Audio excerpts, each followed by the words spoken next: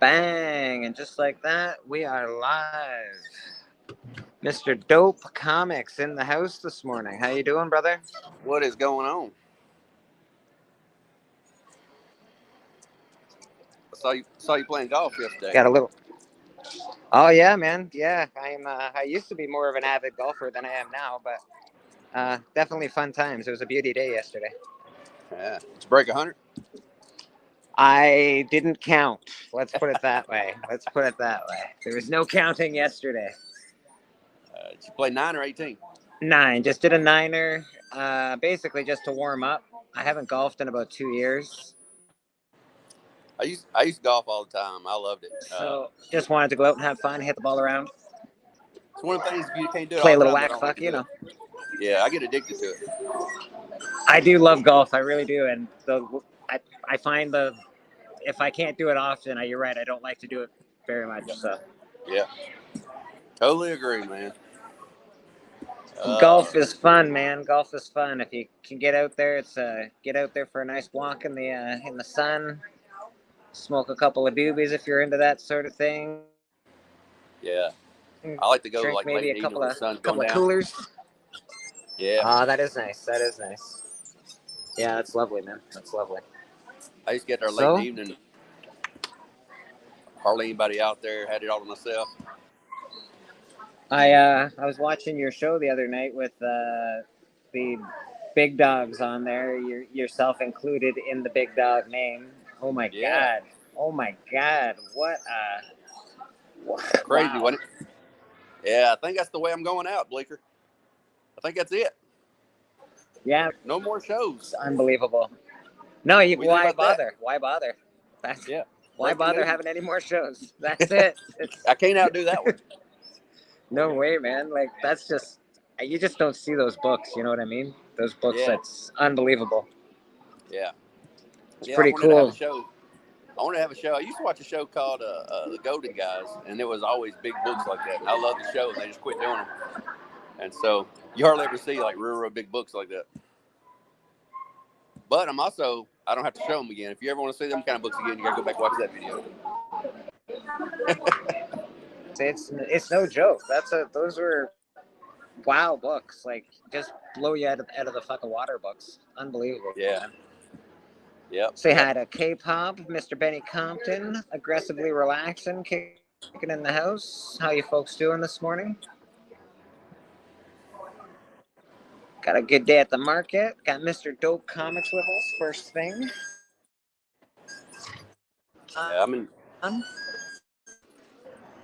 Yeah, I was up getting me some coffee. I'm in Miami today. You're on holiday, aren't you? Yeah, I'm in Miami Beach You're today. That's nice. That's nice. After that show, I took off to Miami Beach for a week. You got the family with you, or like, I'm not sure your situation, Dope. Yeah. You got family there, or what's going on? Yeah, they're here. They like to hang out by the pool. It's too hot for me. I'm in the actual resort, so see if I can get the water for you. I'm with you, buddy. I'm with you. I'm resort guy. If I can be inside, I'll be inside. Until the sun goes down, anyway. I don't know if you can see that. It might be too bright out there. It is a little bright, but it's beautiful. I can see the green and the light and some niceness going on. We'll go for a walk. I'll show you around the beach. Oh, look at this. We're going for a walk on the beach. Yeah, we'll go for a walk. Me and Dope, we're going to be holding hands soon. This is Dope Comics. This is Dope Comics. He likes long walks on the beach. Yeah, I like long weeks. Yeah, and I know Hialeah's somewhere down here. I'd like for him to show me where all the comic book stores are. Have you not hooked up with Hialeah down there or what? No, he's busy. It's his birthday. I didn't ask him, but no. Hialeah. That's disappointing, buddy. I'll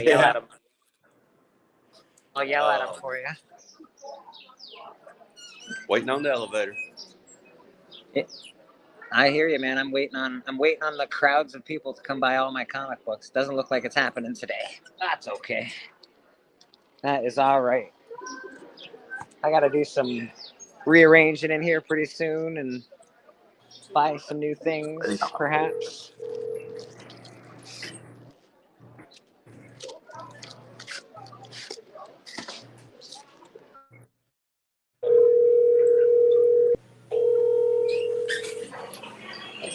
in the lobby now. Nice. In the lobby in Miami. Everybody always wants to go to Miami. Oh, man. Hello, Miss K-pop. My third day here, I was so hydrated and I got so drunk that I almost died, I believe. That's a little different. Where do you usually reside? Nashville,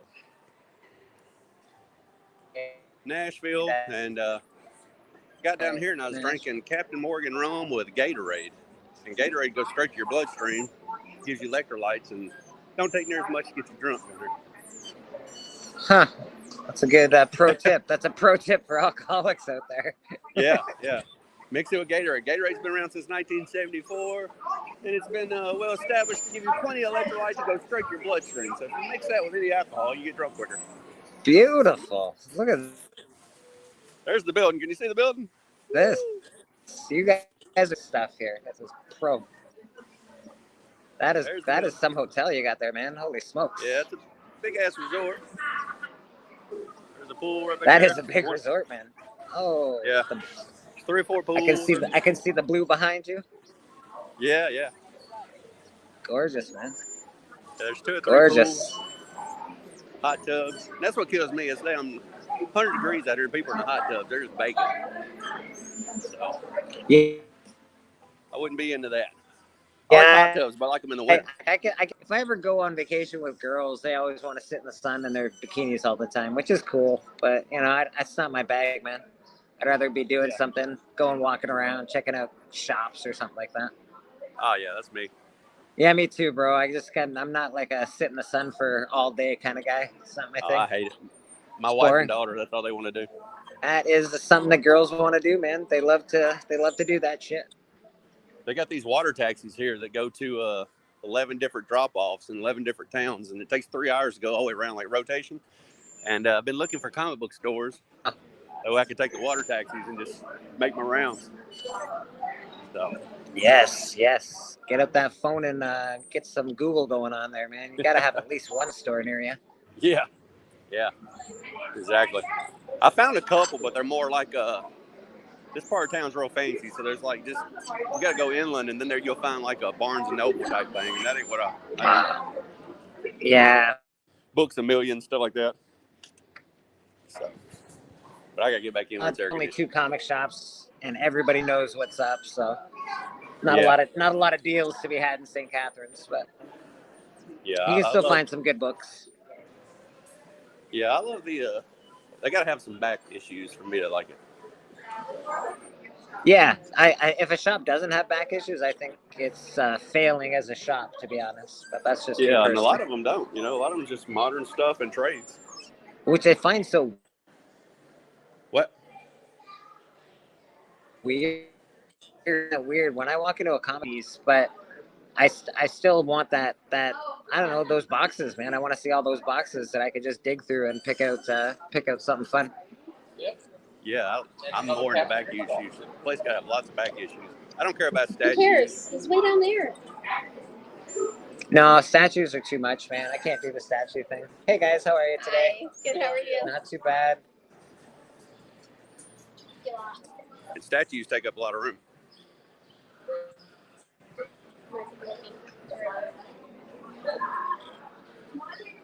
The kids have disappeared.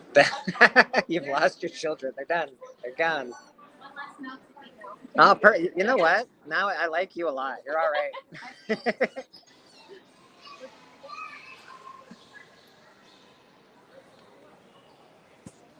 Comic Journey, how you doing, buddy? Nice to see you. We are in Miami. There's my wife. Beach. Oh, is that Mrs. Dope right there? That's Mrs. Dope. Is that Mrs. Dope? Nice. She's doing the old thing. She's reading a book. Who reads books these days? Mrs. Dope doing the good thing, reading books, chilling out in the sun. That's her first appearance ever on interweb, I guess. Wow, man, I'm feeling pretty honored. Oh, man. You heard it here, folks. Bleeker Street Comics first appearance. This is all day long. Yeah. First appearance worth a lot of money in the comic book store. Love it. Love it. You go find somewhere quiet now. Yeah, of course. Carnage, $200, my man. I could probably do a little better for you if you really wanted it. Yeah, no problem. It's a 9.8 beauty. It looks really good. Same guy that did Spider-Man 55 did that cover. Gleason, really awesome artist. No? No?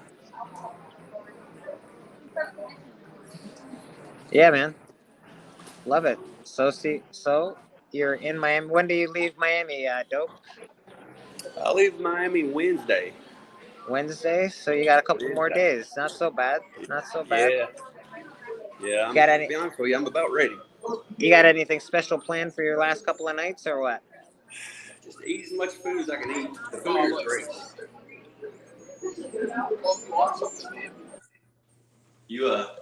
You like seafood? Yeah, if Yeah. seafood not my favorite, but I can get down if it's like fish and chips. I can get down with that. Yeah. I've been eating a lot of food. Basically, if it's got enough bread, yeah, if it has enough breading on it, I'll eat it. Been eating a lot of steak, a lot of rum, a lot of lobster. Ooh. I do like me some steak and lobster. That's not so bad. As long as there's enough butter to go around. Oh yeah, I'm big on lobster and shrimp. I'm not into clams and conch and scallops. I don't like none of that. So. I don't like clams. They're just weird. Scallops are okay if they're cooked in like a sauce. If I don't know they're scallops, they're all right. Yeah. But for the most part, not much of a fish guy. It all tastes the same to me. Just like it's fish, man. People are like, "Oh, you didn't cook it properly." I'm like, all fish tastes like fucking fish. I don't care what kind of. What's your favorite food? Steak and potatoes, bro. I'm a pretty simple fucking dude. Steak, potatoes. I guess I love pizza and spaghetti. Italian's probably one of my favorite. There's a ton of Italian places down here. I'm big on ribeyes and I'm big on I like brisket a lot. Brisket's nice. How you doing, brother? Got the man with the fancy hat hanging out. Oh, sorry, Jake. That's okay, brother. You can do whatever you want. That's what you do. It's the man with the fancy hat and the awesome shirt. The boogeyman kicking around. Michael Myers. Nice. What's everybody been asking for in the shop? A lot of Guardians of the Galaxy stuff, probably? Not really a lot, to be honest. The last 3 weeks have been pretty quiet here at the shade. I'm probably gonna have to change out some boxes pretty soon. Maybe do an 8-box change out. Maybe look at the walls, see what's up, see if I can't drum up any business. Yeah. I've been doing a lot of online sales just to sort of compensate for the summer. Summer's here a little quiet, so. Yeah. Everybody's got better shit to do in the summer. Spider-Man. Yeah, Spider-Man's always hot. I'm excited. Next month we get the new Hulk #1 coming out. So. I don't get a lot of. Oh, nice. That should be fun. About time. I'm ready to read some new Hulk. I didn't like the last Hulk. The Donny Cates started. That Hulk. Outer Space Hulk wasn't really. It wasn't great. Hulk wasn't really doing it. Well, it certainly wasn't the same as reading the Hulk that came before that, which I have the entire series of, and I can't remember the fucking name of it off the top of my head. Yeah. Immortal Hulk? Immortal? It was more horror-oriented. Yeah, the Immortal Hulk. It was just, in my opinion, not everybody's opinion, but certainly my opinion. We have Mr. Journey Comics. Journey I somewhere. jumped on for a second just to let you know. I just jumped on for a second just to let you know that not all fish is the same. It does not taste the same. There's different textures. There's different tastes of fish. Just you need to give the fish a chance. I think they wrote a song about it in the 60s. All we are saying is give fish a chance. I remember something like that. That's all. They were right. If fish needs to be given its proper respect. I'm a I wish black I liked grouper it, guy. Journey. Well, you know what? Maybe you haven't had the right fish. You ever think of that? Maybe you just had like people making it really shitty for you. Maybe you need to have good fish, right out of the ocean. Also, I don't live like I live, I guess, by Lake Ontario, but no good fish Yeah, out of you Lake want Ontario, ocean man. fish. So like, You don't want I lake don't fish. I You don't don't want really lake live fish. in a You want fish. ocean Yeah, I don't fish. live in a fish spot. Lake You want trout's all right. ocean Come on, fish. man. Not. You know? I You agree. get I yourself a agree. I nice. don't live. If I lived on the East Coast, it might be somewhere in fucking Newfoundland. They eat a lot of fish. Maybe it'd be better up there. You get yourself a nice snapper, a nice porgy. You'll be okay. I haven't had a snapper in a while. A good snapper would be really nice. Of course, I'm not Oh, talking about fish at this point, though. I'm going to tell you something. You need to stay away from those snappers, man. I had an incident, so you don't want to be near the snappers. Yeah, no snapper, no cod. I need a snapper. I need a snapper, something fierce. But that's all right. That's all right. Journey, you've got it. How's your dating life going, buddy? I know you've got some. Have you been on lots of dates lately, or no? Yeah. Nah. Nah. Is that give you a good enough response? Yeah. It sounds like you've been on a couple, but they've been shite. That's what it sounds like. Pretty much. You know the problem is there's too many I haven't been on any, brain so I get damaged it. people out there. Dope. Damaged people. Dope's got a wife, and he's taking her on vacations and shit. Well, here we are, just suckers. No love. Hey, what are you gonna do, man? You deal the hand that you're dealt. That's it. You know that's basically it. You know, it's all right. You know what? I'm gonna go get my kids. I'm gonna take it for wrestling. I'm gonna wait in my car for about 4 hours while I'm waiting for him at wrestling. Oh, you're taking. So you how many kids you got, Journey? I know you've got a girl that's into gymnastics. Is this the same kid that's into wrestling as well? No, my Hey guys. kid, my son that goes to wrestling, not my daughter. Okay. I got. All right. I Well, got. you never I know got. these days. Yeah. 2023. I got. Yeah. I got 3 kids. I got 2 Oh daughters. yeah, of course, my friend, of course. Sorry, Journey. I got 3 kids, 2 daughters and 1 son.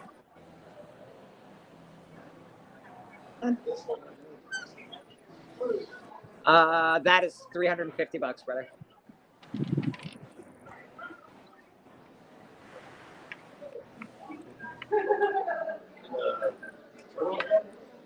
Turtles up top, Canadian price variant. I've got that at $250.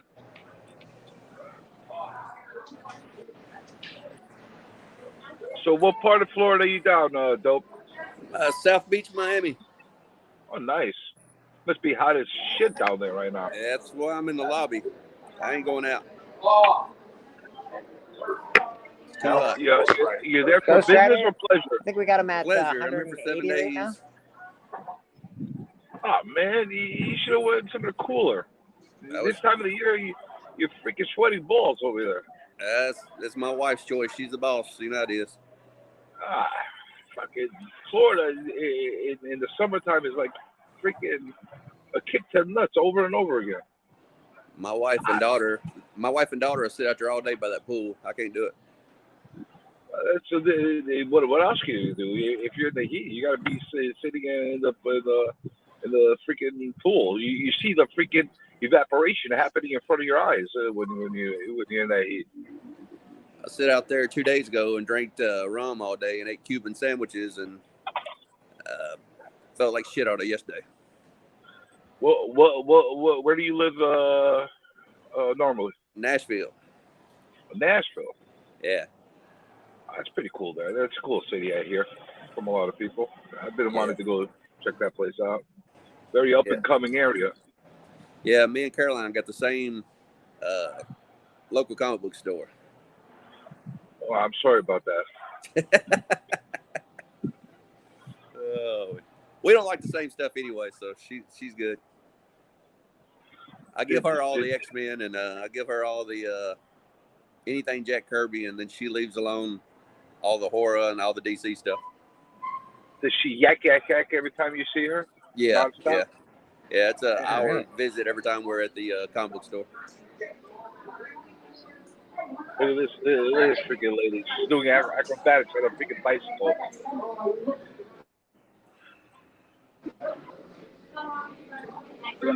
I'm always curious. Like they're sitting there, like doing like these stupid things on a bicycle.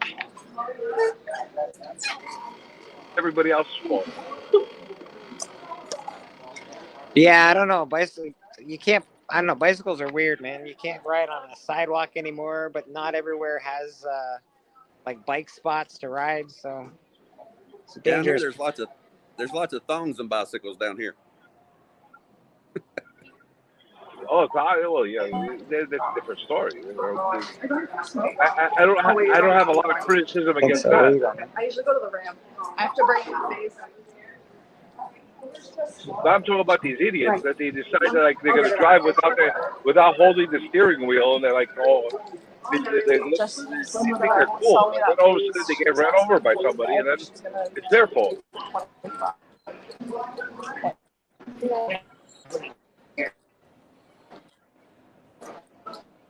Where are you going? I gotta make a stop there. I gotta go get my kids. Like I said, I just jumped on to educate you guys on fish. You know, like you like fish though. I like black and grouper. That's the best. Grouper's not bad. Grouper, I could get down with grouper. It's got a chicken texture to it. It's kind of stringy meat. Grouper makes good freaking tacos. Yep. I eat nice a lot of grilled freaking grouper on tacos. I eat the grouper tacos and I eat the mahi mahi tacos. Yeah, mahi mahi is better than grouper, but I don't mind grouper though. Looks like I definitely don't. Bleeker left. There he is. Or we're getting a tour here. What are you doing, Bleeker?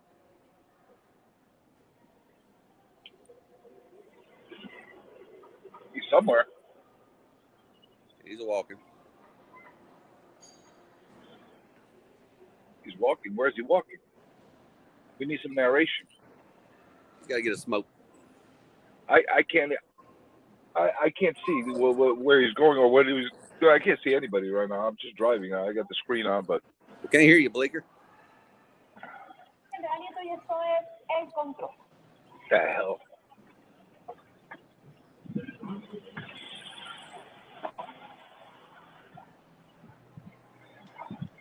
And I gotta hop off. Like I said, I just dropped off for a minute, say hi, talk about fish, and I'm gone. Well, take it easy, guys. All right, man. Looks like it's just me hanging out. I'm sure Bleeker's gone too. Jump on. Hey, where'd Bleeker go? He's gone too. It's just me. What the fuck? What the fuck? Did we take over his channel? He fell off. I guess I'll sit here for a couple hours. I don't realize. I'll hang out for a minute until he gets back. Oh, what the fuck? There he is. He's there back. You go. All right, he's back. Now I'm gone. All right. Have a good one, guys. All right. We still can't hear you, Bleeker.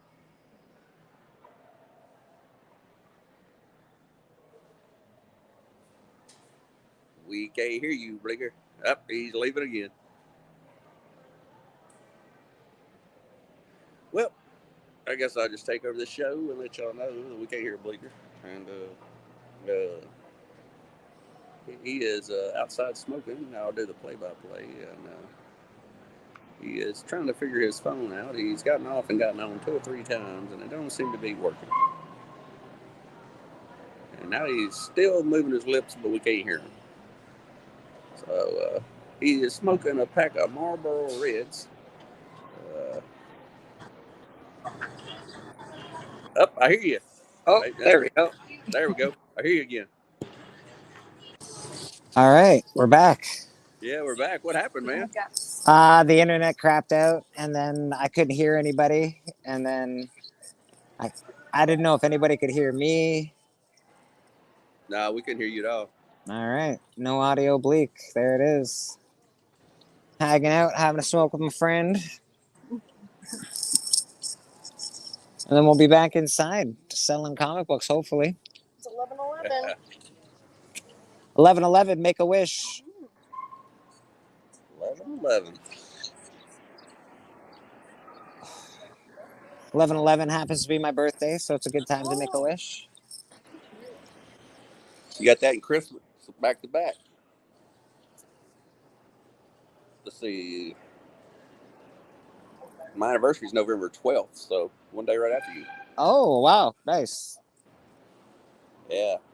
Married in 1999, so we're getting close to 25 years. 20. Good for you, dope. That's awesome, bro. Yeah. That really is fantastic, man. I don't think I have a pair of shoes that can last that long. Michael Baker, how you doing?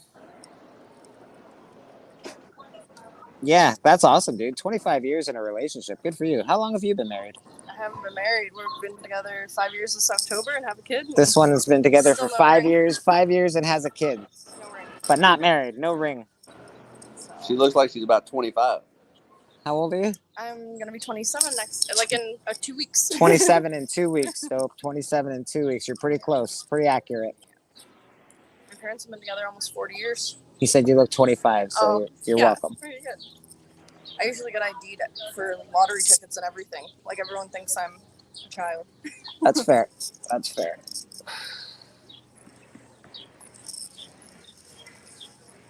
Oh, what a day. What a day for church, man.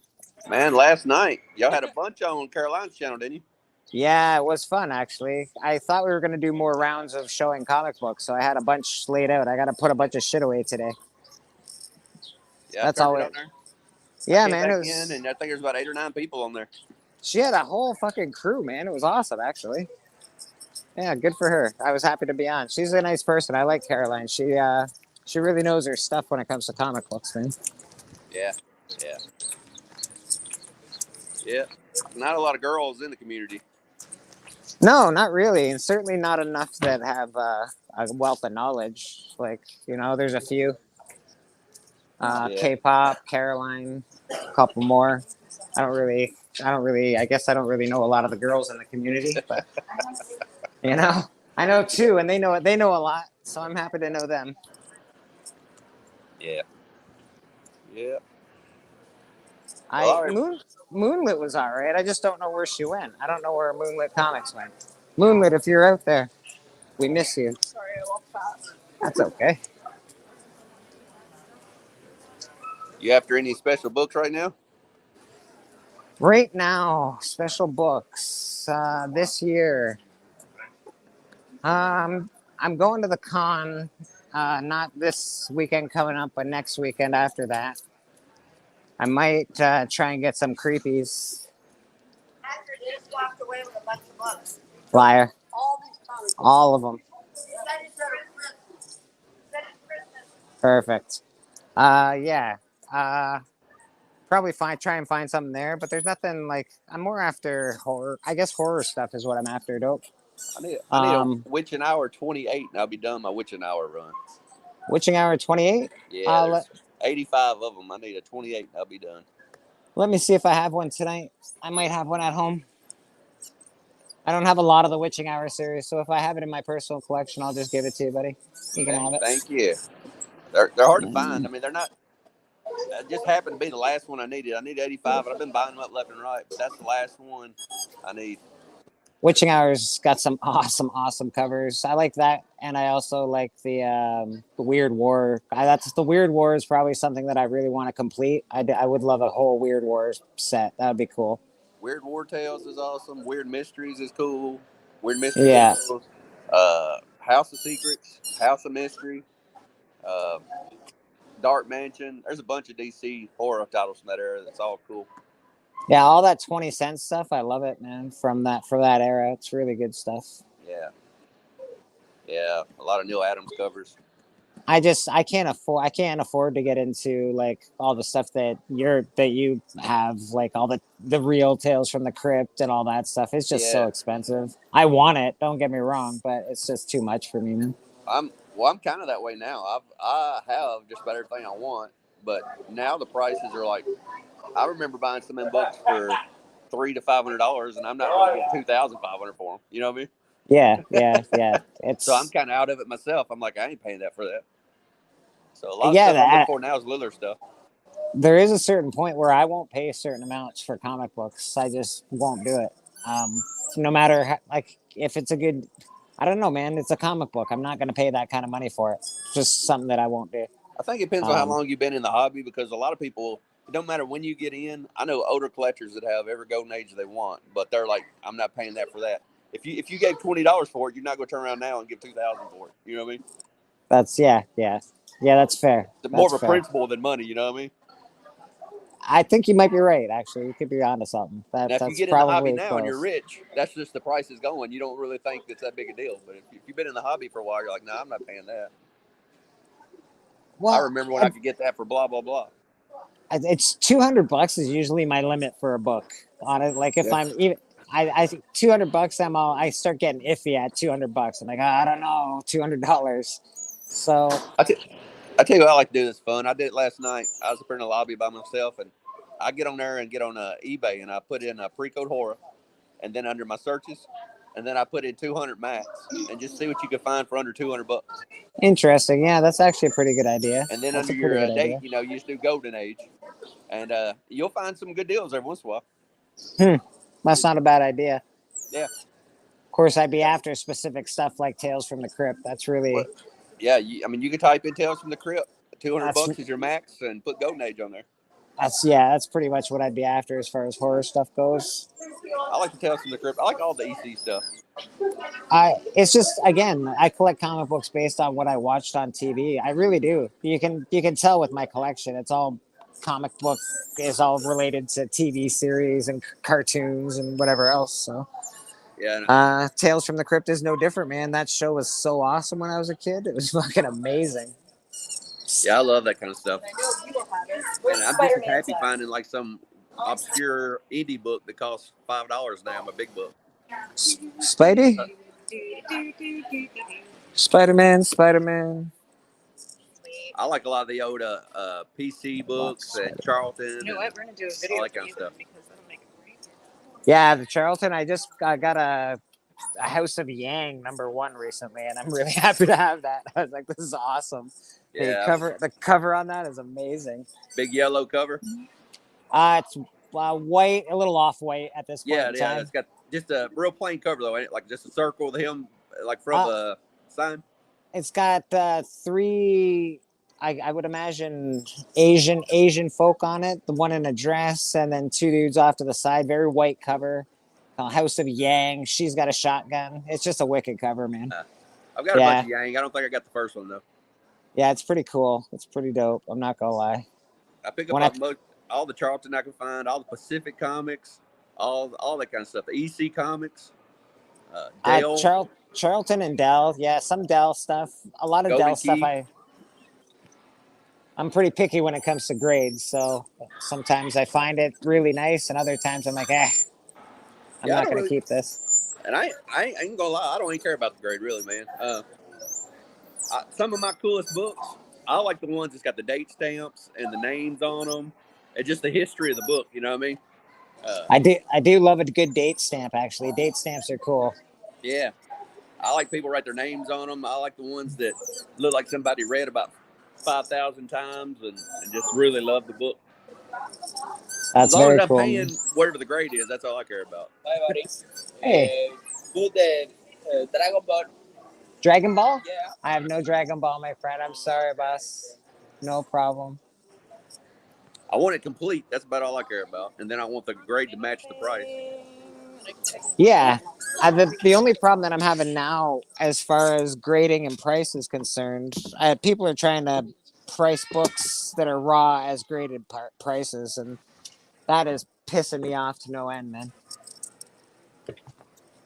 So what you got to watch out for a lot in a golden age is a lot of them had the centerfold in there, and everybody took out the centerfold.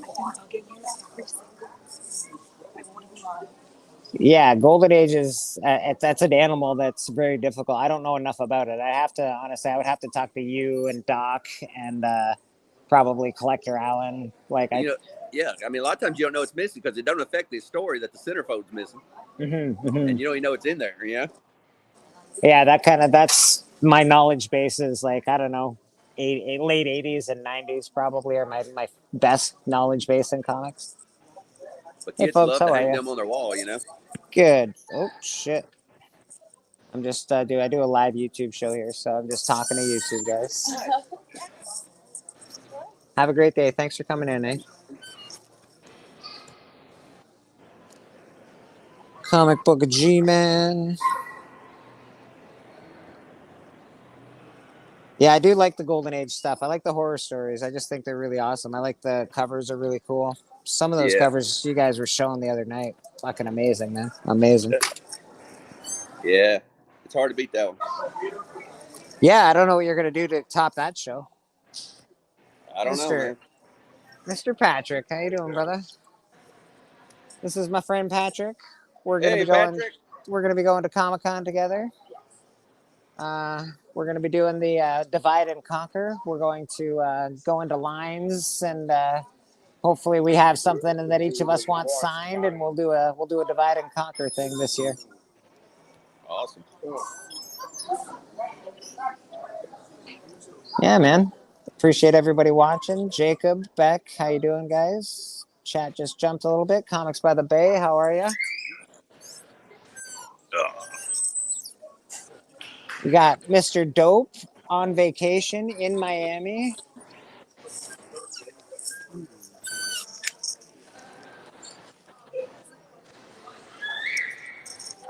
You looking for that comic, Patrick? I can do better on that.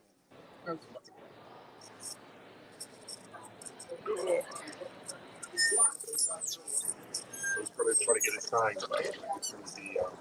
Is that guy? Is he going to be there? No, I don't think he's going to even be there. I got to check the Buffalo Comic Con. I only have 4 things I'm going to get signed at Comic Con. I would like 4 people. I want Ric Flair. I want Bret the Hitman Hart. And I got Trish Stratus. I have her signature on my belt. Woman's belt. And I want Doug Bradley from Hellraiser. That's it? Yeah. No comic books being signed? Yeah. I already have Ken Lashley, a few Ken Lashleys. Yeah, he's there every time. I might. There is a Simpsons guy there. I might bring one of my Simpsons comics that has Morrison already signed it. I'll get him to sign it as well. Maybe get a double signed book. Well, Michael Golden, I got tons of Micronauts #1s, so I have him sign all of those. I was trying to get something like what's that guy's name? But he talks too goddamn much. You'd be the fifth person in line and wait an hour because he talks a lot. We can go first thing in the morning, Patrick, if you want. Like we can get It's Thursday, right? I think Friday's the first day. Yeah. We can go first, but most of the people that we want signed aren't going to be there till Saturday. Yeah, they're going to be there Saturday. Hold on, let me see. But we can go Saturday first thing in the morning if you want. I'm easy, bro. I'm easy. Killing me. Try that. Niagara Falls Comic Con. If we go on Friday, then we get our bands, so we don't have to wait in that long line that goes around the building on Saturday. Yeah. We'll go Friday. We'll figure. We'll scope it out. Scope it out Saturday. Yeah. Are you opening up Sunday or no? I am, but I'm not here. Ben's gonna be here Sunday, so I got. I'm going all 3 days. Yeah, me too, buddy. I'm going all 3 days, bro. Right. All 3 days. Patrick and I go to Comic Cons together. We go to geeky movies together. Yes. And that's Patrick's my geek brother. Geek brother. You know, any more YouTubers going? I would imagine Newbie will be there, and probably some of the guys from around here, like maybe Mr. Keys will be going. I don't know who Newbie's going to bring. He's always got a crew with him, so he'll probably be going. I don't really talk. A lot of the guys around here don't don't fuck with me too much, which is weird, but that's all right. I'm cool with that. Yeah. Yeah, that's kind of like with Golden Age. There's not a lot of people that like the same shit I like either. Yeah, most of the guys, they're all into like spec stuff, eh? And I'm not a spec guy. I don't want to buy a comic today and sell it for $40 tomorrow. It's just not my thing. Yeah. I think it's a big ripoff. I think it's something that the community is actually. I think it's hindering the community as opposed to helping it. Yeah. I don't know. It grosses me out. I think it's greedy. Yeah, I think the key and Hey, what's going on, man? Grail Not too is bad. thrown How you around doing, way boss? too much. Yeah. If I'm thinking Grail, and I've said this before to people, Grails are something that are like almost unattainable. If like they never found the Holy Grail, there's a fucking reason. That's why we call things Grails, man. Like Yeah. they're just books that are unattainable. What do you Yeah. you can't find stuff like that. Yeah. I hear Grail too much on shows, and I hear Key. I hear a lot of people say like, "Oh, this is Key. It's the third appearance of the Spider Buggy." I'm like, Oh, "That ain't fuck a off! Key." Yeah. This is the first time Spider-Man wore purple on his suit. Yeah. It's a huge key, man. It's a huge key. Yeah, like there's ever going to be a demand for that, you know? Yeah, get the fuck out of here with The that first shit. comic that has central heat and air in it. I know, man. It's fucking ridiculous. I sell comic books, and it's good for my business. It really is that all that happens, but I don't agree with it. I just don't like it. I think it's silly. I think it's a big ripoff. I don't know why people are grasping for straws like that. Yeah. It's really weird. I guess it's to resell and flip, which is fine, but they're straws, man. They're straws you're grasping at. That's all. Well, like I'm finishing up that Witching Hour. It's 85 books, and I'm fine if it just says filler. It don't have to be a key for me to want it. You know what I mean? Yeah. No, I get that. It does, and not all books need to be keys to want them, right? Anyway. Yeah, a lot of them Especially shows if you're into sound too comic much. books. I don't watch a lot of shows because a lot of them sound like QVC. You know what I mean? It's like they're throwing out key and they're trying to do this and that. It's just too. I don't mind the shows.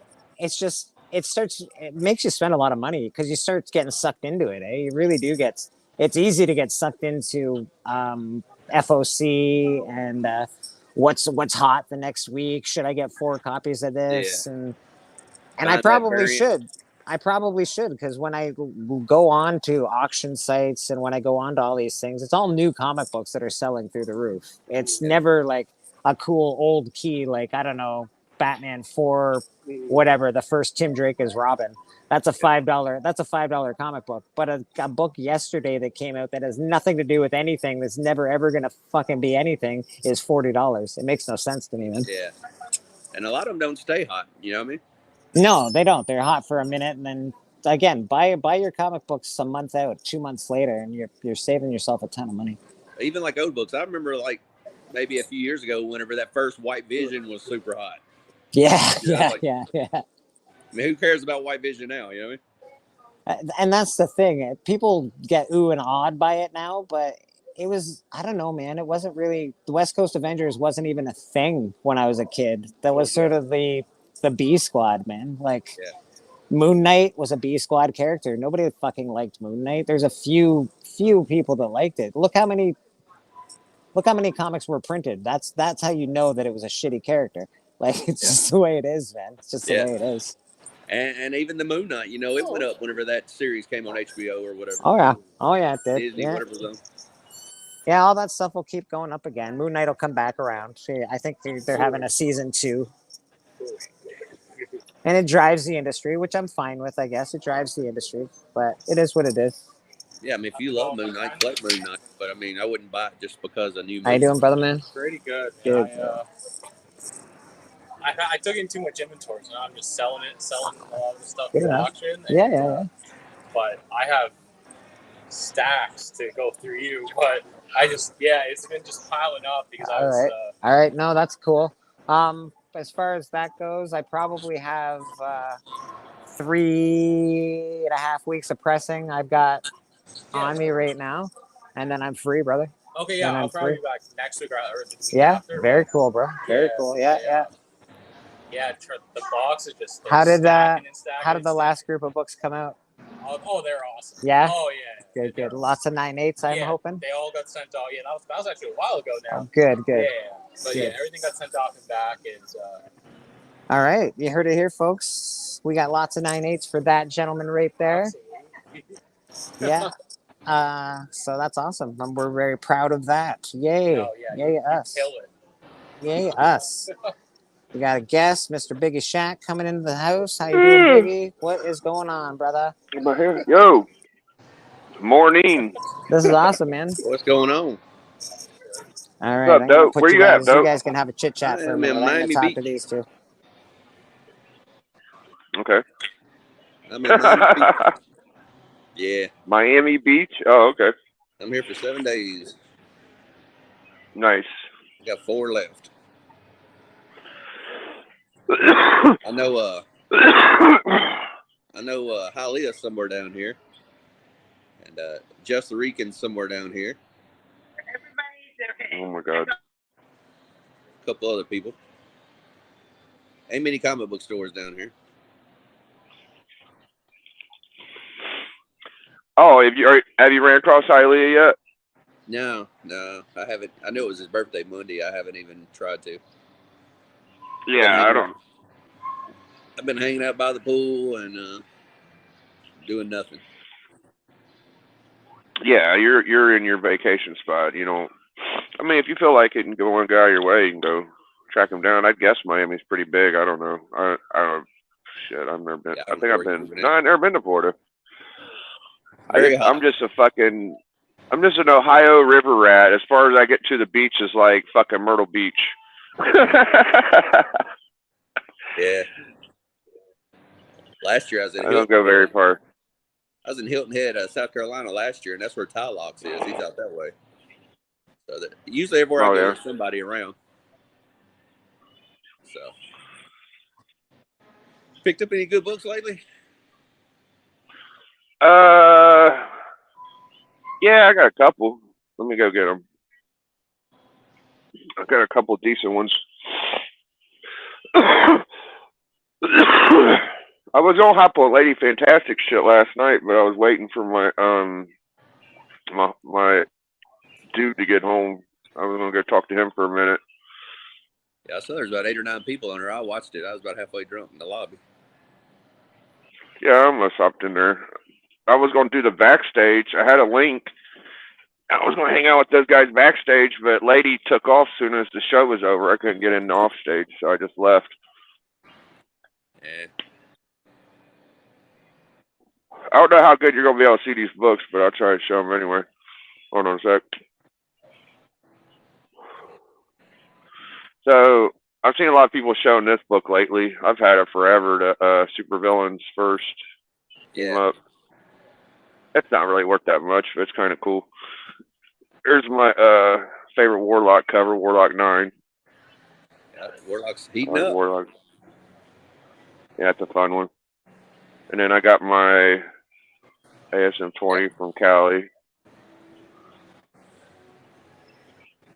I was just gonna show these on our show last night. Here's the newer ones I got though. Let me show. This is the Crow #1 McFarlane variant. I don't really like indies, but it's pretty good. Huh.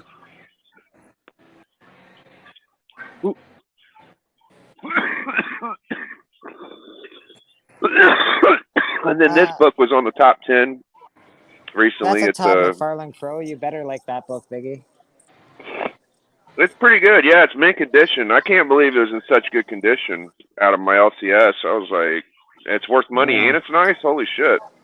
What's it worth money for? What's the key part? This was a series in 1999, and the thing is with this one is that this ain't just like the A cover. This is kind of like the special one or whatever. I don't know. Maybe 1 in 10, one per shop. Yeah, and people just like this one. Oh, the Call of Duty. The reason it's hot is because I think it's the first Activision comic. So Activision made Call of Duty Zombies. Yeah. Right there on the bottom, Activision.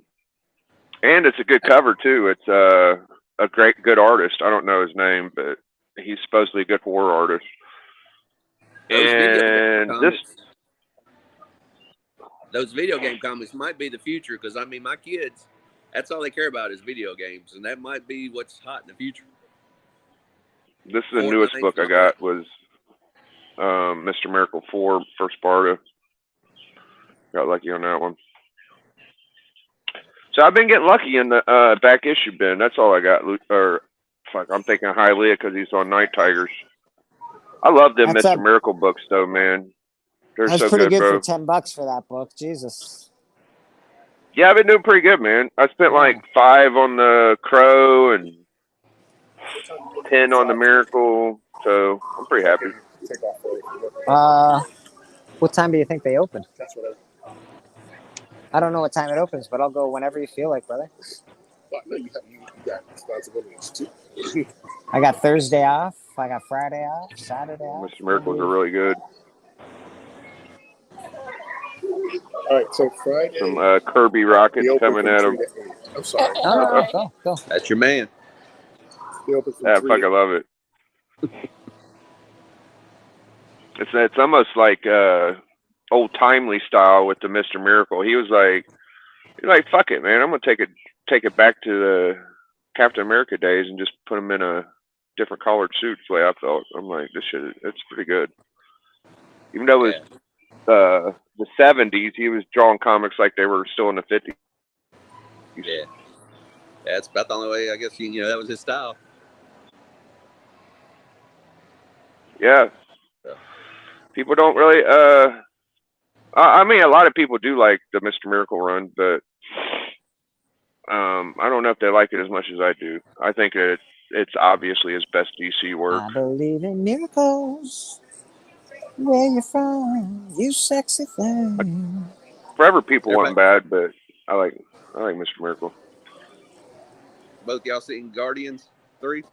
I haven't seen it yet, but I hear it's amazing. Yeah, I saw it. Yeah, I liked it. I like it a lot. I don't like Cosmo the dog and stuff headed that way in the future, but I don't know why. I don't know why that's a thing.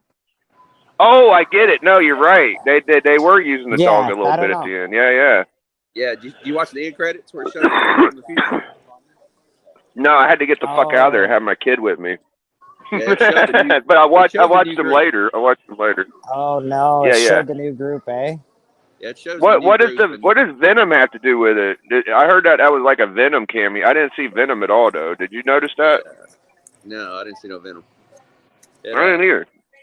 You had Rocket, you had Groot, and you had Warlock. You had some little girl and Cosmic the dog. That's the new group. Okay, all right.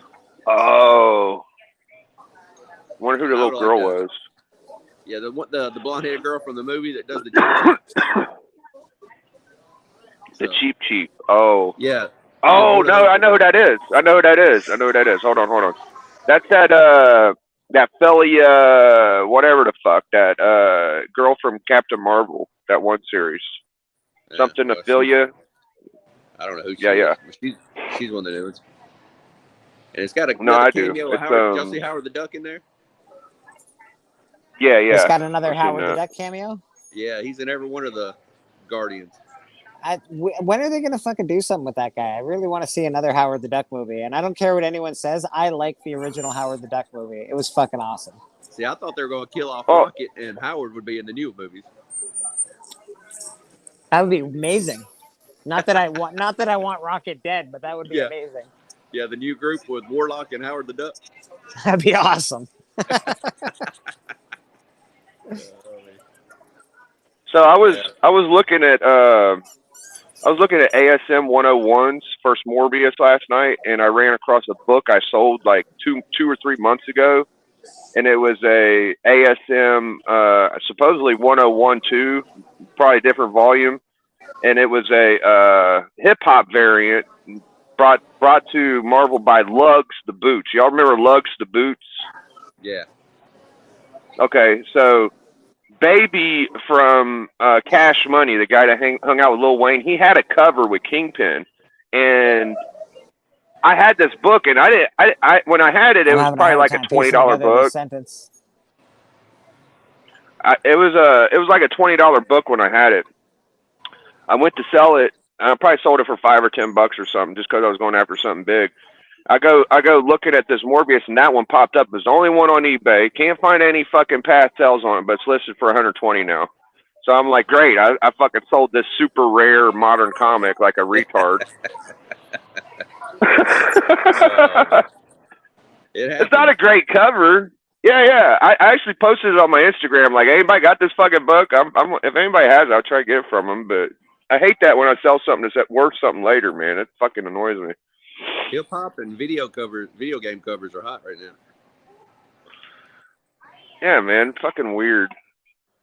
Makes me not want to sell anything when I sell something like that. I should just know, like, if it's a variant and it could be worth money later, just fucking keep it. That's how I kept my Call of Duty. I kept that since 2016.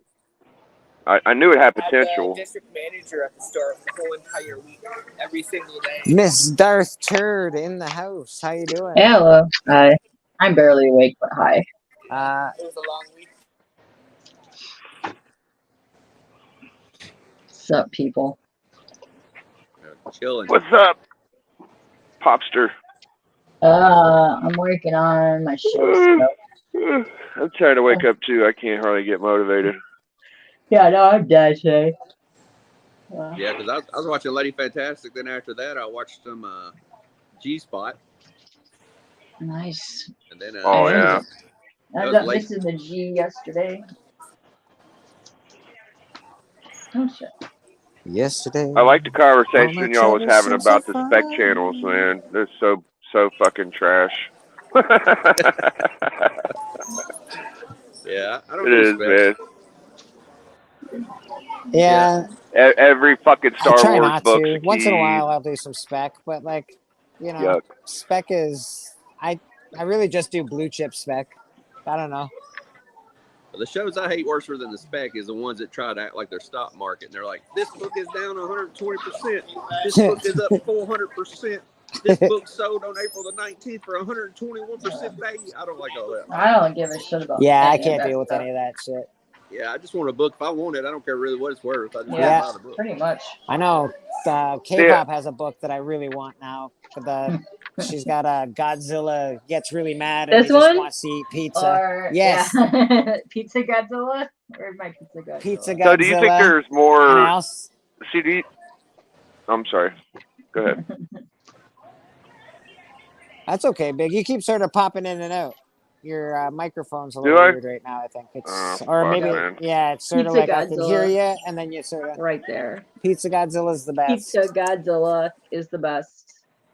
Thank you. If you like it, come to my show on the 30th. We'll be on.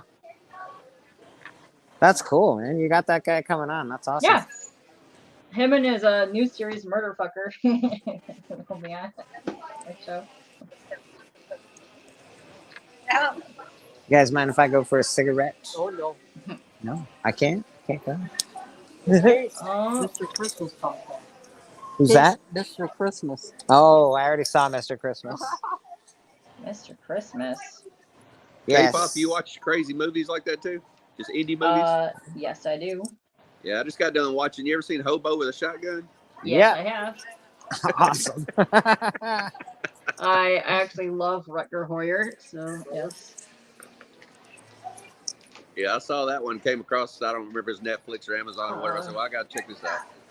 I'm really looking forward to watching that German Nazi version of John Wick. That looks super good. Oh, you're a good man, sir. Thank you. Gotta walk by the meat, man. Gotta get some meat. Walk by the meat guy. What's up, meat guy? Hey, so Bleak, do you think there's more blue chips than Grails? Because I feel like there's more Grails than blue chips. I don't know. I don't think a Grail is easily attainable, so I would think there's more blue chips than Grails. I think a Grail is something you can't find that you've always wanted, and a blue chip is just any big book. Yeah, I agree. So I would have to more sense. I would have to say that yes, there's a lot more blue chips than there are Grails. A Grail for me and you, Big, you would be Hulk 1. Yeah, or I don't know, Tales from the Crypt one, or Yeah, something that's you know, right out of reach, can't never get. yeah, But a blue chip could be any Spider-Man, any Hulk, anything that you see every day, but it's just a big book. yeah. We can't smoke here though. Okay. Do you want to go over there, or are you busy for meeting up with? Busy, bud. Okay. Have a good one. Cheers, buddy. Yeah, I don't know, but a blue chip, My internet is pretty easy to find. trash. All Spider-Man comics are blue chip comics. All Batman comics are blue chip comics. You know, like well, not all of them, but Yeah, the early ones. yeah, they kind of hold value. They're just a blue chip, an older book. Mm-hmm. Mm-hmm. Those books are books that just never go down in price, right? They Yeah. always go up or they always hold their value. So Yeah.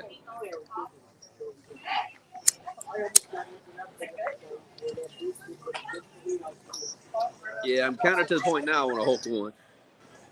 you don't have a Hulk one, eh? All of the number ones from the Silver I got Age, 2 through like 6. FF1.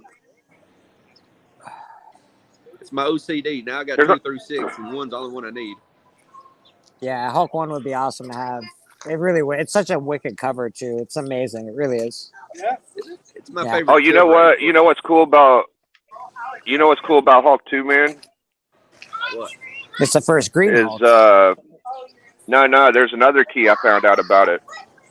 Guess what? Guess what comic book has got to add to it in that book? What? AF-15. Fucking FF. No, fucking FF5. Oh, okay. It's the first fucking Doom too, bro. Hulk 2 has the preview ad to FF5. I find that interesting. I don't know why that makes a comic book worth more money. It actually bothers me. That bothers you. Yeah, man. What's those guys on the cover too? It's the first appearance of them. What's them little guys called? Toadman. Yeah, the Toad Men. Yeah. Never to be used again. The Toad Men. That's what I said. Fuck it. Someone argued with me the other day. Said they were in She-Hulk. I was like, I get okay. Sure they were. They all died in that fucking issue. Hulk 2. Weren't the Toadmen always in that, like the Spider-Man cartoon and the Hulk cartoon back in the 70s and late 60s? I don't know. Pretty sure I don't either. Spider-Man fought the Toadmen a lot. He always went underground, and there was always that hardcore music with the drums. Pretty Oh sure. yeah. Yeah, I'm pretty sure. I forget seeing that. I don't remember seeing all that. I felt like you might be right, but I just don't remember it. Yeah, but that's funny. So y'all think there's more blue chips than I feel like blue chips are the books that never fluctuate. And people could have grails. Like you could have a grail fucking Todd McFarlane book. Does that make it a blue chip? No. You know, like It's a ASM 300. it's a personal ASM 300 could be a grail. ASM 300 could be a grail. Why ain't that a grail? It's your dream book, and it's out of your reach, I guess. If it's your dream book, I guess, sure.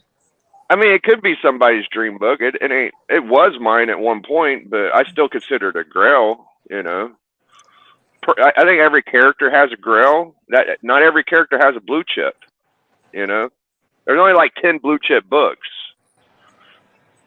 There's like ASM1, AF15, FF1, Incredible Hulk 1. Those are blue chips.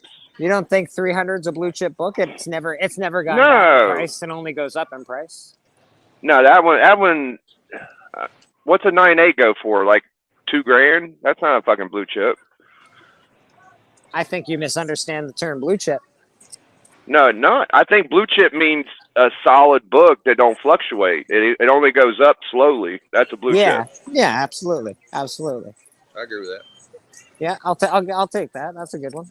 But I agree with the Holy Grail part too, like Bleeker was saying. A Grail is just something kind of like a, an unfindable book. Yeah. I get it. I think, but there's only like 10 or 12, unless you count Golden Age, and there's probably hundreds of blue chip books. But in the Silver Age, there's only like 10 blue chip books. Yeah, but that's the way I think. That's the way I think. What's the top 3 biggest books in the Silver Age, you think? Oh, that's easy. AF15, Showcase 4, and the third one, probably Hulk 1. Yeah, I would take Hulk 1 over Fantastic or anything like that. Yeah. A15. I always put Showcase 4 because it's probably the second most expensive Silver Age book. Is the first Flash, Silver Age Flash. Yeah. Yeah, that would be pretty awesome on that. Hulk just seems a lot more rare to me than the Amazing Fantasy 15. I just like Hulk better than Spider-Man. Yeah. Agree. Agree. Well, all right, guys. It's been an hour and some. So I'm going to get off here. All right, Big Dog. All right. Later, Dope. Big Very Dog. cool. Cheers, Dope Man. He's a dope man, All dope right. man. That was fun.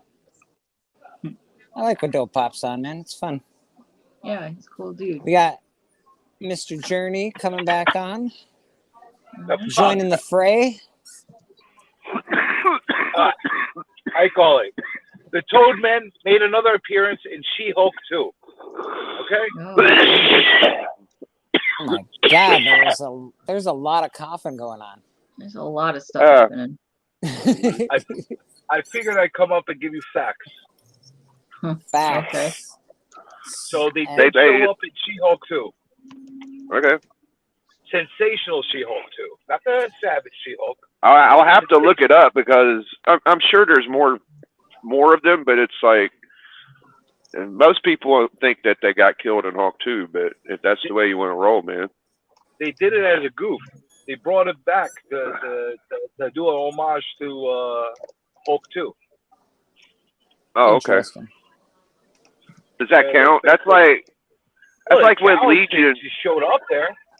That's like when Legion says Hulk Annual 5 is in the second group because they had a reprint of Amazing Fantasy, whatever the fuck, with Groot in it a couple year before. I'm like, dude, that don't fucking matter. It's a fucking reprint of the first appearance. So that's a fucking reprint. Yeah, that doesn't count. That's a reprint. That's what I say. So if they do a makeshift Toadman, then that's bullshit too. It's got to be canon. Oh, canon, but this is fourth wall breaking. You know, all right, whatever, man. What it is, and a blue chip and a Grail is basically the cream of the crop as far as the blue chips are concerned. Like the best. That's what I'm saying. Of the blue chips. Yeah. There's way more Grails than blue chips. I would think that a Grail is something that's unattainable, my man. How is that? Blue chips. Didn't it be worth? Blue chips are unobtainable. They're not Grails anymore. Yeah, blue chips are unobtainable. Fucking Grails are easy. Grails are what are you easy talking peasy. about? It's the opposite. Yeah, nah. Blue chips are hard. I don't have it. I have one blue chip book. I got one blue chip book. I got like 10 Grails. What are you talking about? You got a ton of blue chips. I don't know if you. I do not. I don't think so. Bullshit. I mean, okay. Yeah, that's a fucking House of Secrets 92. That's a fucking Grail. That's a Grail. Okay. That's so what are we saying? Grail. Yeah. Okay. GSX. GSX is a Grail. No, it's Bronze not. Age Grail. Yes. It's a fucking Grail. Yeah, it's definitely a Grail. Oh, it's absolutely man. not a Grail. There's a fucking million of them out there. It's not a fucking Grail. Well, it's a Grail because ASM 14. ASM 14 is the best Spider-Man villain. That's a Grail. Blue chip. Just because it's a Grail. Because it's a Grail to you doesn't mean it's a fucking Grail, man. I think it is a Grail. The way it is. I think it is a Grail. So's first Punisher, ASM 129. That's a Grail. Because it's a top 3 Bronze Age. It's a top 3 Bronze Age. Our Fighting Forces in Action 14 is a Grail because it's a Charlton comic and it's got an orange cover, so that's a Grail. I loved how because I really want it. Quantum Leap #1, that's a Grail because I really want it, so that's a Grail. Huntress #1, I really want that, so that's a Grail. Booster Gold 1, it's not. It's a Grail. No. Get out of here. John the Maniac is a Grail. I like how Doc and Geek Aficionado came on and told y'all straight last night or the other night.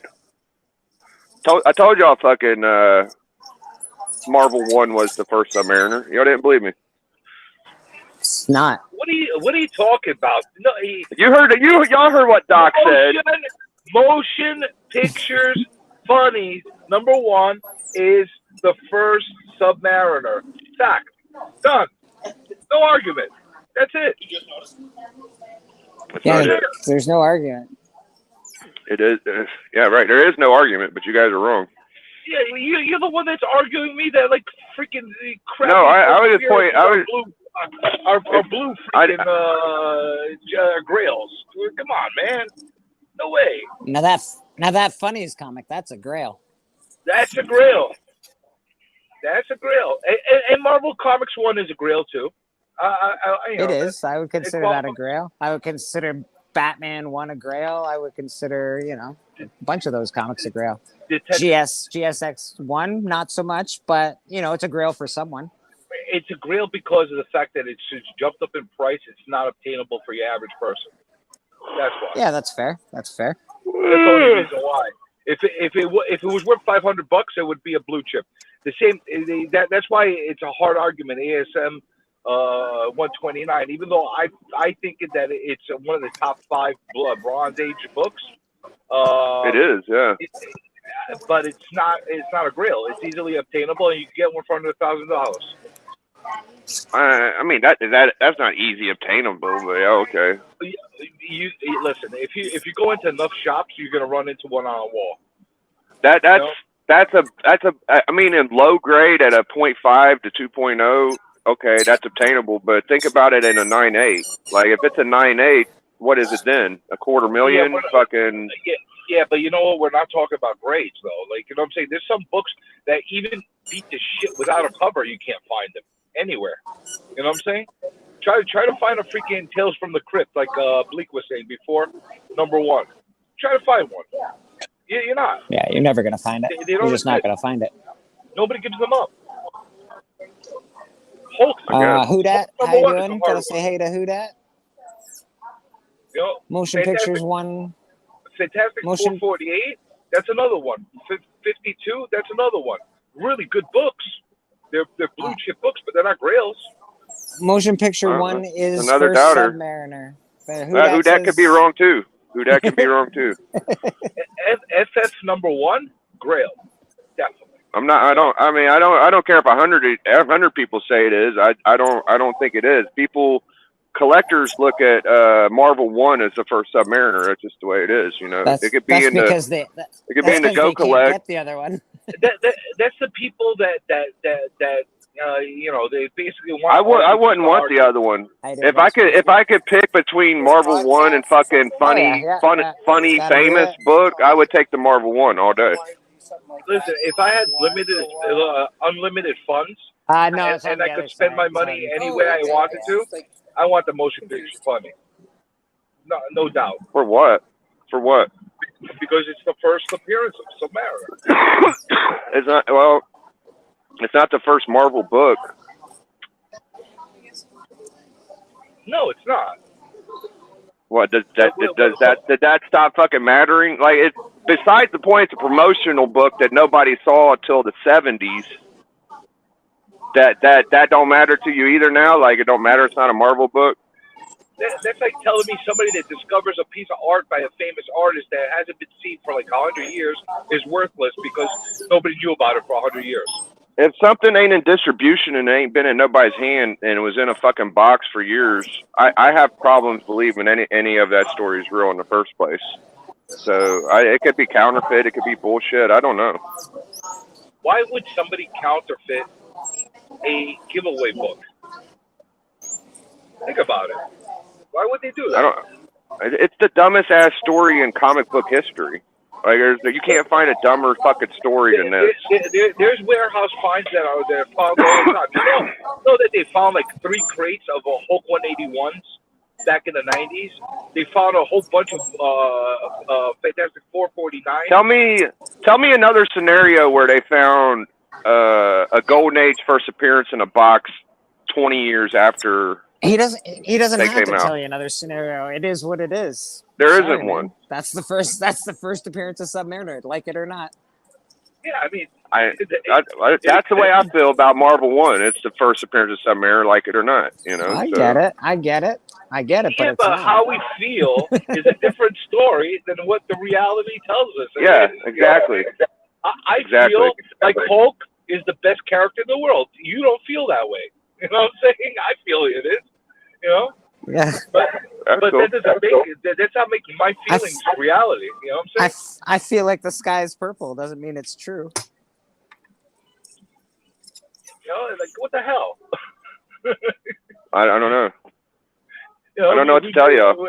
We change things the way we want them to be, not how they are. Okay.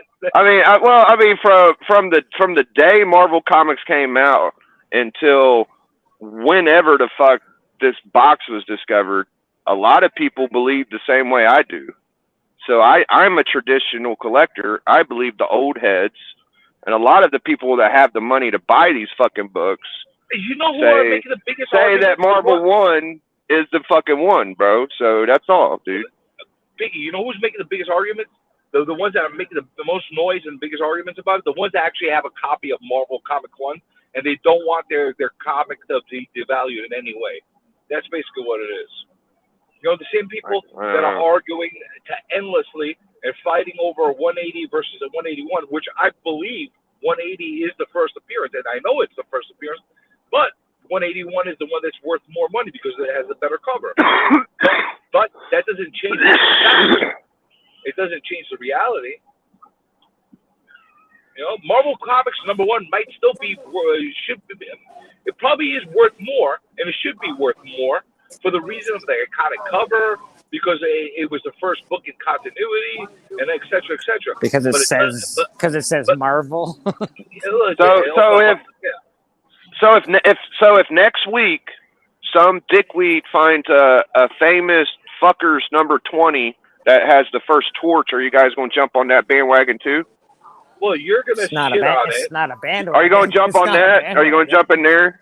I'm just wondering if the next week they say, "Oh, this is the first fucking torch. We had this box in the back of our warehouse." So okay, all right. I'm just wondering. Yeah, I'm just wondering. I will. Is there proof and is there providence the same way that Motion Picture Funny has? Yeah. I don't know how much proof they have besides it's there. Sure. Do you think they're just making it up? Historical documents say they made it. It was supposed to be distributed. What fucking historical document? What are you fucking talking about? The printers that printed it out. No, what are you talking about? I didn't know about historical documents. All I know is about this shady story they found a box of books in the 70s. Yeah, and then they went and traced it that actually did pan out. It's a real story. Oh, okay. You know, it's not like, oh, okay, I printed out something now and this is the real thing. No, that wasn't the case.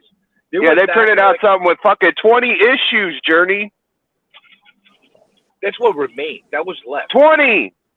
That's all that was left. Today. It's nothing. It's a fucking pamphlet, bro. It's bullshit. Oh, you just want the issues of the book?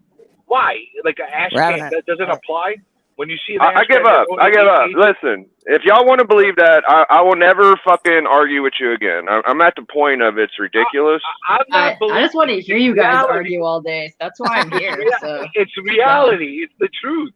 You know what I'm saying? If you want to believe a 20 copy fucking box of bullshit in the back of warehouse is something important, then go ahead, bro. I give up. Biggie, the way you say it, it's like it's not true. If you want to believe that, it's fine. If you want to believe the other story, that's fine. I will believe. What's wrong with my story? You believe what you want. What's wrong?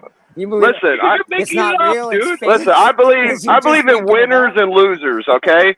And Marvel fucking Comics 1 is a goddamn winner. When it came out, it was real. It was there. People got it. It wasn't something that only got printed 20 fucking times that someone found in the back of a goddamn house or some shit. It was the fucking one. Okay, so I give it credit. I'm sorry. So are you against ash cans? I'm against bullshit that gets found 20 years later. There's only 20 copies of. Oh, hold on a second. Yeah, like you've seen the ash cans of comics before they even get released. That people make out there. If there's a fucking ash can that was found 30 years after something came out, I'd probably have doubts of it too. Well, you know what? They have come out. There's been stuff like that has come out. Especially if So there's you only decide 20 on copies those of two. it. Well, yeah, you know what? You want to believe what you want to believe. I'm not Exactly. taking away anything from Marvel 1. It's a great book. It's a grail. For everybody that's a big baller, that's a book to have in their collection. But it doesn't take away the fact that it's the second appearance of Submariner. Are you a big baller, K-pop? I'm the biggest Torch baller Kazar. of all time. Thank you. First Torch, first Kazar. Beautiful thing. The other two applies. It is the first Kazar, and it is Kazar. Oh, you sure? Are you sure there isn't a famous funnies with fucking Kazar torching it too, man? Are you sure? Maybe. Kazar. There might be. Who knows? There's five copies of the first Kazar in the back of a Blockbuster video. You sure? Well, bring him out. Bring him out. Bring him out. Bring him out and bring out the documentation that shows that they were printed out there. There's no fucking documentation, man. You're so mad at these Fantastic Funnies, Biggie. What did they ever do to you, buddy? You didn't find them. Is what the problem is. I don't know. You know what? It shattered his reality. He's like, all these years I believed in the fake thing. I can't believe it. They've been lying to me all these years. No, I was, when I first heard the story, I was like, oh, okay, then that's the first appearance. So the more you listen to it and the more you understand, it's like, you know what? This is not fucking meshing with me. So the more I learned about it, the more I was like, fuck that book. You know, the story actually makes it cooler that these things disappeared off the face of the earth and they reappeared. It's awesome. It's just like a freaking Indiana Jones going and finding a fucking like a missing thing from a lost civilization. That's basically the equivalent of the well, I hope I die before they find a Superman comic that was before Action 1. I hope that I'm not on Earth. So dickweeds are around like you would believe there's another first Superman. Well, guess what? Superman didn't appear for the first time in Action 1. Well, there you go. You know that? I bet you didn't know that. Bro. It's a comic. It's the first comic book. He was in fucking newspapers. So what? No. He wasn't in newspapers before that. Bullshit. Okay. There was a prototype that Siegel had made. I know about the prototype, dickweed. Well, listen to me, Mr. Dickweed. Tell us more about the dickweeds, please. Everybody's dickweed today, yeah. Everyone's dickweed today. Awesome. Yes. Why the fuck does my dick have to have weeds in it, man? Your dick doesn't have weeds in it? How do you know? I grew myself. I don't need dickweeds. I don't abide by that. Maybe if somebody had a copy of the fucking book and there was some awareness to it before when it came out, you know what I mean? Like maybe I give it a little more credit, but it's a ghost. It's a fairy tale. It's a fairy tale, bro. The people that had awareness in it, they were like, that stupid comic book. That's basically what they thought of. The same way everybody up until the 60s go, that stupid comic books. Who gives a shit? It's kiddie books. You know what I'm saying? They didn't pay attention to it. It wasn't like a big deal. I guess. You know, that's why they like. It wasn't nothing to pay attention to. It was nothing there, attorney. There was nothing to pay attention to. Who the fuck prints a book and don't put it out? Who the fuck prints a book and don't even put it out? Plenty of times, dude. A lot of people. Plenty of times. You know how many promotional things are made that for some reason or another they get lost into like the warehouses of these big freaking corporations and like they never I didn't know that. Sometimes they get buried because somebody has an issue with one of the artists or whatever and they hate the people and they'll just bury them. They'll just like, fuck you guys. I don't care if you paid for this shit. This is the only example of this I know of. It's the only time I've ever seen this happen. Shit like that happens all the time where what other one is there? When did this happen again? The Tick's first appearance was in a New England comic newsletter. Nice. I guess they had to decide on Hellboy about 10 times, but I don't know. Boston, how you doing, brother? Who dat? How you doing? Yeah, we didn't It get to don't. say hi. What's up, guys? Before the comic even showed up, before even X-Men. That was another Next one. man. Oh yeah. Yeah, that's just his Like first Nola color came out with appearance. That's not shitty even things that's that not his he first released. appearance. Hey guys, how are you? If you hear me talking to myself, I'm just on YouTube. Don't worry about it. Biggie, why are I'm you so over it. anti-reality? No, I'm You're over it because I think that you understood my argument and what I've said. So unless you could tell me like people were aware of this shit before then I don't really have much more to say about it. People So were if we're not aware of aware, it. if we're They not just didn't aware give of a something, shit. it doesn't happen. Yeah, it didn't happen. Okay. Yeah, you know what? If People you were. weren't aware of it, it didn't happen. Good enough. Good enough. I don't. That's how I feel. So if a tree falls in Okay. the forest I and nobody's around to see it, I explained never there's only fell down, 20 right? copies of it. How many Didn't were happen. produced It if there's didn't only happen. 20 pounds? Sure, There's a lot only more. 20. There might be There's way actually- more. It's just that might be that person's what they received for their 20, and there could be others everywhere else. Yeah, the more I say imagine it, a the more couple I think hundred. there's only like 6 or 7. The more I think about it, I don't think there even was 20. I think there was like 6 or 7 of them. To be You honest. never know. Well, one day, like 50 years from now, somebody might find a warehouse full of webs and shit, and to find a box of these shit things, and like, what the hell is this? You know? You never know. More than likely, they got recycled and turned into mulch. Possibly. Yeah, there Which was makes a them even paper more dry valuable. back then. Yeah. Yeah, people got rid of all kinds of dumb shit. They were burning records. They were burning all kinds of awful, stupid things that didn't need to be burned. No, but with newspapers and comics and magazines, they routinely recycled them. They like melted them and turned them into pulp. Yeah. You know? They needed the fucking paper. They still do that. You know? You just can't do it as well as they used to because of all the fucking glossy. Yeah. Oh well. Fuck it.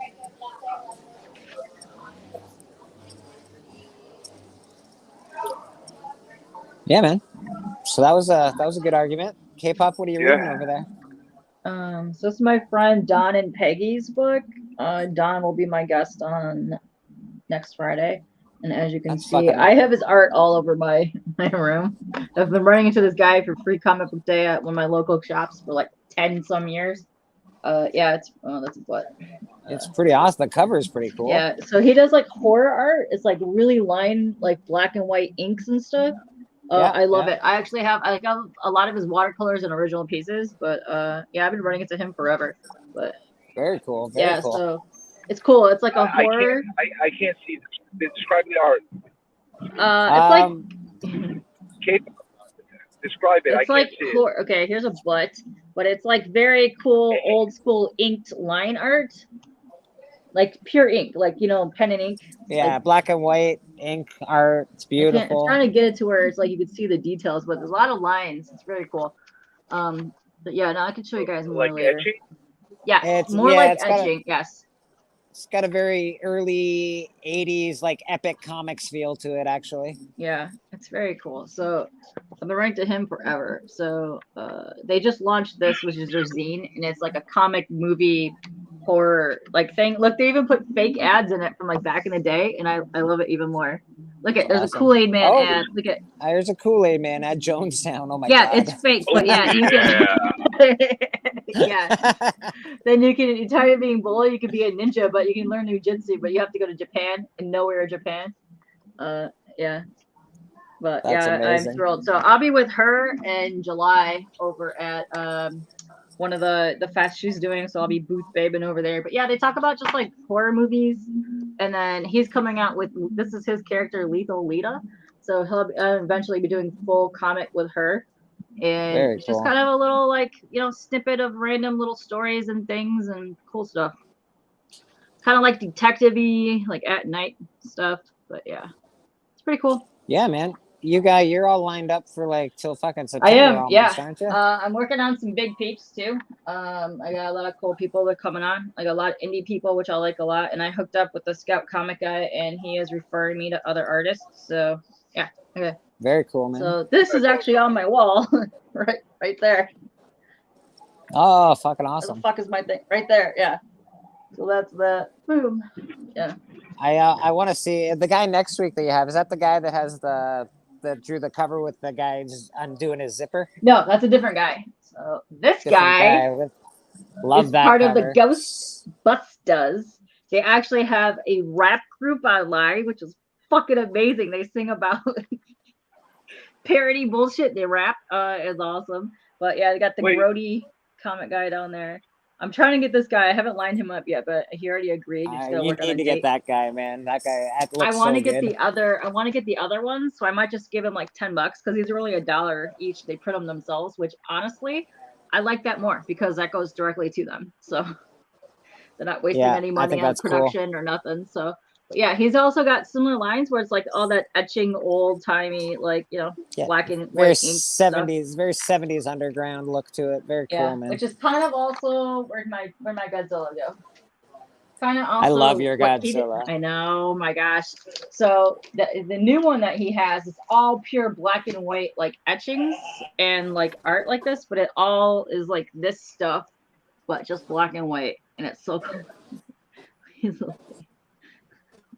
This is my favorite thing. It's probably my favorite thing I have read, and I can't even tell you. Like I can't just these faces. It's just it's great. That is cool, man. It's so good. It's because he wants pizza. It's so sad. Yeah.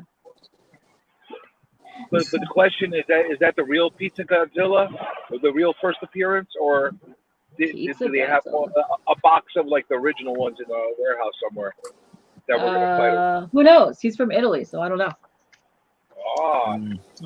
They could have some Italian ones floating around. So this might not even be, I'd like to get all of these hologram X-Men books. I thought I had them all, but apparently I sold them. You talking about the ones that have I know I've got stuck on them? Yeah, like I know I have the breaking of the back. Yeah. I don't have that one. Yeah, I've been trying to work on my '90s nostalgia. Yeah, so go ahead, Bob. Some of them have two versions of the holograms. There's two different colors. One's worth more than the other one. Yes, it is. Yeah. You're right. There's actually one set that the card was never stuck on them. I don't know if those are. Yeah, there was ones that they're like defects that they were sent out without the card stuck on them. Oh, pop me big again, Bleak. I got a good one to show. Pure black. Pop me big again, Bleak. So I saw Lady Fantastic show the child abuse Spider-Man. She had the one with Power Pack, and this is just the one that's just child abuse. And this is one of my favorite promotional ad or whatever comics. Cool. Yeah, so I think Peter Parker gets raped in this one, and he's got an alcoholic person that raped. I don't know. I might be wrong, but it might have like something to do with child. It's definitely child abuse. It's a good one. So there you go. Man, this bag is hefty. I don't know if y'all can appreciate how big this bag is, but it's got a preview in one. It feels like it's 20 pounds.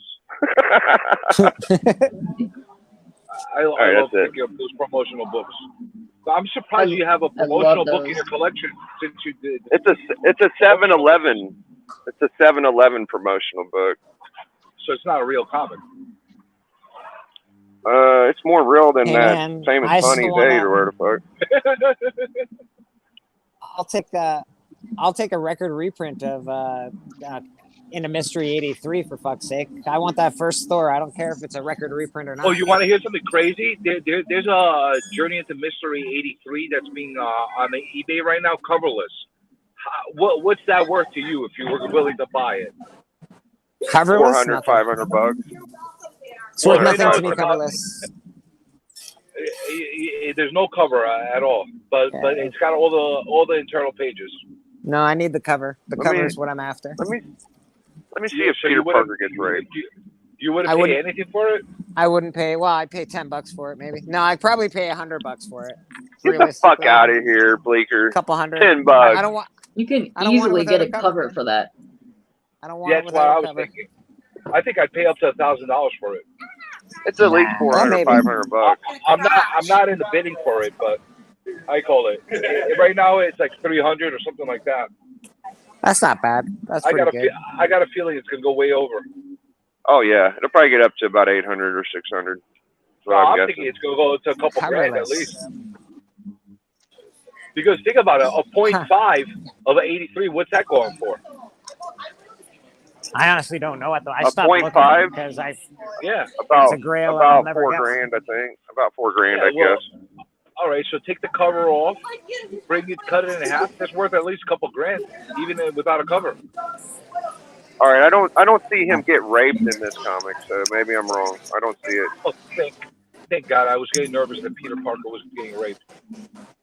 Yeah, I want to be clear on that. I don't want to say things that ain't true. Yeah, he didn't get raped, I don't think. But that's a Well, wild he's Spider-Man. He better not. I think there is an issue where he got fucked with, though. I thought it was this one. But It's a I would beautiful definitely day buy out here, folks. that Journey into Mr. 83. Put a Well, replica cover over it, and now I got a freaking Journey into Mr. 83. I put an Instagram post about an X-Men 1 that supposedly sold for $510. So if you look at a .5 sales, they're like 3 grand. And the raw book that sold for $510 was supposed to be complete. It was a 93% overall rating for the seller, which ain't like the worst, but it's not 100. So, I don't think that's the market for it, though. I feel like it's still over 3,000 to get X-Men 1. It's not easy to get. I'd rather buy a golden record reprint and get the whole book. I'd rather do that, to be honest, personally. You know what? Maybe I get a golden reprint and rip that cover off and put it on the original one. There's an idea. There's an idea. No, but yeah, having those innards of the freaking Journey into Mystery complete, that's a good book to have, man. Even if you get it at a good price and you just some nut would be willing to pay for it with a nice replica cover over it. That's fair. That's fair. I used to want them gold record reprints, but I feel like at this point you should just hold out till you get the original. I kind of fell off it. I'm never gonna get a Journey into Mystery 83, so I'll take the golden record reprint of that. At the right just price, because I don't think I'll ever get one. Yeah. At the right price, I don't know you won't. You might be able to get one for $4 grand. I'll catch you guys later. That's true. Hey, cheers, Journey. Get out of here. Mastodon Comics, how you doing? Boston Chris. Hi. Sorry, we've been ignoring the chat. Comic book G-Man, how are you? Surprised you are still here. There is a link if you guys want to hop on and not get ignored. So there's that option as well. That is true. Maybe I'll put up a link again. Yeah, maybe do that. Just in case anybody wants to pop on. A tad bit, yeah.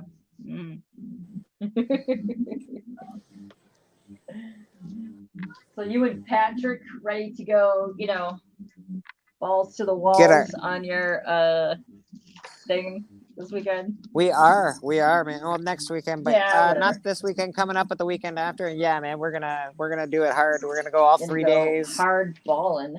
Yeah. Hard. It's gonna be good. Bye. Hopefully I get to meet some artists and get some sings and meet those artists. Yeah, that's this guy. No. Peppermint. Yeah, that's this guy. I can't wait. I think I have those books. I don't think so. This is a local artist.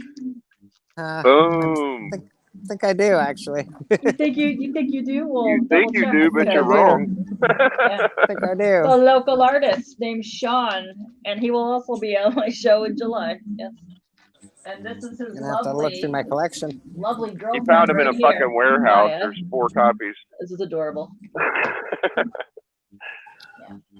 Hey, I was watching Bleeker on fucking Ladies, and I was thinking of all these questions to ask him, like I haven't had him on my channel before. Yeah. And do you even have an LCS, Bleek? Yeah, I've got 2. This is LCS.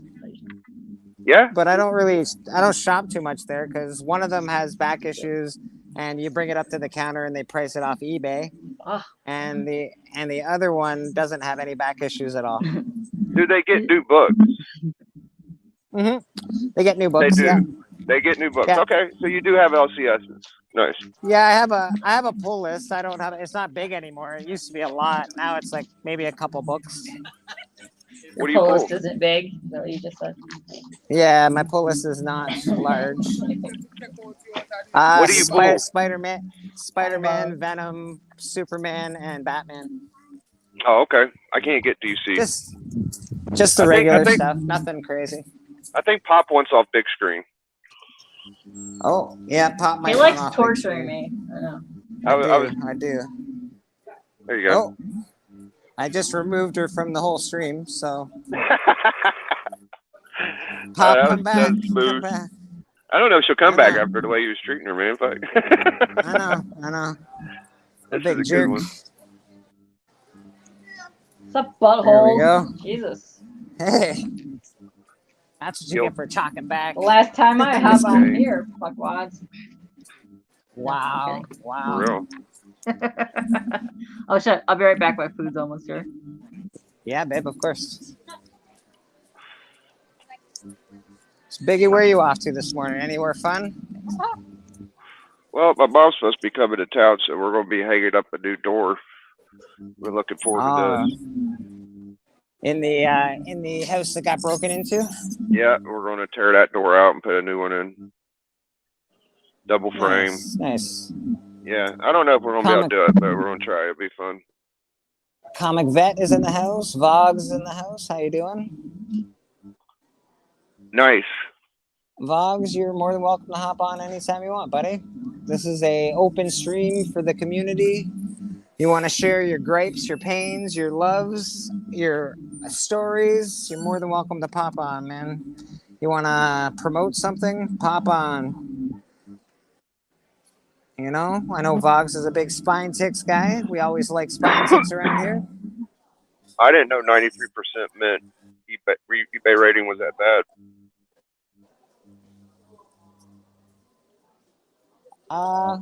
Yeah, I don't know. 93 seems pretty good to me, actually. Sounds okay to me. Yeah, man. I'll take a 93% any day. I'm a pretty humble guy. Yeah, man. I mean, most of the people I buy from on eBay are 99% or 100. I think I took maybe I went lower than that once. Have you ever went lower than 93? I can't recall. I have 98, I think. 98. Okay. I don't think you can get a really seller. eBay is a fucking animal, dude. Especially for a seller. The minute you can say anything and I have to give you your money back and fucking refund everything. You get to keep the book half the time. It's fucking ridiculous. eBay sucks. Yeah. So these sellers guys, can say, or buyers can say anything. Well, he didn't talk to me. He didn't do that. Whatever. It's a buyer-friendly place. It's one of the most buyer-friendly things that you could deal with. Yes. 100%, and it's not very good for the seller. So if I see a 98% rating, I usually just figure one of the buyers is being a dick. Now there is these cases where the sellers get over on the buyers. I have heard these horror stories. Yeah, there's fake accounts. I've lost $90 on eBay when I was first starting on eBay.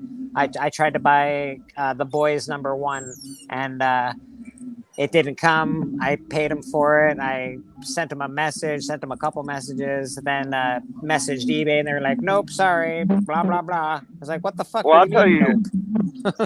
I'll tell you the part that's sketchy to me, and the part I'm afraid of. So, say you do get a full cash refund, right? And you go to mail the book back to the seller. Besides the mailing system saying it got delivered, how do you prove that you mailed the right thing? How do you prove that they received it? How do you prove it's so sketchy. It's so fucking sketchy. So I just rather keep the hunk of shit I get and ask for a partial refund or something is the way I always think, because it feels like such a shit thing to try to do. Mr. Vogg's first appearance on a Bleeker Street comic stream. How you doing, buddy? Good, man. Good. I have 2 comics to show. I don't know. They're gonna be in mail day soon, but look at this. So I didn't know this was part of a series. So I'm guessing you guys know why I picked the cover. Oh, nice. A Very cool. moth with a Wow. scar face. That's very cool, man. And it introduces a character I've never heard of before, but it's not an introduction. Her name is Miss Betty. Okay, all right. Very cool. And That's a great then cover. shout out to Paul in the 619 on Spinetix. He had a bunch of these on his stream one time, and I said, "Hey man, I want one. Those look really good." There you Oh go. yeah, the 50, the 55. Very cool. I just love it. Yeah. I was like, I'll hop on with Bleeker. I haven't talked to this guy in ages. Gleason's one of my favorites as far as new artists go. Somebody's microphone is terrible, by the way. Is it I'm me? not sure whose it is, but I wonder if it's me. Yeah, I but tried to mute no, mine. you see. no. I Is it back? think it's Mr. Biggs. I think it's Oh, Biggs. all right. I'll try to come back. Yeah, brother. But yeah, I have other books that are going to be on video soon. I have 2 LCSs near me. It's funny. I was looking at the Nice. followers for who follows the LCS I go to, and I think it's Astro. And I'm like, I wonder how Astro knows this one. You gotta look at the feedback too. You can see the number of negatives and positives. If they're a Okay. consistent seller, it takes a decent amount of bad reviews to get down to 93. Yeah, that's true. That's true, Chris.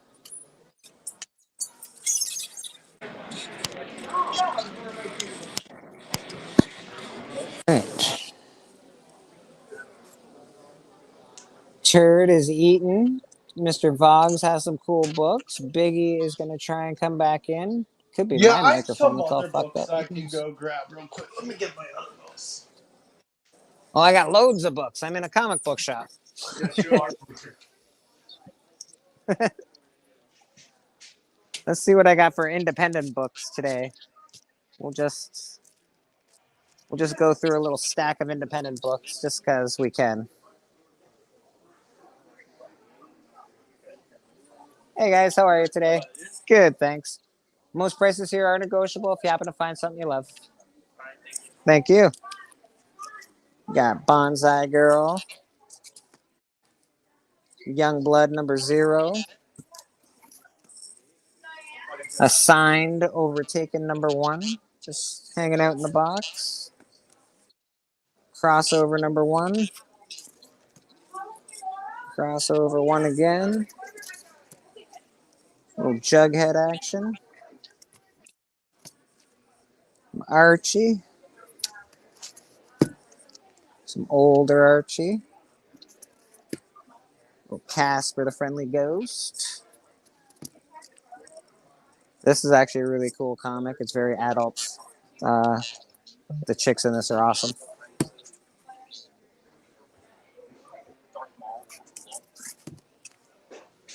Very, very cool. Good adult story. They are warriors indeed. How about the first issue of that guy there? A little Dark Horse action. Shadowhawk #2. Some Eternal Warriors.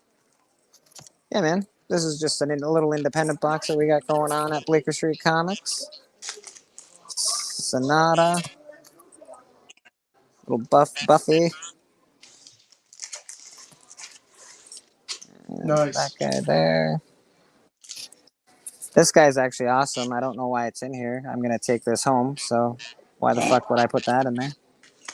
Time Spirits #1 is coming back home with me because that should have never come to my shop. Stop dropping the ball on awesome shit, bro.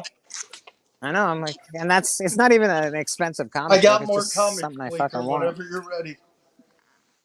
Yeah, all right, more buddy. comics. I'm gonna show the rest. Oh, do I hear Boggs? Rest of this little tiny Yeah, hi stack. K-pop. We're finally Hi. joining a stream together. How about No, thank you. Hellhole number 3? We can't see shit, bro. You're frozen. Who can't We see can't shit? see You shit. can't You're see frozen. shit? Yeah, it's kind of Oh. choppy. All right, that's fair. That's fair.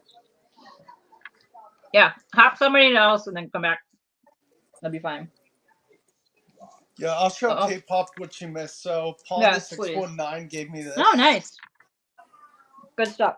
I bought this. Look at this. Oh, very cool. I love homage to Star Tips. And then I Yeah. went to my LCS probably 4 weeks ago, and I bought this just because the cover is so cool. Nice. Very cool. And then I got attracted to this. Mm-hmm. And then my friend, I went to a Super Bowl party, and I told him I love comics. Oh, nice. This one's cool. It's like Venom.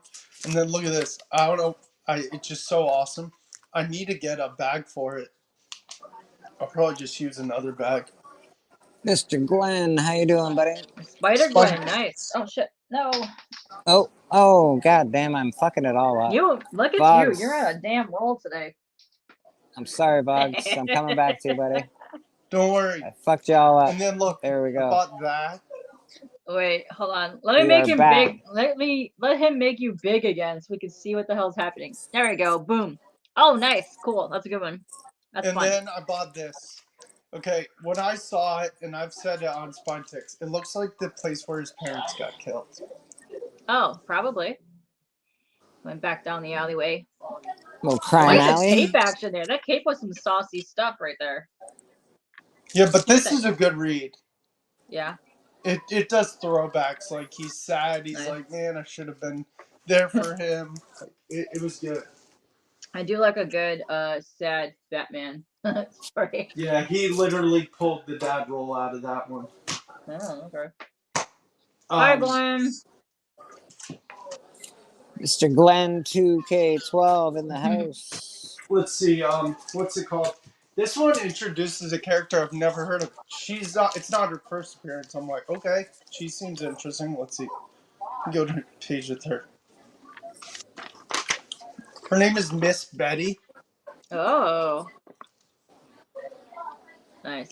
Yeah, and it's funny because it's all about like there's a deceased head of Deadpool they're trying to protect, and it's funny because they have funny comments in the comic. It's like, and the deceased head's like, dude, she's not into you that way. Headpool's great. Headpool's funny, and then at the end when they're flying away, he's like, what does he say? He says a homage to Star Wars. He says, one sec. I think I'm about to be on the page. Chewie, get us out of here. Nice. That's cool. Yeah, I like it when Miss people Betty. show books. She's a pretty character. Okay. Nice. Did you guys see I'm in the shop verse now? Well, a shop for comics? Well, yeah, I'm in the shop verse. I'm the one that does all the art of everybody. Yeah, he put me as nice. He put me as the Batman, but it's Thomas Wayne instead of Bruce Wayne. It's forget what the Batman's called. Hey Marvin, what's up? Marvin. I like Thomas Wayne when he's Batman in the Flash Point series. I think he's awesome. Actually, it's a great Batman story. It's awesome. That's fucking great. I want to read it sometime. I'm a big Batman fan. Like literally, I used to say in school as a joke, "I'm Batman." They don't do enough of the Batman story in Flashpoint. I want to know more about the Joker because I think it's his mom. Like they just don't do enough with it, but it's super dope.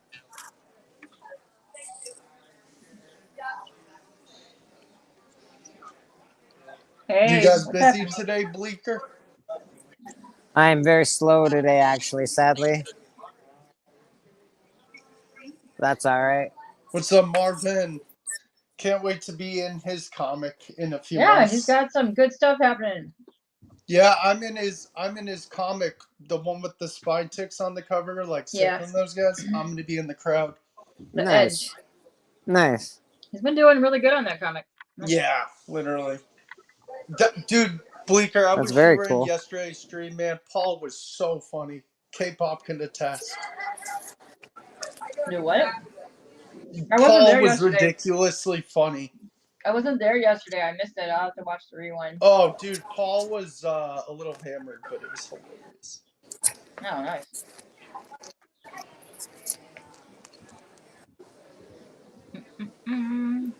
What else you showing us? Ooh. Gonna have some Ralph Schnart in your collection. Ralph Schnart Adventures. I eventually want to get the. Ooh, cool. Oh, that's cool. Huh. Interesting. Hey, what's that? Oh, what's that? Oh, little Crow shit. comic. Nice. You know, This is my guy. Dracula action. Oh, which number is that? 2? Number 2. And it's yeah. polyed with I the think top I gave card. number. Come on. Sure is. I think I gave number 1 to Drac actually. That's some sexy Magnola action. Come on. He bought something off me, and I gave him that one. Nice. I actually like Elf Quest. Yeah. Elf Quest. Nice. Got a few. If Dope was here, he'd probably love this guy. What is it? Little ghostly Oh, comics. that's Dope. Right. Yeah, it's pretty awesome. Little Electra Assassins action going I have on. that whole thing right next to me. Love the art in that. It's one of the reasons why I fell in love with Ghost and Kevin. You know, some Crow. A little more Crow. I'm gonna refresh real quick. And a little more Crow. What's that, Boggs? He's gonna refresh real quick. I Okay. think his issues. Everyone's having issues today. It's okay. yeah, we're all having weird issues. Oh, I even got some Walking Dead in here. Fuck's sake. This is a really nice little box. It's a nice box. Oh, I also have Dreadstar number 1. So I got this given to me. I got a 9.6 Hold on, given you're to all me frozen by. again. Like, your voice is fine, but the thingy is all like crapped out. Well, that It does sucks. suck. Cause I love me some Dreadstar. Yeah, man. Is that better? No, didn't do shit. No. All right. Well, I got some Dreadstar 1. I did get a copy from Doc that was graded, so that one's in here. I also got a Predator number 2 versus number 1. Predator 2 number 1. Pretty awesome. That's a great little box. Where are you people? I'd be there buying that whole fucking box right now. What are you talking about? I know. This is a fucking awesome box. You got Elf Quest. You got Crow up in there. You got man. Damn. I got Kick-Ass. I got Cushkins. I got fucking Munchkins starting in here. to come back, so don't jerk your phone too hard. All right. We're not jerking it too hard. Nice and slow. I'm not even gonna lie. I even have a Frozen comic in here. Really? Look at that shit. Let it be. Let it go. Some bullshit. Whatever that is. There you go. Little Frozen right there. Little Frozen action. Yeah. It's so frozen it froze your cam. Ah, god damn it. Is Boggs backstage? Somebody is backstage. Boggs is backstage. Yeah, probably. There he is. Yeah. All right. Bang. Welcome back. Me, I'm back. Welcome back, Boggs. That's it. I don't have a I'm not like part of a verse. Sorry, you don't get to say you're part of the Bleeker verse because I don't have a verse. Oh, it's okay. But you can say you came to. You can say you came to church on Sunday, though. Yes, I can. Sorry, I'm eating all kinds of meat, so I'm not. What are you? Oh, you're eating meat. Good for you. Yeah. Big meat. Big meat. K-pop. That's hot. It's funny because Anya showed this thing on YouTube. I went to a candy store and they had this was a year ago, and they had this cool picture, and it looked like a comic book cover. It was like Batman as holding a baseball bat on a diamond, and the catcher was Robin and the umpire was Superman. I'll have to do a short with that. That's so cool. I would like to see that. Yeah, it's weird. I would also like to see that. Oh no, literally, I'll probably post the short set. I literally saw it in a candy store. I'm like, I want that. Okay. I just found a cool comic in my own shop that I've never read, and I want to read Well, it. read that. Damn. Fashion Beast by Alan Moore. And I fucking Nice. need That to looks read You need to this. keep that in your collection because that's a stud right there. Oh my god. That's amazing. That's amazing. That is a Little Fashion Beast. I would totally read that. Alan Moore and Malcolm McLaren. I would That's read pretty that awesome, man. so hard.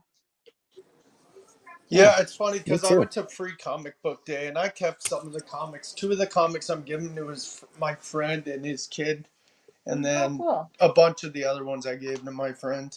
Other ones I was like, eh. That's fine. That's what I normally do. As I have a lot of friends that don't have an LCS, so if I go to the one store, the guy will let me take like hunks of comics from them. There's so many Nice. comics I wish I got. Like, there's one comic I saw someone got on the Free Comic Book Day. I'm like, why didn't I get offered that? And I got there early. Like, I was one of the first 50 people there. And Which comic was it? It was the I'm Stan Lee. Oh, that one? I don't think I have doubles of that. If I find Marvin one, I'll let Wynn, you know. how you doing? Marvin. But yeah, I need to get another bag. But luckily with this Spider-Man comic, Paul put it in like one of those huge top loaders. So I'm thinking about when I do a video on this Avengers eventually, I'm gonna move that to the top loader, take it out of the bag, and just put the bag with the Spider-Gwen.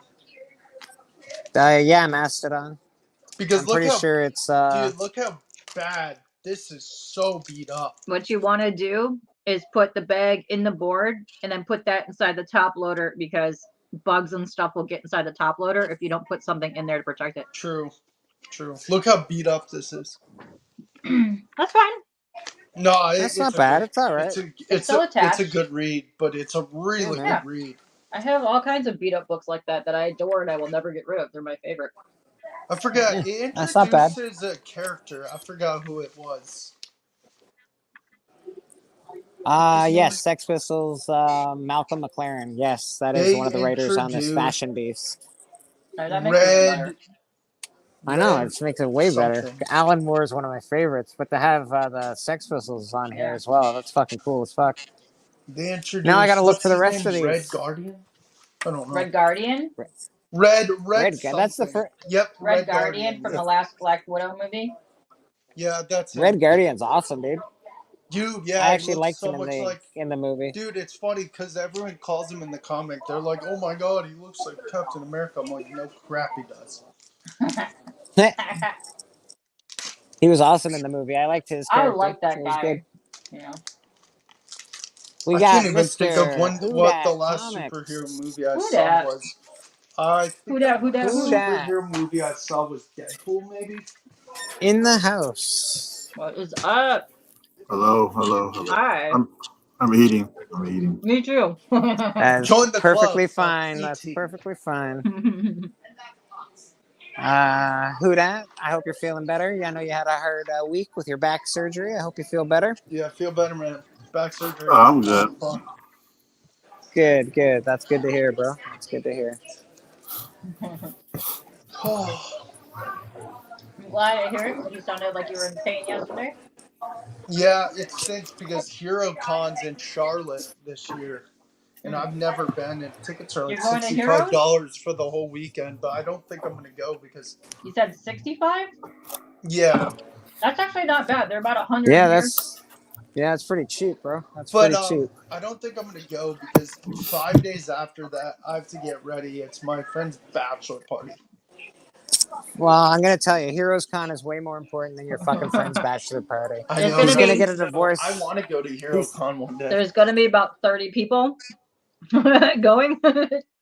Everybody's getting divorced in a week. I told Sith I'm flying to LA one day. I want to hang out with a bunch of you guys. That'd be cool. I don't know, but I think we all need bats, cats, and Cadillacs. I think we all need that. I want to see this. Yes, we all need that. That's amazing. I love that. We all need some bats, cats, and Cadillacs. Yeah. Yeah.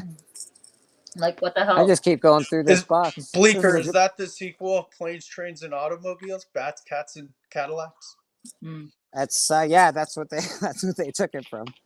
So layout. How about this The Realm? Pretty awesome Oh, cover. nice. Ooh, that's That looks cool. cool. What the hell? You've been Yeah, it holding actually out on looks. us and all these books? What the hell? Well, I don't usually go through my own boxes here. You know, every now and then you need to go through your own box. Oh, Dreadstar number 7. What a Ooh. fucking cool Yeah, that cover. one's cool. That That's is cool. My God. I really got to go through You some of do. this Look stuff. at you. You're like, maybe you put your own boxes in there. You don't even know it. Bleeker says. Nah. Bleeker says a kid's about to walk in. Oh, I'm sorry, we're closed. I have to go through these. Yeah. Sorry, man. Sorry, buddy. Yeah. Come back next weekend. We'll have different stuff. Oh, we got a lot of Wild Star and Witchblade.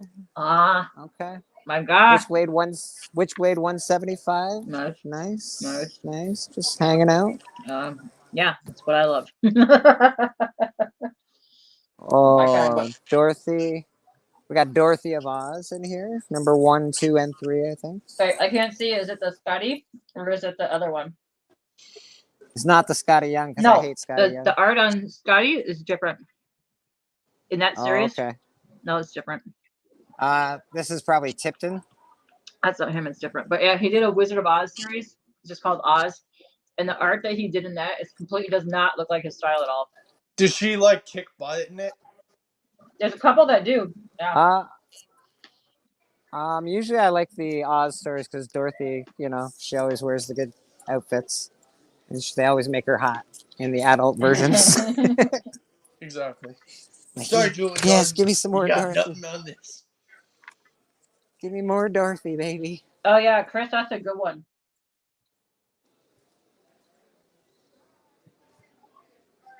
How long does it take to set up and pack up? I don't really pack up everything in the shop. Most of it stays here. I just pack up my slabs and a couple of key things.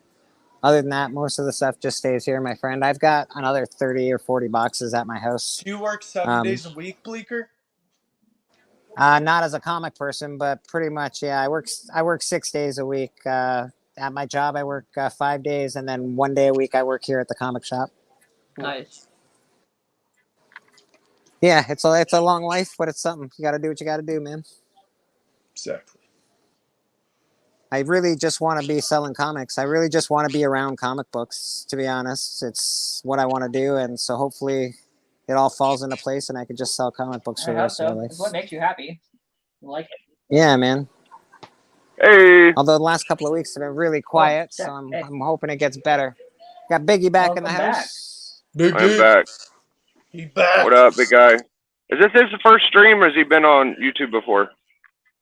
He's been on YouTube before, but it is his first. It's his first Bleeker stream. Yeah. He's good to meet usually you, on my guy. Spinetix. Yeah, what's his name? WVogs18. Balls. Good. Hey, yo, Bleak. Who's the guy we're supposed to watch today? Phil's Tree or some shit? That'll be next week, bro. That'll be next week. He's on every other week. Phil's Tree. Phil's Treehouse. Yeah. Phil. Phil's Treehouse. Talk Weekly. He changed his name. I think I'm subscribed to him. Send me his link sometime. I will, bro. I will. He's he used to be on Spinetix all the time, and now he's veered off from there and he's doing his own thing. He changed the name of his channel, but if you were subscribed to Comics Talks Weekly, that was him. Yeah, man, he's a good dude. Phil's actually a really nice guy. Phil's awesome. He's cool. Phil, I only say that because you gave away an Ultimate Fallout 4. So if you want to give one to me, I'd be pretty grateful. just saying. Just saying, bud. Just saying. Yeah, man. Where's all the people? This place, I got amazing books here. Come on, motherfuckers. Go out there in like the hallway and like, show some books off. Like, come look at my goods. Gonna start showing my goods off pretty soon. But there's my box. Come see dude, my box. he needs to get the Scorpion get over here. It's like, there's too many young people for me to show off all my goods. Dang. Boo.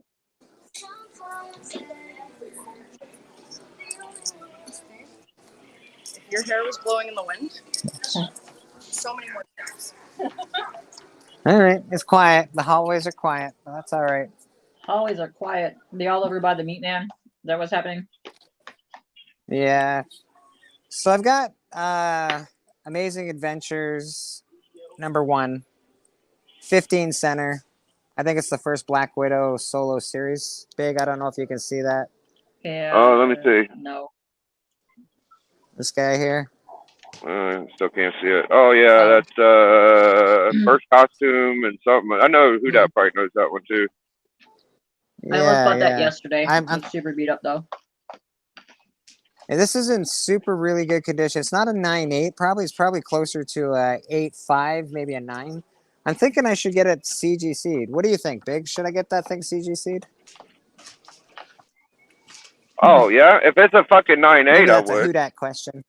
If it's a Yeah, if it's a 9.8, yeah, 9.8, I maybe. definitely would. Oh, maybe that should be your next slab or not to slab. That's a good question. That's my guess. Is it's her first costume, but I'm not sure. I think exactly it's her what first. that is. Or I think it's her first solo comic book. First solo comic. I literally almost bought that on Friday, but it was super beat up and the cover was almost detached, but they still wanted $8 for it. Jesus. Yeah. I think I got $100 on mine, but mine's in really good condition. Yeah, that's what I was saying. Yeah. Yeah, I'm not much of a slab advisor. I've never slabbed anything, but if a book is gnarly enough, I'll be like, yeah, that's a slabber. That's when you slab. Like I'm not gonna slab any of my books, but I could see why people this would. one's questionable. That This one one's is questionable questionable. for me. That one maybe you should ask the Professor Comics. Ask Professor Comics. Yeah, he probably has a better idea.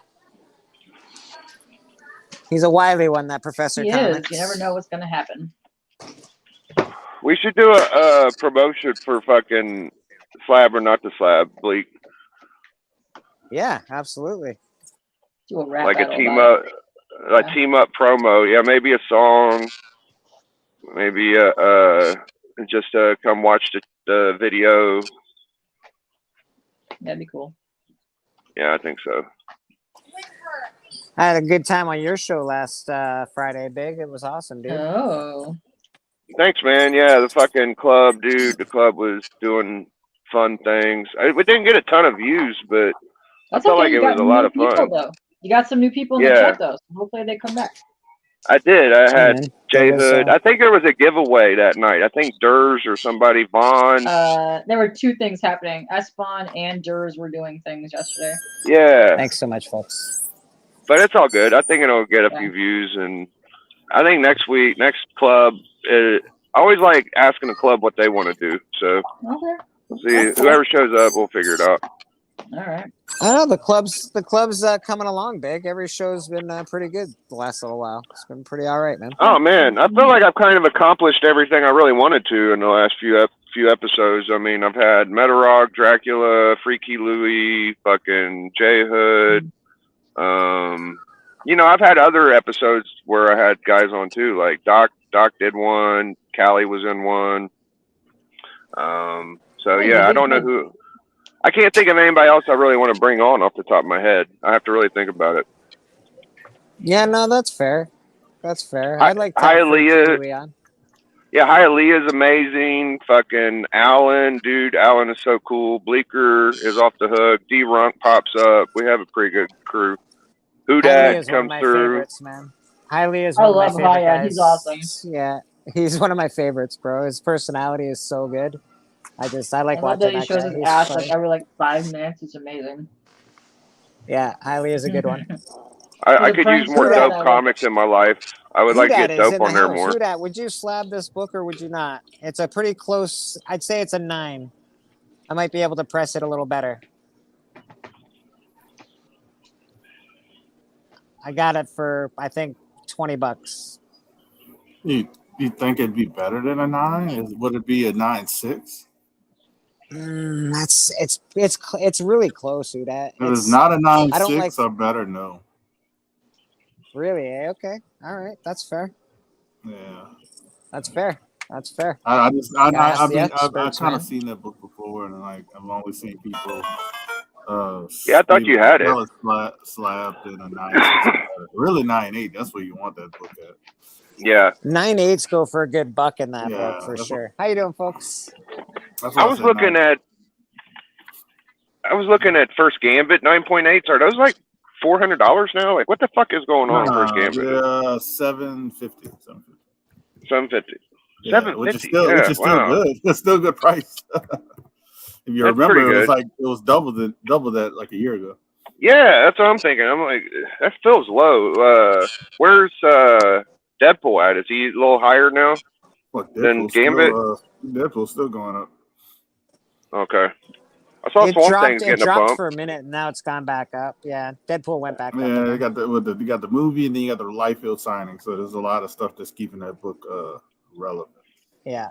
So I've been hearing a new turn in the fucking economic world of people are saying this may be a resurgence.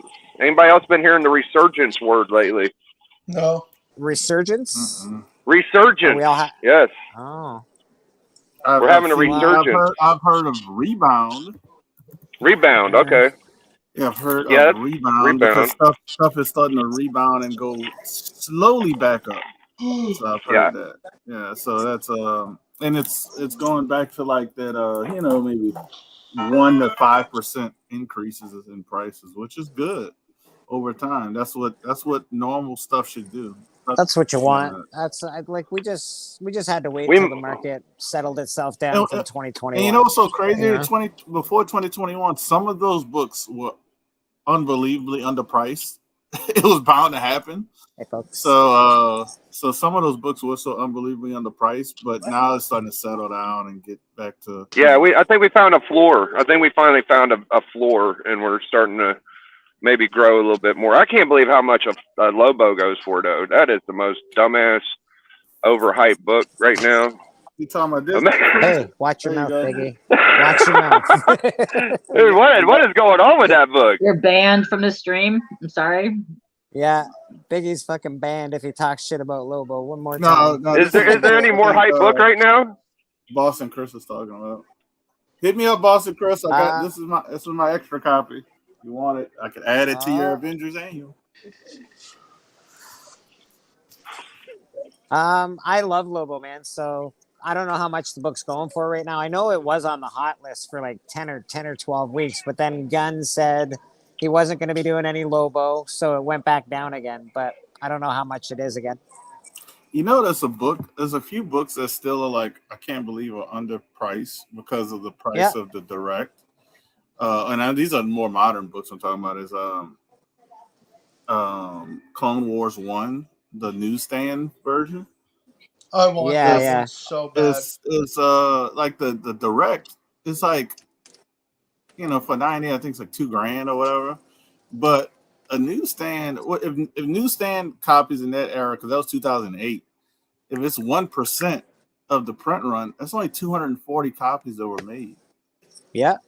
And, not wrong, bro. And I don't understand how that book compared to other relevant newsstand books like Ultimate Fallout 4, which came out around the same time, and newsstand is so expensive. With this one, you can I got $2,000. Let me just buy the newsstand version in a 9.4, instead of the 9.8 direct. That's what I would do. I don't know. That's just something I was thinking about. I was looking at prices and stuff. I couldn't believe how cheap that is in a newsstand. I like that Venom 7 Clayton Crane with the Gauntlet. I think that book's finally coming. Yeah, I think that book's finally coming down to where I might be able to try to poke at it. Oh, that book's super cheap now, baby. Like, and the funny thing about that book, it was expensive before the comic book boom.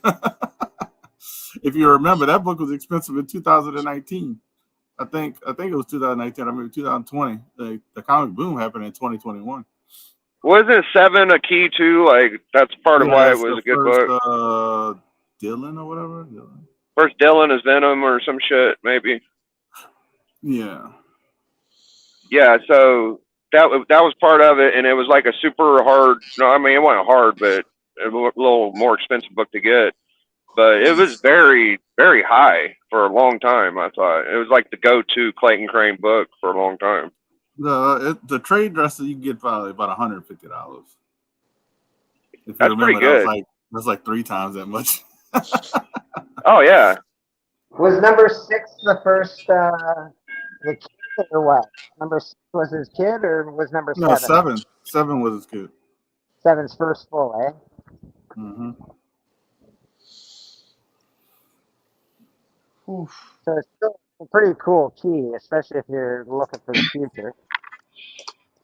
$350. Wow, that's crazy. I've been offered in the last 2 weeks 2 different ones for $150, and the guy offered to give me a discount for $140 for the 9.8 Omega Mint 3. Oh, really? I thought Yeah. it was. I thought it was higher than that. 9.8 It's higher. goes Well, it 350. depends on who's selling it, but yeah, at Comic Con, that's what I was offered. For a 9.8? 9.8. That's crazy. Yeah. How much is a 9.8 right now? I almost bought it. I mean, like it's really it's in the price of Michael Baker saying it. So that's why I was kind of like I'm shocked with. Yeah. K-pop, when's your next show? Friday coming up.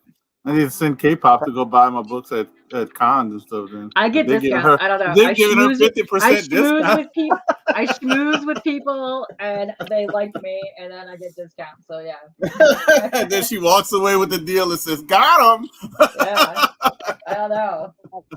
They like you because you know what you're fucking talking about. That's why they like Yes, you. I have shut many people down because they try to come and show me a book and they think I have no idea what I'm talking about. I'm just sitting there and I'm like, bro, you want me to know the history of that book? And then they shut up. They're like, I'm sorry. Did any of y'all watch that video of the guy that lost his AF-15 at MegaCon? Anybody else see that besides me? I didn't see that. The one that got stolen from the comic vendor? Yeah, there's a video of the guy and he explains what happened. And for me, my opinion is it's probably the dealer next to him might have reached over and got it. But if none of y'all seen it. Yeah, I saw it. CJ's dumb. You can always get one. Nothing's stopping Yeah. you. Oh yeah. Nowadays you can get one. Nowadays you can get one. You can do that. I think it's more. That is an option. I think it's more than just that. Because like you said, you can get one, but I don't think they want that. Just that. They got to have a little bit more of that than just that. Knowledge helps. Being pretty helps. Being completely fucking awesome probably helps even more. You gotta be awesome. You gotta be easy on the eyes. You gotta. I'll give CJ that one peg. One peg. See, I said one. It's like 10 pegs, but I give him that one. You gotta be able to conversate. Conversations matter.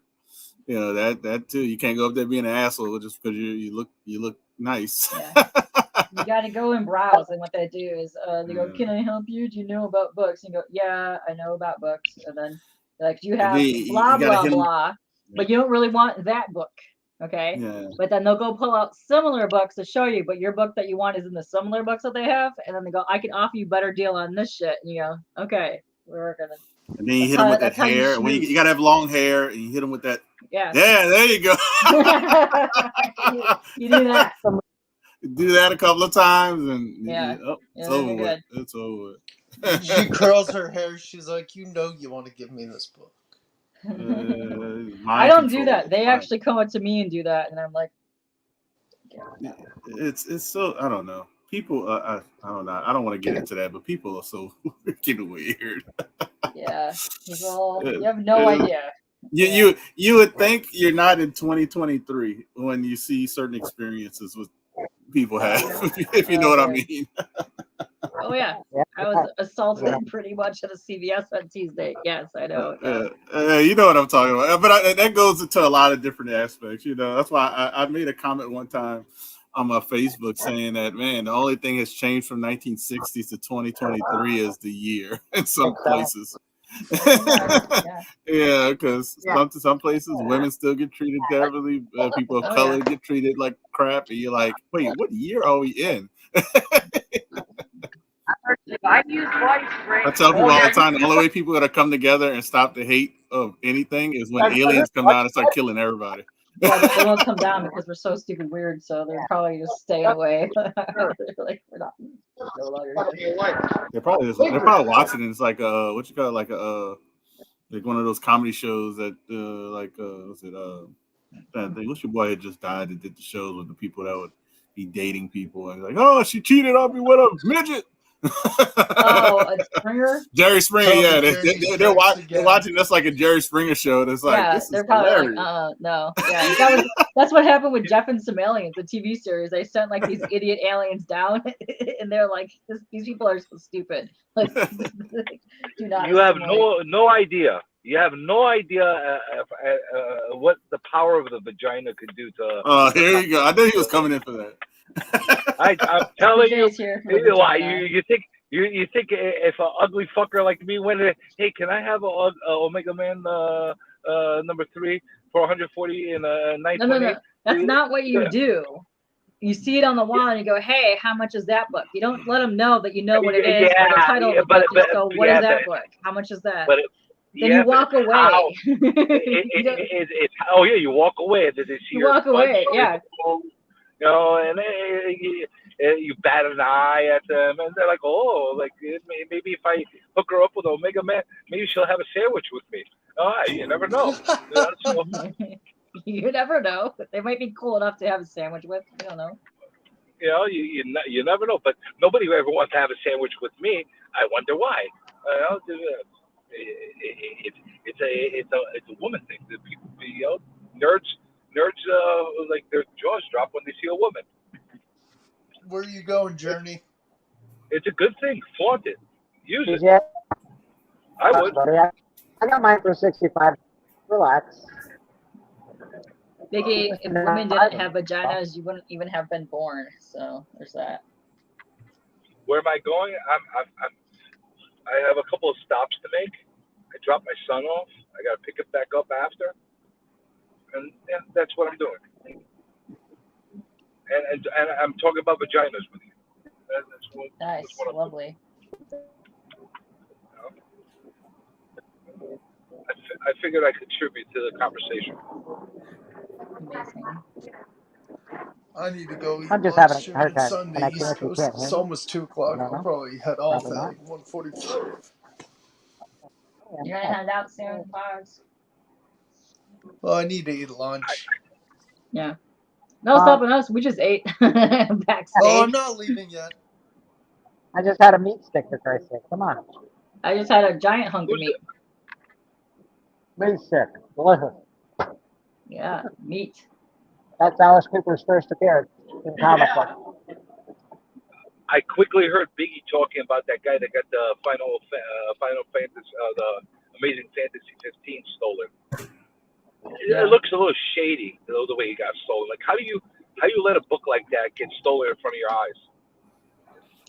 That's a book that you don't put out so people can steal it. You keep that attached to your wall. I don't know. I'm getting insurance fraud vibes. I'm just saying, you know. One of my local comic just got robbed, and I feel the exact same way. Only big books got taken. Only like 10 slabs. There's way more slabs than a ton of other shit, and literally only these really expensive books got taken. I'm like, that's an inside job, bro. Listen, I could see somebody putting something out there as eye candy for people to come and like gawk over and maybe buy something else. I get that, but guess what? If I had a Amazing Fantasy 15, it'd be right behind me. Nobody's getting within arm's length of it. You know what I'm saying? It's just the way it is. I don't know. I didn't witness the actual theft of it, but I did see it happen at a show. A guy was it was at a Boston Fan Expo, I want to say like 2 or 3 years ago, and the dude was like, do you have an X-Men number 4? And we're not talking about the Omega Red, talking about the actual X-Men number 4, the Scarlet Witch and Quicksilver. And so the guy, yeah, no problem. And I guess he took his eyes off the other one. The guy that he was, So it's like you weren't watching him like handle it, and it was like he took it down, gave it to him, and then I guess the guy just like went to go and talk to somebody else. It was like, oh, can I help you with some comics? Like, I mean, at that point, it's just like if you're working a booth by yourself, and you got books like that, and you you're hand not watching them the something. person like a hawk that you gave it to. Like you deserve it, man. Yeah, you can't be done with your stuff, people. You handed over something super expensive. You're not gonna freaking just say. Do you ever see anybody in a jewelry shop just give you like an expensive piece of jewelry and walk away? They don't do Yeah, that. his is Rolex. Just let me know when No, you're that's done. a look. Not with your fucking hands kind of book. You can see it. It's right there. Well, that's the thing is if you're gonna let somebody, I mean, Amazing Fantasy 15 is just like, I mean, I feel like something like that is just like, okay, like come with me over here, like I'll show you everything. This is everything that's wrong with it, or whatever. This is how it looks. Are you interested? Because 99% of the time, the person that's coming, oh, can I see that? They just want to be able to say that they held one in their hands. They don't have the money for that shit. Exactly. Well, first off, when you got books like that, you should always have more than one person working a booth at all times. Oh yeah. Oh yeah. I mean, I think if you're working any kind of booth, you should have more than one person. Like one person to count money and make change, the other person to Dude, Watch I it. go to sports car shows and I know people who do this, and it's a great tag team. One guy sits while the other one looks around, and then they rotate. Freaking who that would have a freaking guillotine right next to him, chopping people's fingers off if they get too close? I would. I probably would. Yeah, well, y'all see my booth. I have a big booth here at the flea market, and I don't have to have two people because of all the sight lines. I can literally see my entire booth where I sit. No one can really steal anything. So yeah, but you're also not, you're also not at a convention though. That's the other thing is like, even if it gets busy there, it's not like convention busy. That's the thing you got to think about is that how many people are just coming in all at once, and on top of that too, like if they're in your boxes, you're not too upset about it because it's like, all right, I understand what this stuff is priced at, but the wall books, absolutely, you're watching them like a hawk. The minute you're like, oh, can I take a look at this? Yes, absolutely. And then you're just staring at them, looking at it, and then like, are you all done with this now? Oh, okay, Yeah. thank you. Uh-oh. Let me go ahead and put that back. Yeah, plus it's so noisy. You can't hear like the normal things that you would normally hear. Like he's alone in his booth. You could hear him flick through books. You can't hear that because it's so loud. It was on his wall. He had to freaking climb over the freaking thing and go into his wall to get it. So like, how it's something shifty about that. Honestly, there's no way. There's no way somebody is that stupid. Well, you know what? I have a lot of faith in humanity, and I guess there are stupid people like that. But there's no way somebody was that stupid that would like just let somebody crawl over and grab that freaking book. There's no way. I mean, for me, slab, you probably this is where my New York. You want to know where my New York mind goes?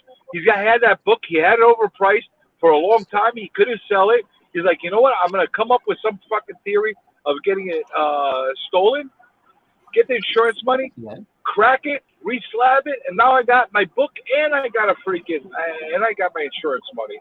Hey, that's what freaking insurance does insurance cover it if you go into a condo? Because the cons don't cover it. Yeah, they do. They got dealers insurance. You put it on your property insurance. Yeah, no, you do. They got collectors. Collectors insurer will cover it when you travel, conventions, mail it into somebody else that bought it. It'll cover to that point. It covers on like basically everything. There's specific insurance for dealers, like specific. Yeah, and then collectors insurance do have dealers type. Hey, I'm dealer gonna go insurance. eat lunch, guys. It was good talking to y'all. All right. Yeah, collectors have like a higher end insurance. So well, no one asked if he had insurance, so it's hard to tell. But he had insurance. from you think? Yeah, he probably did. He had a couple AF-15s. He had a higher grade one. He was talking about. From the angle of where the book was sitting, that's not my audio, is it? Who is that? Here, let me mute my shit. I think that's. Yeah, that's not me. But Bleeker messing with his microphone. Probably. So from the angle I saw it, it's like you would have had to crawl underneath the table or reach over to get it.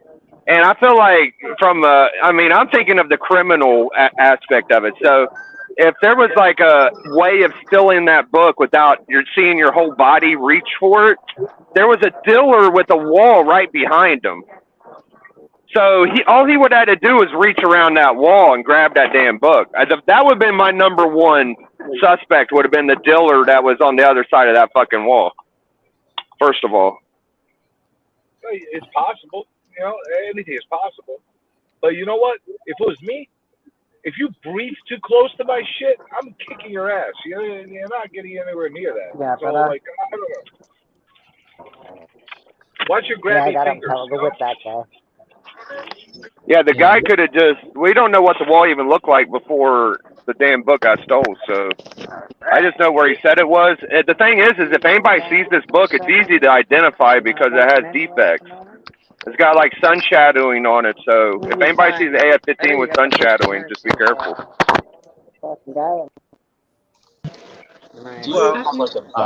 My budget won't allow me to be able to buy it. Amazing Fantasy 15, so I'll be safe. Well, the thing is that book's gonna get cracked and resubmitted. There's no way they're selling it with the slab and that CGC number on it. Yeah, no. I mean that's really all that can happen with that is that if you steal a book like that, if you steal any graded book for that matter, you just gotta I mean, I would assume you first order to crack it out and then try to submit it again. But I don't steal slabs. So, I mean, I don't steal anything, but it's just one of them deals where it's just like it's a very preventable thing to have happen. I would say Bernie's theory I think is very, very, very plausible though. That it's been sitting there for too long and the guy can't move it. And you know what? Let's get some money for it and try it again. See what happens. So. And that's a shitty thing to think about people, but it is reality. Yeah. It's not that crazy of a thought. You know what? I don't know what the grade was. I don't remember what the grade was, and I don't remember how valued it was. But let's say it's like I don't know, a $20,000-$30,000 book. It was a 2.0. It was worth like $14K, I think. Maybe 20. I don't know. 14. Yeah. At a 2.0, it had to be more than 14. All right, let's just say 14. No, right. so it's probably like 20K. Let's be honest. It's all right, that's what I'm thinking. I was thinking 20, 30 grand, somewhere around there. But let's say 20, okay? He said he paid 14. He was trying to get 20. So I was just going by what he paid for it. Yeah. All right, so there you go. So let's say he gets $18,000 back in insurance money because they never give you the fucking full value.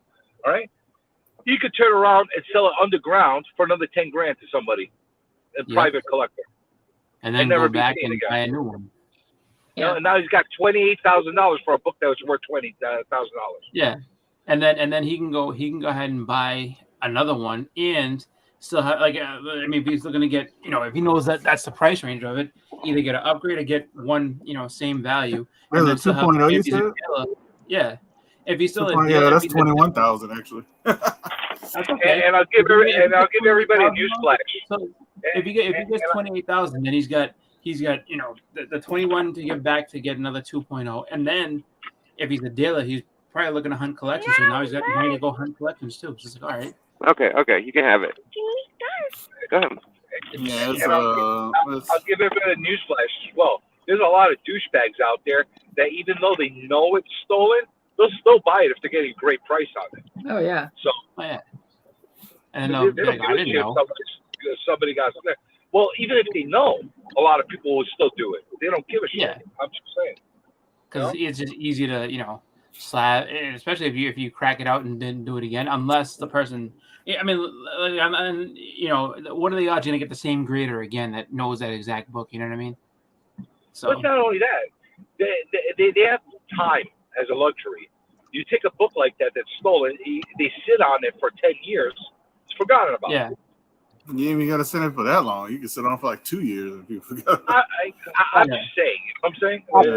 I agree with you. I agree with you. Is that people's memories are, people tend to forget history very quickly. So. I agree with that too. Just because you got to think about the only thing that makes it kind of tough, that way you would have to sit on it for a decent amount of time, is that it's a very expensive book. It's, I mean, there's not AF-15 coming in all day. You know what I mean?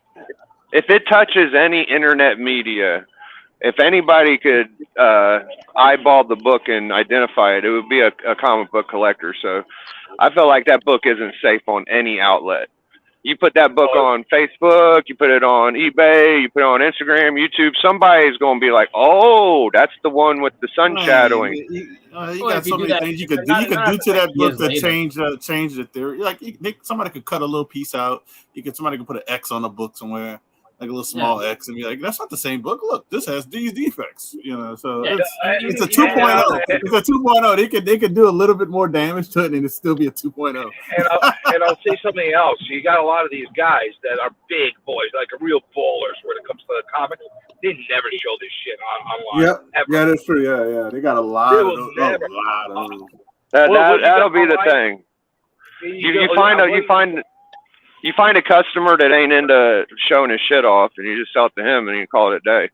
It's over. Yeah, you got on online. You got all the look at me type people, all those guys that want to flex and show off this shit. You're not gonna get the big money guys, like those huge money guys. They got their private collections. They don't give a fuck about. For every one of us, they got one guy that buys on Elite Comics 11. He'll spend like $200,000, whatever. He'll spend that type of money. Yeah. But guess what? I haven't seen him show one book on his Instagram from him buying. Yeah. So once he buys it, it disappears. That's it. I was gonna say, that's another thing too. It's just like for every one of us that comes on here or goes on Instagram, there's hundreds of others that don't even do that. They just they don't care. They just have their stuff and that's it. Like so for them, their collection's for them, and people that know them will see it. But other than that, they don't care about putting it on social media. Yeah, you're not wrong. It depends on the person. You know what I'm saying? Me personally, if I had books that were like hundreds of thousands of dollars or millions of dollars, I'm not freaking posting them on social media. Get this fuck out of here. So I can have some asshole fucking try to rob me? Get the fuck out of here. Exactly. That's what you're gonna say. That used to happen to a lot of people on Facebook. People used to sit there and write on how they were going on vacation or whatever, and this and that. I'm going to Aruba next week. I can't wait. All right, on the plane to Aruba, and then they come back and their house got robbed, and they're like, "How did this happen?" Like, because someone fucking robbed you, stupid. Don't be putting your shit on Facebook like that. Yeah, and then I'm gonna have to shoot, and then I'm gonna have to fucking shoot the guy, and then I go to jail. It's all a fucking mess. It's not worth it. I can see Journey's giving us a lot of thought. He's like, now I'm in jail, second appeal, trying to get out. It sucks, It's not worth it. Just don't show your expensive shit, because you're only asking for trouble. Mr. Phil's Treehouse is in the building. How you doing, Phil? Cheers, unless you're a dealer or a seller, and that's your job to promote it. I mean, as long as you, if you show a book and you don't say how much it's worth, most dumbass thieves ain't gonna know what the thing is in the first place. So dude, you pull out an Action 1. You don't have to say what it's worth. People fucking know what it is. You know what I'm saying? Yeah.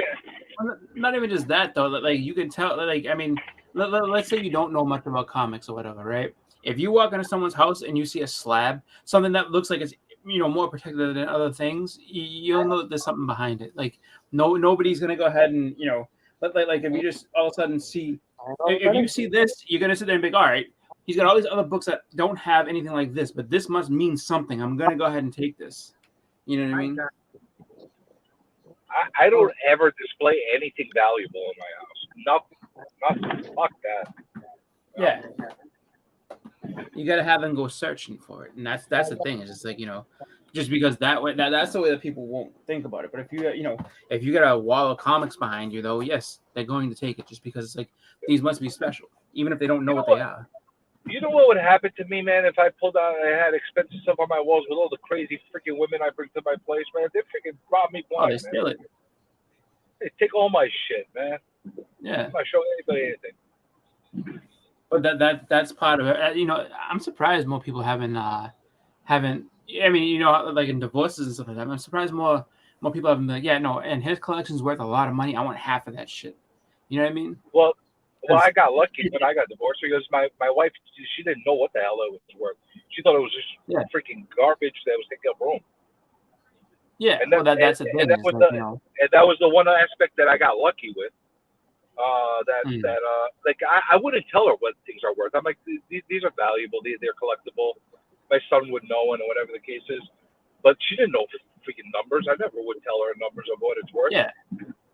Well, that's the thing. Is it's like Because the first thing is if people can put a monetary value to it, oh, absolutely. Like, that's what I'm saying. I'm surprised. I mean, obviously, I'm not sitting there, like, you know, in the know, like, you know, comic book collectors get divorced and stuff like that. But it's just like, you know, it just seems kind of funny. Like, it's never come up, or no one's ever said anything. Like, damn, like my wife got half my collection on a divorce settlement. Like, holy shit! Oh, it's really? happened. I know people that it's happened to with not only comics, with cards, with coins. I've seen that happen. I've seen that happen. But the thing is, you know, you can't, like, you know, you know, my ex-wife, she knew there was some value to it, but she didn't know how much. Because I'm not sitting here and telling her how much. Because even if we never got divorced, everything is happily ever after. You know what eventually happens with wives? Like, this is taking up so room. It's so much room. It's worth so much. Just sell it. Just sell it. Just sell it. And guess what? You say, no, I want to keep it. And then the next day, just sell it. Just sell it. It's taking up room. I want to put my freaking flowers here. You know, it's taking up fucking room. It clashes with my furniture. No, I'm going to keep it. It's worth money. No. Sell it. Sell it. That's all that happens. They're going to blind you, and they're going to freaking break your balls to death until you end up selling it. That's what ends up happening. Yeah. We'll see. That's why you don't tell them. You tell them it's sentimental value. You don't tell them that it's worth a lot. You know? That's funny. Like, no, my wife would have no idea. Like, and I know, like, knowing her, like I know that she wouldn't go through all the time trying to look everything up. She would just be like, I get rid of it. Get rid of it. Honestly, she'd probably, like, I don't know if she'd even, like, throw it out. I think she'd just say to somebody, she's like, you like comic books? Like come take all this shit, because I don't want it. Well, Melody has books, so I would just give Melody her books and be like, there you go. Yeah, no, my wife, she's not into comics at all, so it's just like she wouldn't know where to stop. That's like one of the tough things too, just because, you know, in the event that something did happen, it would be like, you know, that'd be kind of tough, because it would be one of those things that's like, you know, in a way, like, if you have a good relationship, you know, it's good to let them know, so that it's like, you know, if anything does happen and you need to get, you know, a lot of, you know, just get money quick, just go ahead and these are worth this and try selling this, or like contact, you know. I told my wife, contact Elite Comics 11 and go from there. Yeah. Well, that's the way I look at it is that's why I'm grading a lot. I want to start grading stuff, just in case I croak fucking tomorrow. My son knows what to do with it. You know, and knows the values. Yeah. That's another reason why I'll get a lot of stuff graded too. It's like people are like, oh, I don't like grade stuff. Yeah, I understand that, but it's everything you buy has a value and has something. So I get it graded for that purpose, to protect, and then, like, it makes it easier for my wife or my daughter to be like, hey, my dad had all these comics and they're in these plastic and they have the grades, and, you know, there you go. You know what to look up value easier that way than, I got a raw book. I don't know how to price that. Yeah. You want how about $5? The last thing you want is for you to go to another world. Your family gets your shit, and then they go to some douchebag LCS guy and gives him fucking 10 cents a book. Yeah. You know, you don't need that. You can always come to Bleeker, get 10 cents a book. And Michael Baker, it sounds good. A lot of people have said, I want to be buried with my son. That's not going to happen. It's not going to happen. Buried my fucking books. What the fuck? No, but that's not going to even happen anyway. Like what Brinks truck has followed a hearse? None. How sick would that be? What if you got like what if you got like a acrylic fucking cemetery stone and you put your slabs, like 3 books in there? How fucking sick would that be, though? That would be sick, bro. Somebody would vandalize your tombstone. That's why that's the pharaohs. Like, he said, like, yeah, you need security to watch the damn thing. That'd be fucking great. Yeah, right. They'll also get sun bleach in about a year. You'll have security watching for about 3 months, and then after that next bill comes, with I'm not having someone watch. I'm not paying to have someone watch some stupid books inside of a tombstone. Do you guys know how expensive freaking burial grounds are? Real estate to get in cemeteries. Oh, my mom spent $20K on her gravestone, dude. I know a little bit about it. Yeah, man, I'm not gonna fucking make everybody fucking pay for my fucking collection to be buried with me. Like, I mean, you need a mausoleum. You're probably talking about double what you probably have to pay for normally. Probably like, oh yeah, you want to be buried with that? Is $40K now? You're like, what? That's not even talking about the casket. The casket was top notch too. It was probably like $6 or $10 grand. Oh, dude, when we all die, it's a burden that's left on the people that are left behind us. You know, they fucking have to pay for shit. Especially if you don't have stuff organized. You don't have anything organized. That's what I've been trying to tell my parents, and I hate to have that conversation. It's like if you don't have anything organized, you got to tear up the people's houses to find like, you know, insurance policies and funeral things, and man, it's ridiculous. Like try to, if anybody gets to a certain age, please have your stuff organized and let somebody know where it's at.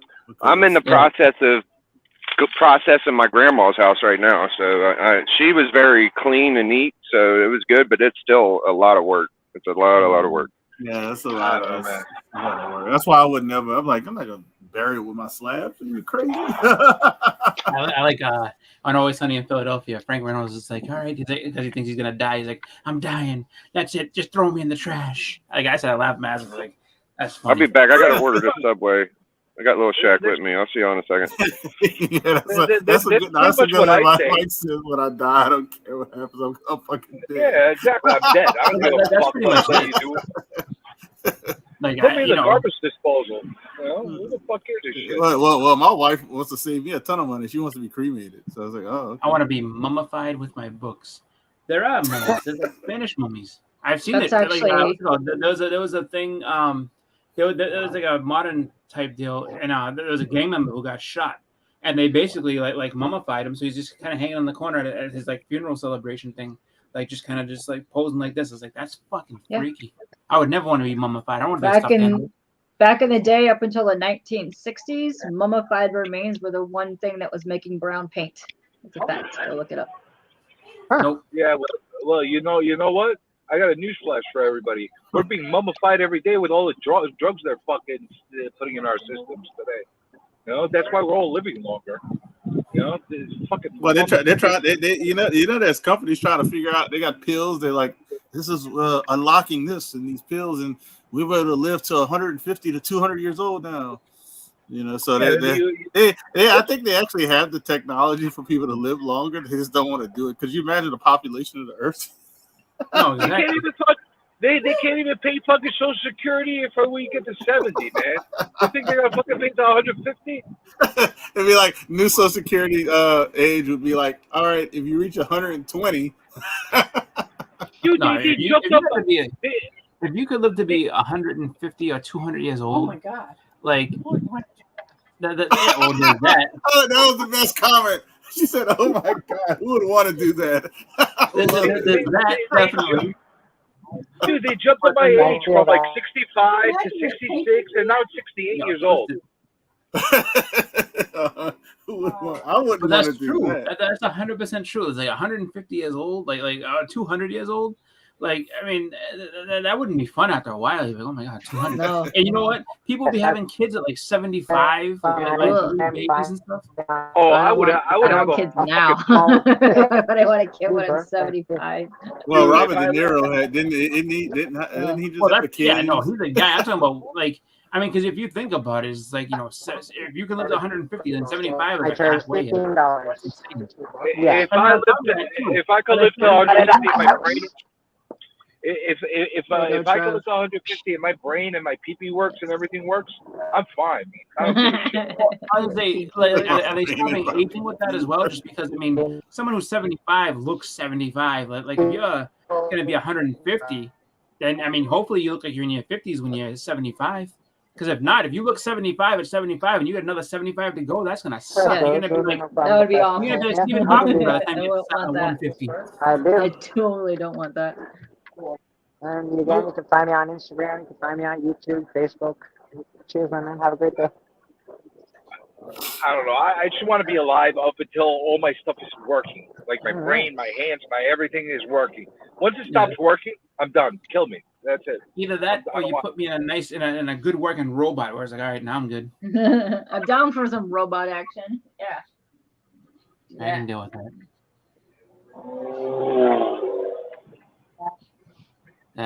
Immortality is the gift and the curse. Because once everybody dies, you're gonna hate that. But I'll tell you, that's what's happening. They're fucking mummifying us every day.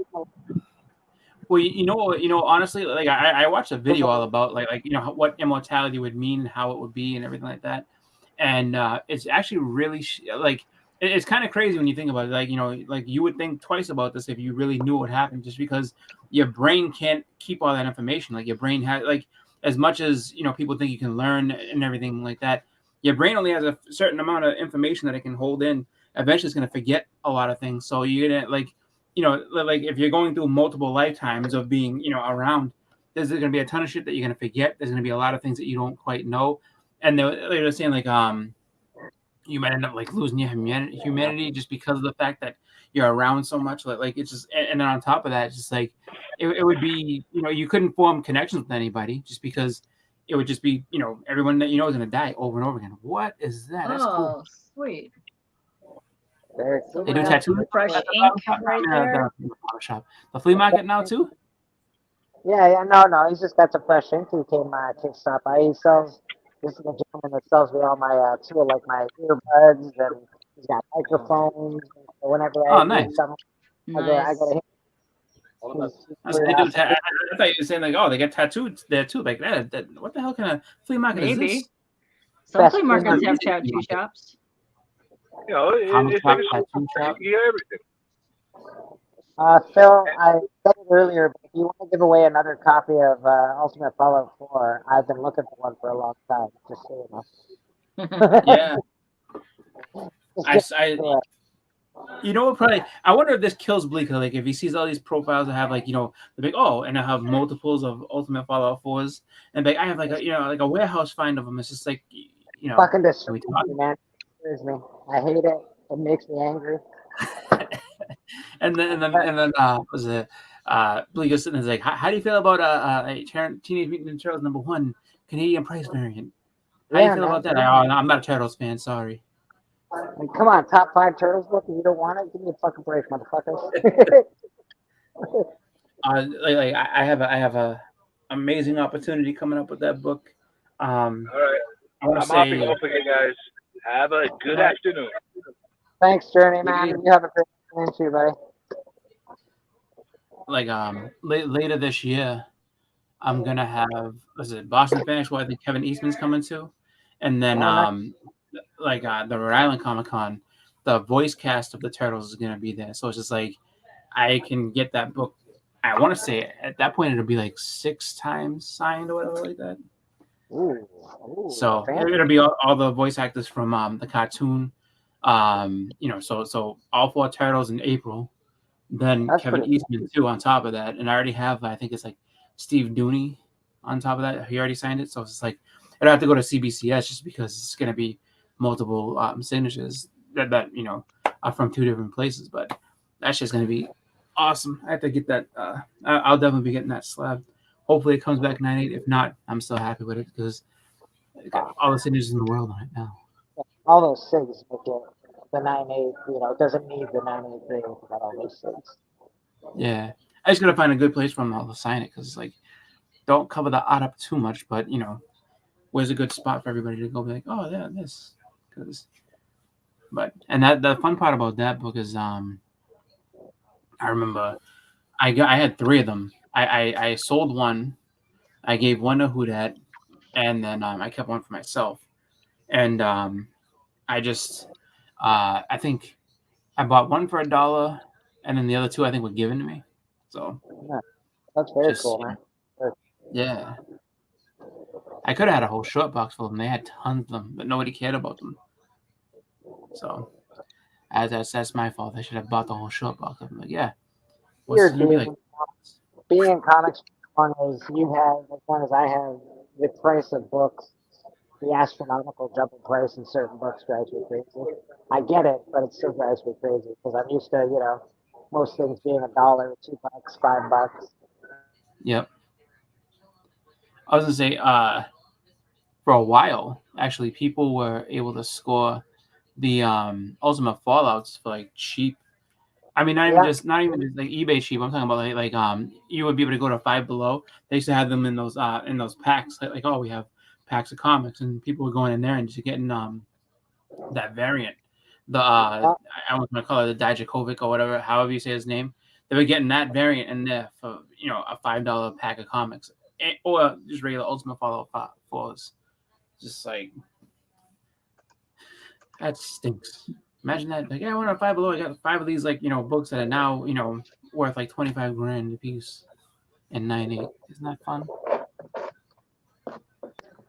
And then poor people just like, I just want one. Just want one.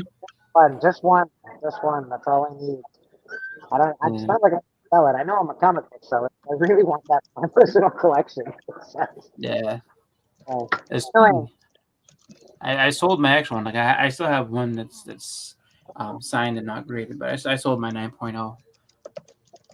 I have a 9.0 second print, but Oh no, mine was a first print. I had 2 of them. I don't know which one I sold. Either the one I paid $10 on eBay for, or the one I got for free. like yeah, I've got the second print and I've got all the other prints. I just don't have the first print. Bugs me. Like that happens a lot though. There's a lot of books that people have that it's like I want this one book. It's like for me, I would say Hulk 181 is one of them, where it's like I have I have the facsimile, I have I think the first reprint that they did, which was the Wolverine. It was like Wolverine and Hulk book. I have that, and then there's like a million different reprints that people have and different things that people got, and it's just like, but they have everything but that one book. So it gets tough sometimes with that.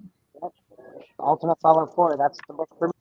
I have every other copy, every version of it, except for the goddamn one I want. Yep.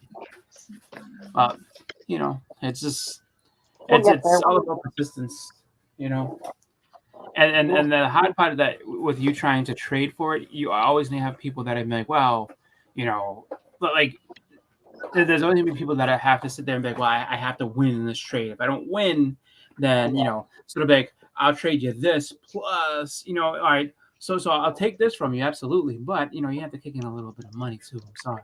It's like, I assume that's what's gonna happen when I find an Ultimate Fallout 4.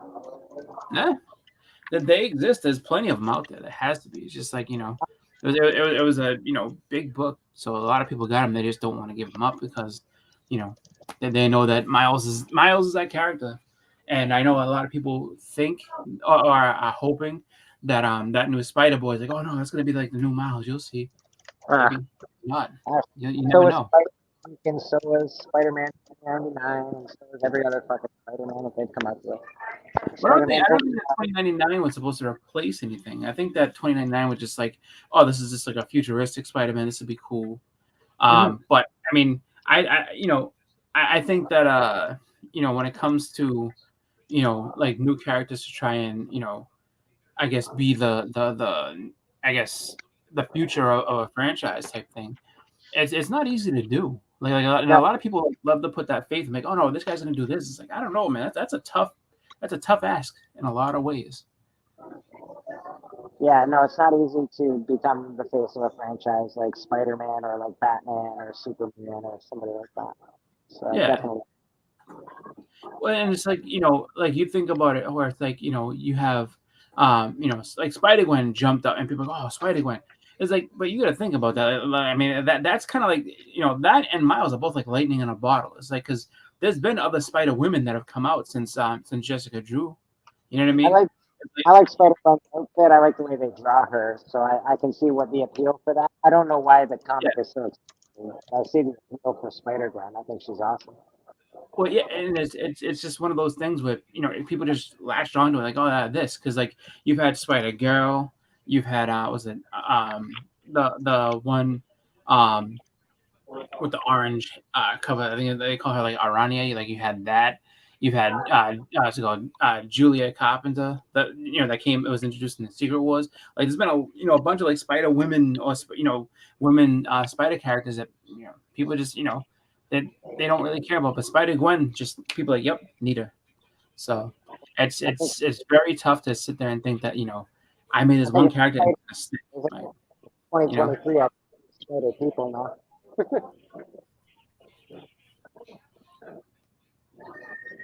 If you want all Spider books, they'll be in my 700, 800 giveaway video tonight.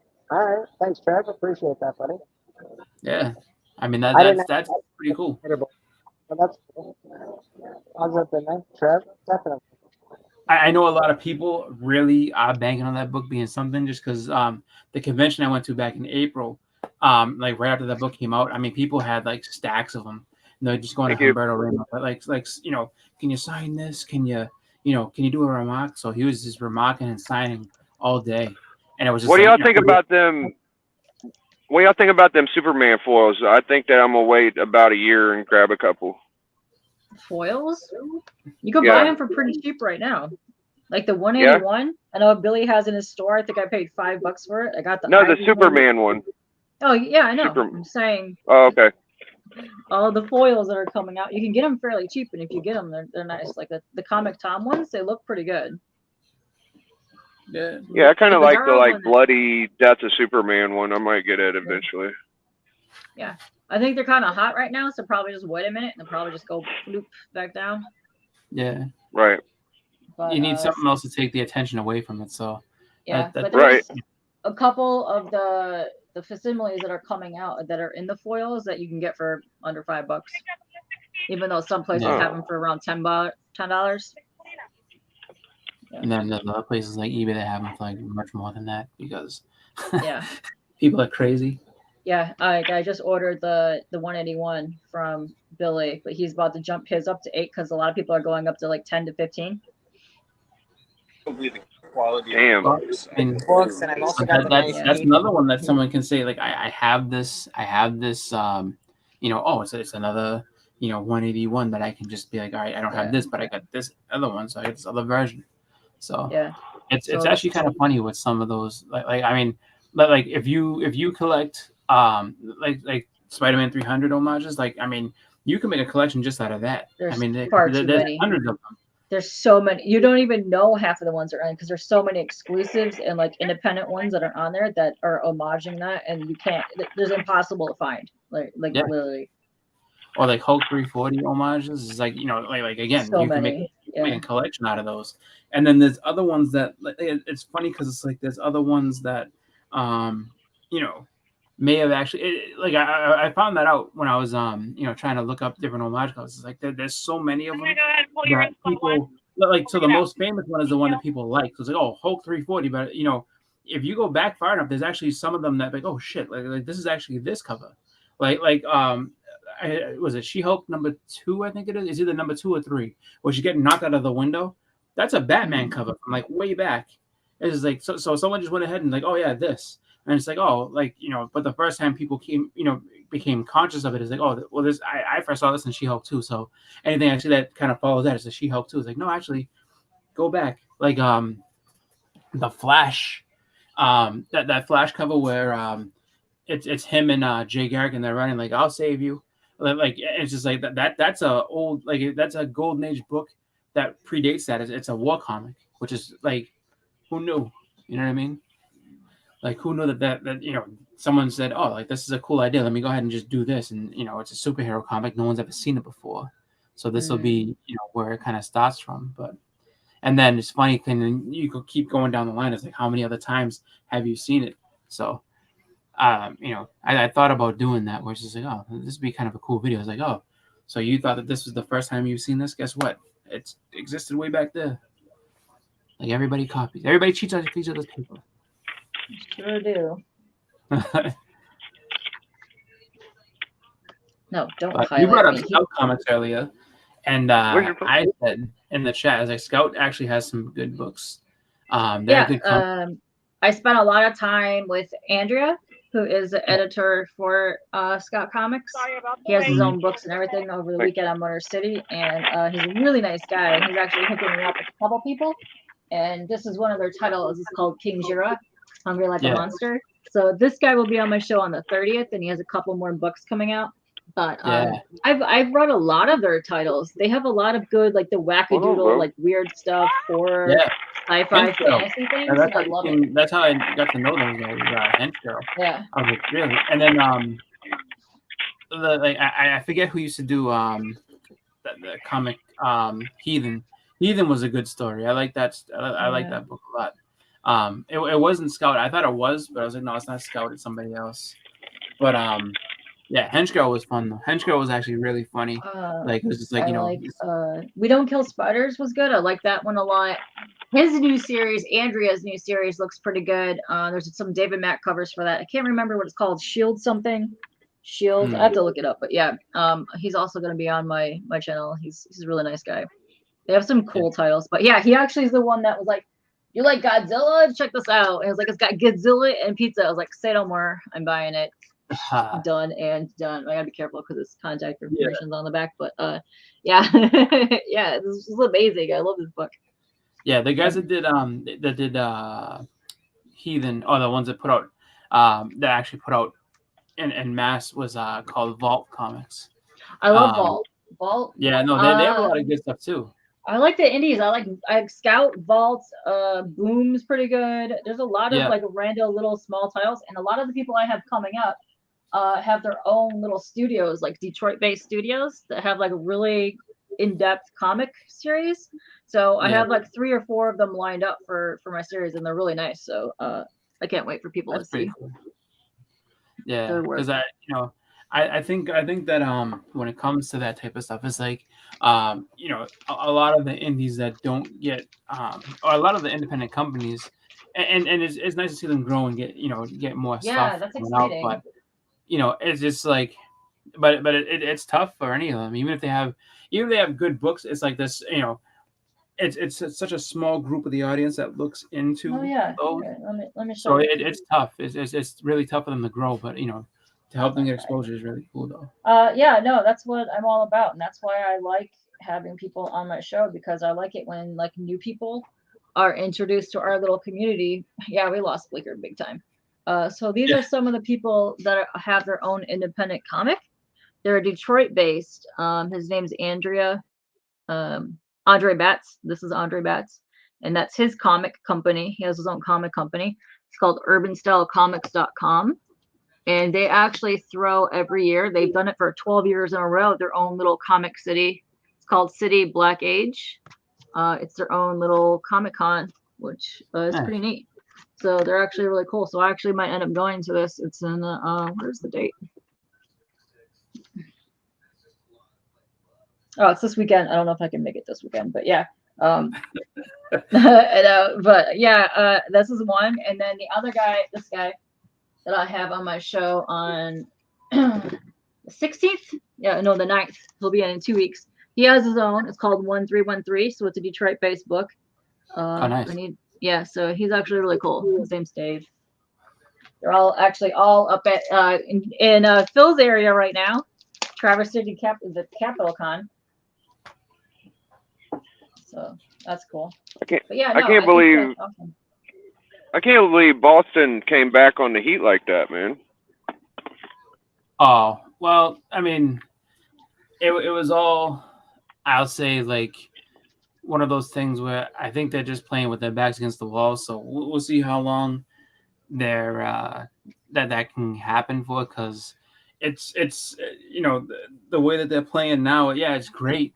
And, I mean, they had that miracle finish last night, which is like, that could be the candle going out, or I mean, that might be enough to kind of get us over the hump. But it's like they played so many games that were unnecessary that, if they do make it past Game 7, I'm kind of nervous to see what they're going to go into the finals with, just because, I mean, they've emptied that gas tank out, I think, or close to it. Who is it? The Nuggets. So sorry. If they win, then they play Denver. But I mean, I don't know. It's just been an up and down ride. And to be honest with you, I'm I in my watch bad it, internet place. but they made me angry in the Celtics made me angry in the Anyway, Atlanta series, so I I kind of I was getting sick of everybody saying Spoelstra was good. Well, no, he's a good coach. You can't deny that. He's got experience. It's just the problem that he has is the lack of Celtics have a very good talented team. It's just the Heat I think have better teamwork, and the problem that exists there is that if you have a team that as long as the Celtics are feeling good and they don't melt down, they can beat anybody out there. It's when they start to melt down that they fall apart, and that's where you have the difference. Just because Spoelstra can coach his team through that. Joe Mazzulla is he's a rookie coach. It's just like he doesn't he gets caught in situations that he doesn't quite know how to coach himself out of, and then it's up to the players to try to work themselves out of it. So that's when you start seeing all the hero ball, and that's when things kind of fall apart.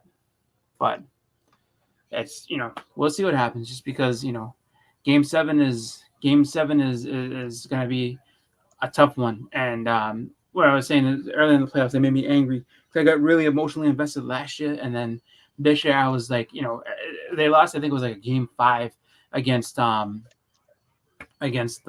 Hawks, and I got pissed, and I was like, I was so angry. I could feel I was like, you know what, I can't do this. I was like, nope.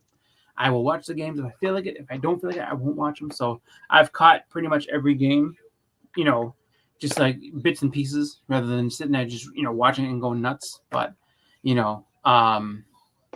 we'll see what happens. Just because it's so tough to be able to be like, oh well, you know what's going to happen here, and just because it's like neither team you can count out right now. Both of them are going to be playing as hard as they can. It's just who's got more gas left in the tank is the question. So, but yeah, the Heat had no business going up that high in the first. Like if the Celtics played good basketball, they'd be done with this. They would have been done. If they all do is just play good one game, and then series was over last night. But they decided to just I guess do what they wanted or not take the first couple games serious, and now they're stuck with a Game 7. Philly shouldn't have gone to 7 games, and the Hawks definitely shouldn't have went to 7 games. Hawks should have been out of there with either a sweep or it should have been done within it should have been done with either a sweep or it should have been done with maybe 5 games total. So and then Philly should have been, I think, 6 at the most. But this I could see going 7. But I mean, it's just the way it's gone 7 that makes it kind of annoying. I mean, it's is it good for the league? Is it what they want? I think it is. I think that they want to get as much basketball as possible. Did they want? I mean, is the matchup that they want? Going into the finals, either the Heat and the Nuggets or Celtics and Nuggets? Absolutely not. They wanted Celtics and the Lakers, but the Lakers just they had nothing left. It happens. But we'll see what happens. Yeah, no, it happens all the time. Like, the best team lost, or this team lost. Hey, oh, man, they've been doing it for years. They've been blowing it in the fourth quarter, the Lakers, for decades because they get all flashy towards the end because they think they're going to end up winning, and then they end up losing because they try to go for the flashiest 3-pointers possible. Yeah, well, that's the thing. I wonder. I mean, with a lot of sports, it's like there's a lot of times where you'll see something like, oh, well, this is the matchup that this matchup heavily favors X team versus Y team, and it's just like, yeah, but the other team, the Y team is good, and then when X team runs into a buzzsaw, that's it. Like same thing happened with the Bruins. Like the Bruins, they set all kinds of records, and they would they were at the top of the game, and everybody was supposed to be like a cakewalk. Florida's supposed to be nothing. Florida turned out to be the best team in the NHL right now. Like they made it to the finals, they smoked everybody. They're not done yet, and if they win.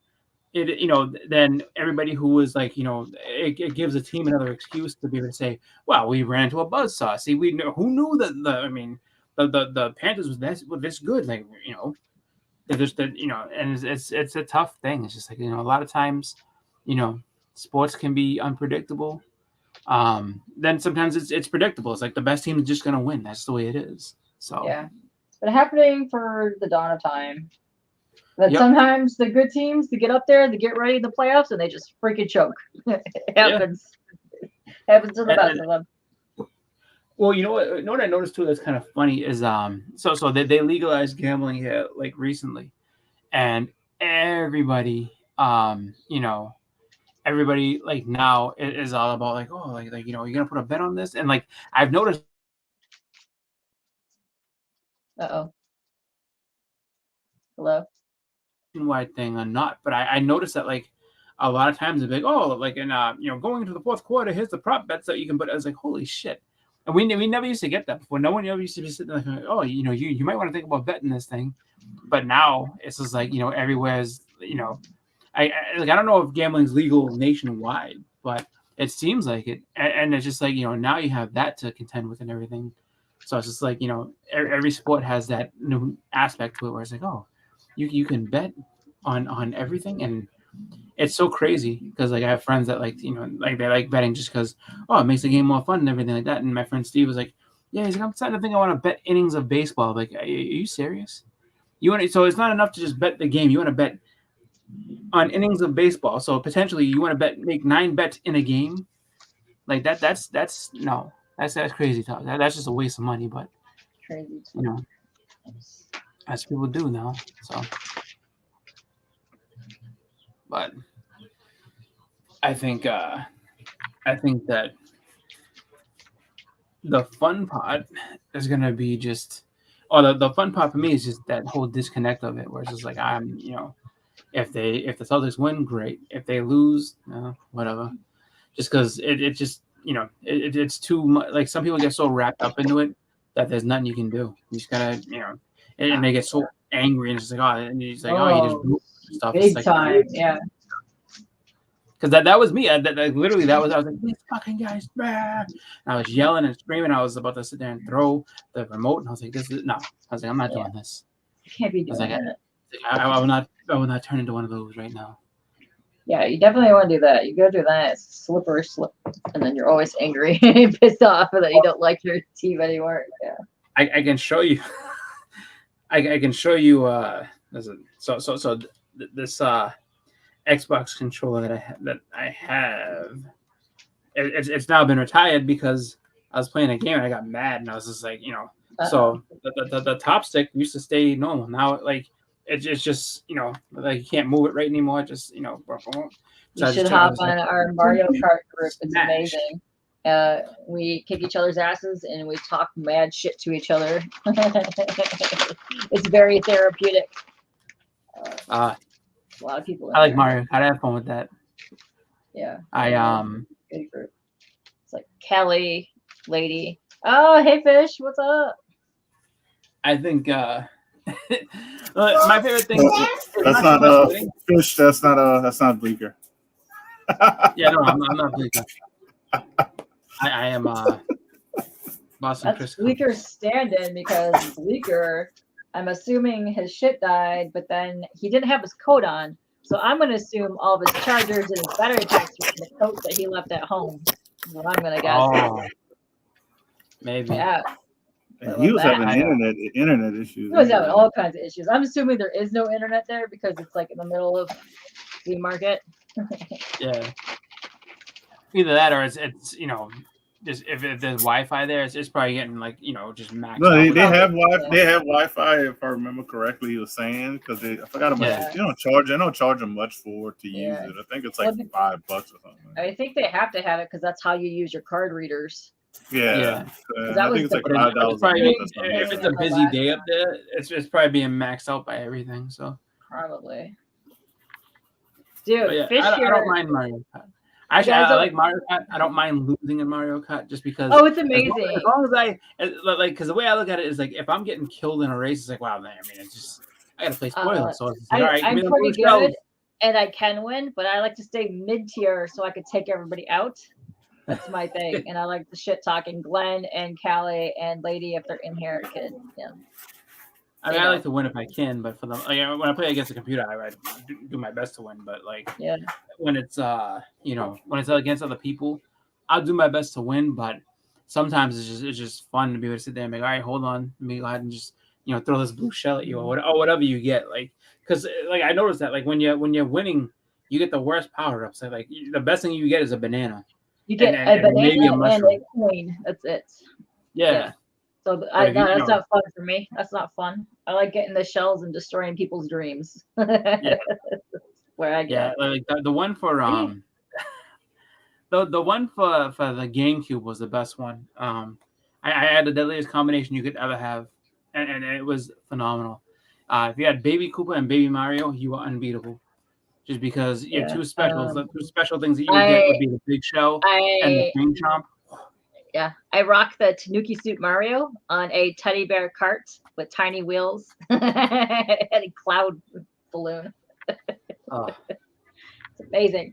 Also, if you guys don't know Fish Cat, go watch his shit. He just unboxed an amazing Sabretooth that he got for a super ass discount. You lucked out on that, dude. It was awesome. Yeah. You're talking about the first He got like a side. He got like a sick ass statue, like a giant one that's normally like $500 for like $100 off of eBay the other day, and he unboxed it because he wasn't sure if it was all there. But yeah, it was all real? there. Yeah. It was real. Yeah. Let's say you took the chance.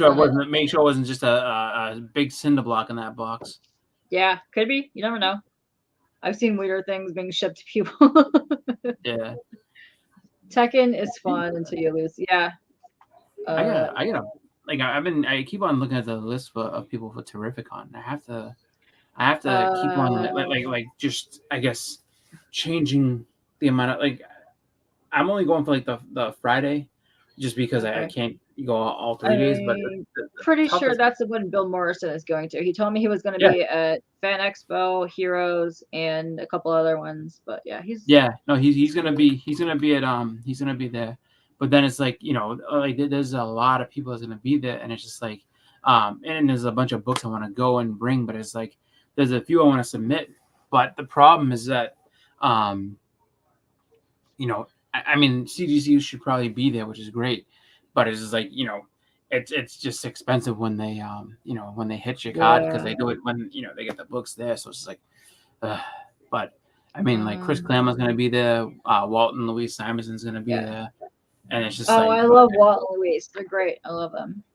Well, that's if I had a House of Secrets '92, I would have her sign it just because that the girl on that cover is her. So I'm like, can you sign this? Because I know it's you. Bernie Rice. They're super nice. He's super nice. He was the mentor for Bernard Chang because they were like all the interns when they went to Valiant at the time. So he'll hop on his stream and they talk about the days, and that man has some stories. I could listen to him just speak forever. He's awesome. Well, so Louise is the reason that the Byrne and Claremont X-Men run didn't end like way sooner than it was supposed to. Way sooner than it did, I guess, just because like they both like she they both like thought that she was the hottest girl in the world. So there's like yes, Louise, we could do anything for you. You know what I mean? She's adorable. So they were like in love with her, and then like so that they would just as much as they would fight and be like, yeah, fuck this guy, yeah, fuck him too, and it's just like, just can you please finish the issue for me, like you do it, and they're like, oh yeah, no problem. So, but that's it, it's gonna be tough. Like the guest list is really good. And I'm just like, getting stuff signed, between getting things signed and then sending stuff off, it's going to be expensive. So it's like, it's just tough. Yeah. So I'm trying to figure out what books I want to bring just because I know. That's awesome. I know for Claremont, I want to get, X-Men 101. And there he is. What the hell, bro? You guys are still here? Jesus. We're talking. Yeah. CJ wanted to know if you went to go have a vagina transplant, and I think they might have just opened that up in the back area of the flea market. So yes, maybe he just came back from that. We never know. Nice, yeah. I had a vagina transplant. That's what happened. That's what happened. Yeah, you were gone for a whole. Real rude, Fish Cat. How you doing? 20 minutes. But yeah, I was thinking for books for Claremont, it would be Iron Fist 14, X-Men 101, and then I'm not sure what else. That's the only thing. X-Men 129. Well, I can get my 129. I mean, like I I have all the books not run. So I'm like, which, because I was thinking too, my X-Men 96 I get signed. I don't have a 94 yet, but I'm just kind of like, but that's just him. Then it's like, oh, and then I gotta see like, Walt and Louise Simonson. I'm like, well, I mean, I could get my first Apocalypse signed, you know what I mean? And then, by her, and then my Thor 337 got to get signed because I can't do that. So I was like, but then I'm just sitting there just doing the math in my head. I'm like, all right, so that's 4 books going out to get slabbed. That's a lot. And then, it's just tough. So I'm trying to be like, trying to figure out money to save up for it, but I'm also trying to figure out, because then Boston Phoenix was like the next week, so it's like, oh man, I really gotta kind of budget that out because I don't think I can set anything out. Sounds like you need to jump on the stream with me and Bleeker and try to sell some stuff next weekend. Maybe. Maybe. So that's next Saturday. Yeah. No. Terrificon is down. This Saturday, Terrificon is the end of July, so I had some time to save up there, which is nice. Though I meant their sale is next Saturday, so hop on that. Yeah, we'll see. Because you got triples and doubles of stuff you don't need. I have some doubles.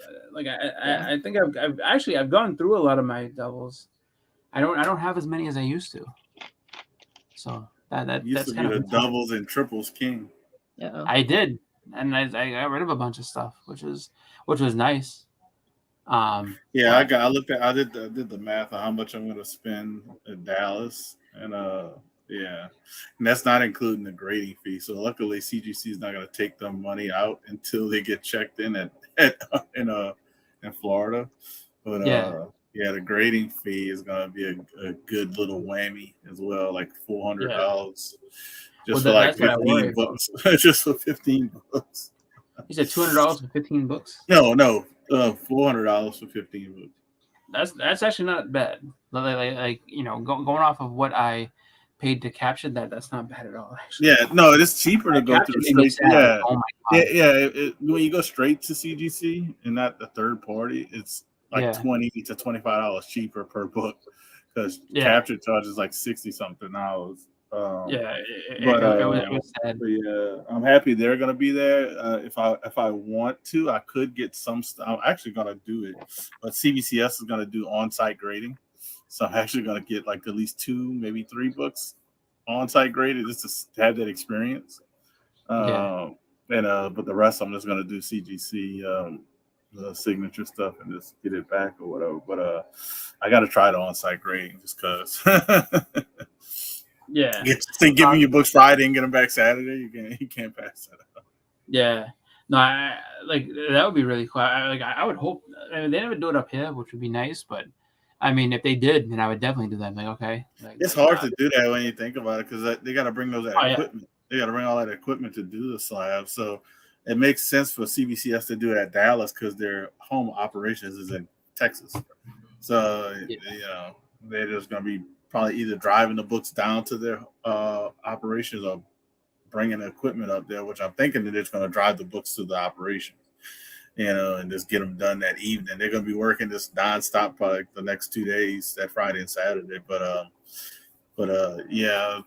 it's going to be interesting to see how that turns out because we got some artists that don't come to the States that I want to meet, like Art Germ and Inhook Lee. A lot of those good stuff. I'm Boston. Yeah, so they don't come often. So I just want to meet them. Get what's the name? It's not Sylvester. What's his name? Is it Sylvester I'm thinking about? Sylvester. No, that's Mark Sylvester. Yeah. Yeah, like he's got a lot of good books. If you like, so I'm getting like 4 books signed by him. Yeah, like what's it called? Was it that was it First Sinister? Is him? Yep, he did that. The First Sinister, First Jubilee. I love the Sinister cover. It's a good one. Yeah.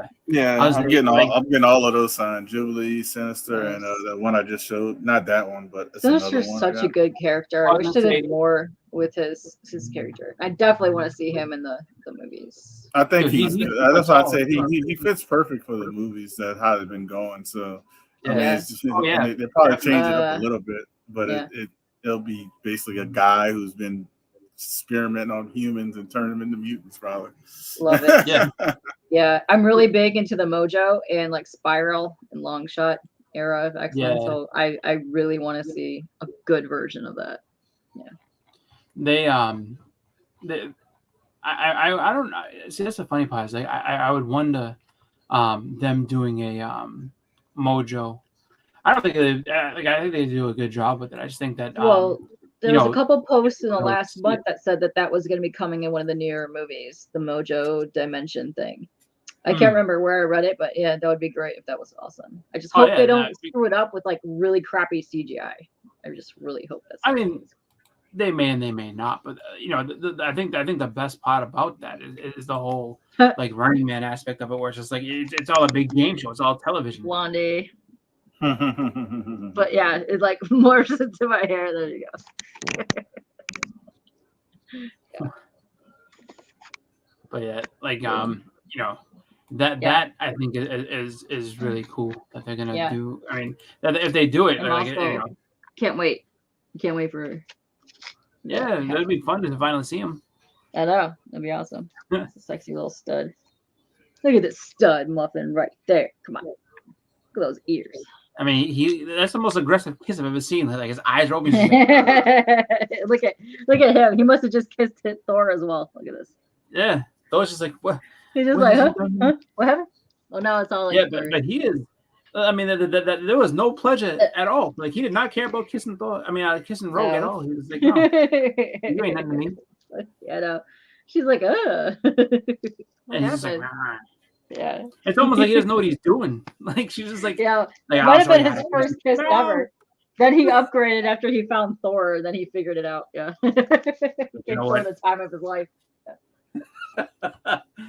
But yeah, like that would be really cool. Like especially like I was saying before, like where it's like you know it's all like a big game show to him. So it'd be funny to watch somebody be like they're ruining my ratings. Like, you know, he's sitting there freaking out like that.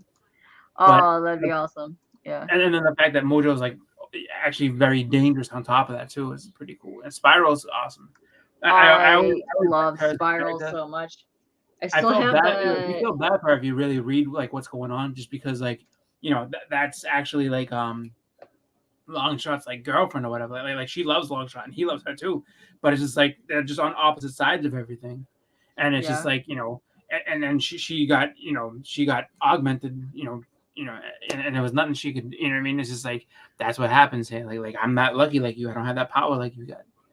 And then I think it was like because he decided that he didn't. I guess at one point he just like you know left her behind. She got pissed and she's like, "I will rip your heart out in front of everybody." And she hates Dazzler. She's like, "You stole my woman. I mean, you stole my man." But yeah, it's a you know good story that they can work with. It's just you know it's gonna be it's gonna be cool to see them do it. I could definitely see people giving like if Mojo's not you know specifically accurate, like if they change him in any way, like let's say instead of doing like the whole like you know big like oogie boogie looking like thing that he is with like the spider legs and stuff, you know, the mechanical spider legs, if they just make him into like a you know kind of like a cyborg humanoid type deal, people can be like, this is stupid, this is gore all over again. Like, hey, look, like he's not that big of a character, number one, so it's just like you can calm down because you know I think most people that have that book, you know, most if you don't have that book, you can easily get it. So it's not like it's an expensive ass book, but it's just like you can take it easy. It'll be all right as long as the actor does a good job. That's all that matters. Like the little things, yeah, it's gonna change. Sorry, like that's the way that it's gonna be. There's always gonna be subtle changes to certain characters, and they'll get them as close to comic accurate as they can. But there's a lot of changes that happen just because. You know, in the end, they're the ones making the movies. Like, so they take a little bit of creative license. That's how it is. And sometimes that creative license works, where a lot of people don't want to give credit. Sometimes it definitely does. Like High Evolutionary. High Evolutionary, you know, doesn't have a human face, but you know, like he's basically a giant robot, and no one complained about it. No one was like, "Oh, like this is bullshit the way he looks." Like, you know what I mean? everybody gave it its chance and they liked it. So just, instead of just assuming that we all know better, maybe we can just give things a chance every once in a while. That's the way I look at it. But also what I look at is this damn guest list and how they're trying to steal every penny I own. Yeah. That'll happen. I got a a quick rundown of it. I'm not like I'll say celebrities. I'll just I'll stick with comics for right now. So it's Chris Claremont, Alan Davis, Arthur Adams, Dan Rossa if you're into the DuckTales stuff and Uncle Scrooge comics from like way back whenever. But it's like Joe Jusko, Dan Jurgens, he's always there. Garth Ennis. So if you have the boys and all that stuff, he's there. I don't know who Phil Hester is. So Ron Gani, he was there before. Daryl Banks. So like, he did a bunch of stuff with I like Green Ron. I met Ron back in like 13, and I have a really cool prints from him. I have some Ivy prints and some Vampirella stuff that he did. I really like his art. Actually, the Vampirella one's on my wall. And then Steve McNiven and Rick Leonardi and Dennis Conway. Dennis Conway. So I was just like, I love McNiven's art. I really enjoy his art.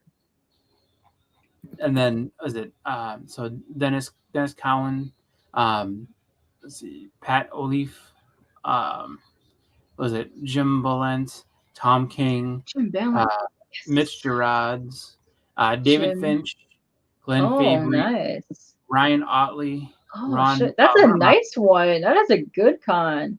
Oh yeah, you don't see a Balance and Finch too much at some cons. Usually like some rarer ones. Holly. He came to New Orleans, which was surprisingly. Holly is Jim's wife. She does stuff for Broadstorm Comics, and she does a lot of Archie stuff right now. Yep. Then I was like, Greg Land is gonna be there. Oh, nice. Tom. He was super nice. I was like, Bill Morrison, as you mentioned earlier. Oh yeah, that's my guy. Sal Valuto. Oh. So probably like Ron Kramer, Ron Friends. Oh, Richard Friend or Ron. Yep, Jerry Ordway, John Beatty, or Beatty, however you say it. See, J.K. Woodard, Franco. The guy's so good, he has just one name, Franco. Dean Coates. I don't know him, but Dean Coates. Jamal Igle. See, Alex Segura. Russ Braun, Tim Townsend, Howard Mackey. I have a lot of Tim Townsend stuff actually. He did a lot of things. Like I have a lot of covers that he did. Like he did the Chris Bachalo one with the Psylocke cover with what's her face, so I look all dead on the cover. I have that on my wall. Yep. Yeah. Louise a lot of good stuff. Simonson. Nice. Walt.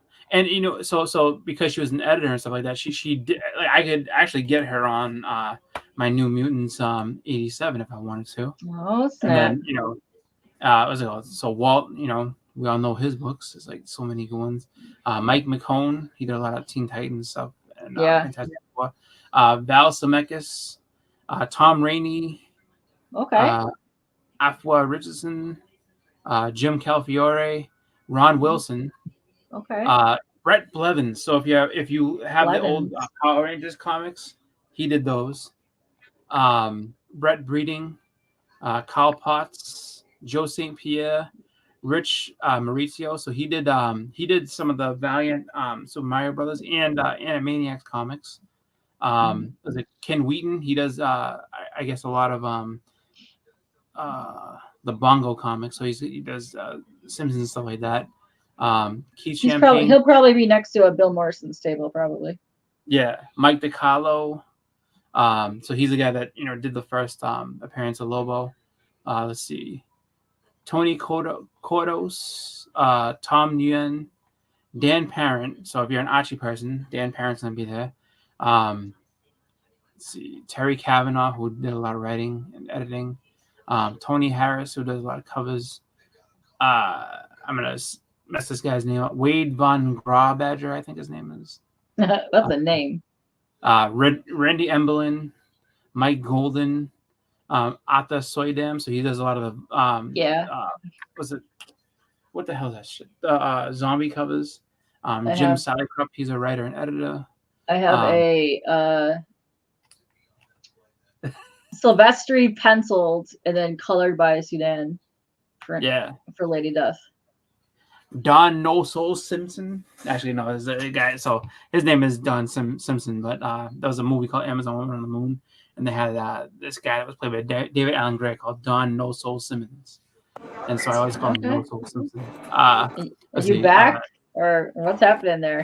Yeah, my power keeps fucking up, and the internet keeps. You're having all kinds of issues, man.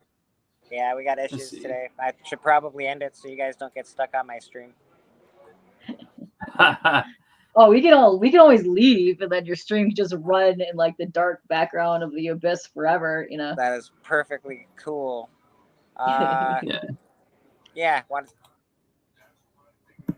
Did we lose him again? Maybe we just might have. That's exactly what something he said. Yeah, that's about it. We're ending the stream. I love everybody. Thanks very much for coming out, man. You guys always appreciate you guys popping on. Who dat? Now he's running perfect and clear. Yeah. What's up with that? Yeah. He pressed the button. I guess we're stuck again because look at he's still alive. More Terrificon guests. All right, go back to the Terrificon list. Let's go. Who else is left? Javier Saltares, Bo Hampton. He did some Moon Knight stuff. Al Milgram. Oh, okay. Anna Ford, Andrew Peppoy. He did a bunch of Archie and Simpsons and stuff like that. Okay. Let's see. Barbara Friedlander. Everybody knows Barbara. She's like old school. Nice. Jim Tornes. He does I guess a bunch of Archie stuff. I'm trying to think. These guys are all local. Oh, Ron Larry Jr. He's not local. Chris Campagna. Let's see. I think that's everybody of note that I can think of. Glenn Whitmore. Adriana Mello. She did the sketch I got of Emma Frost. Dan Wenzel. He did the Hobbit books, so he's gonna be there. Nice. And See ya, fish. What else? Scott Hanna. Bob Almond. John Jiang. He does some. Yes. That's my guy. Yeah, he's coming in to Dallas. Yeah, Nice. Ryan Gary Brown. He's cool. Like I've met him before. He's a really nice guy. He got an exclusive that's going to be at Dallas too, John Yang. Dude, he's awesome. He's super nice. Go hang with him. He's also going to be on my show. Yeah. Yeah, that's one signature I'm going to get because he has an exclusive. So I'm just like, I'm going to buy the exclusive. He has sauce. He's got giant prints on canvas. He's got prints, and then he's got his flip book of signed trades and virgin things that are amazing. He's got good stuff, so you might want to get extra things. Yeah, I'm excited to see him. I'm excited to see a lot of people that I've never met before. So, because they got Art Germ, Mark Silvestri, Josh Williamson, Josh Cassandra. This is for Dallas. Yeah. Phil Jimenez. Jay Lee. Yep. Kyle New. I always adore Jay's like 90s stuff. Yeah. That was so cool. Got Alan Qua. Tedesco's gonna be there. Interesting. Kevin Smith, Mike Choi. Kevin Smith. Uh-oh. Yeah. Fernando Blanco. That's why I said his name. They got a lot of people that did like a lot of independent stuff. We got who worked on that. Fernando Blanco, who's working with James Tinian. Tate Bromble, work on House of Slaughter.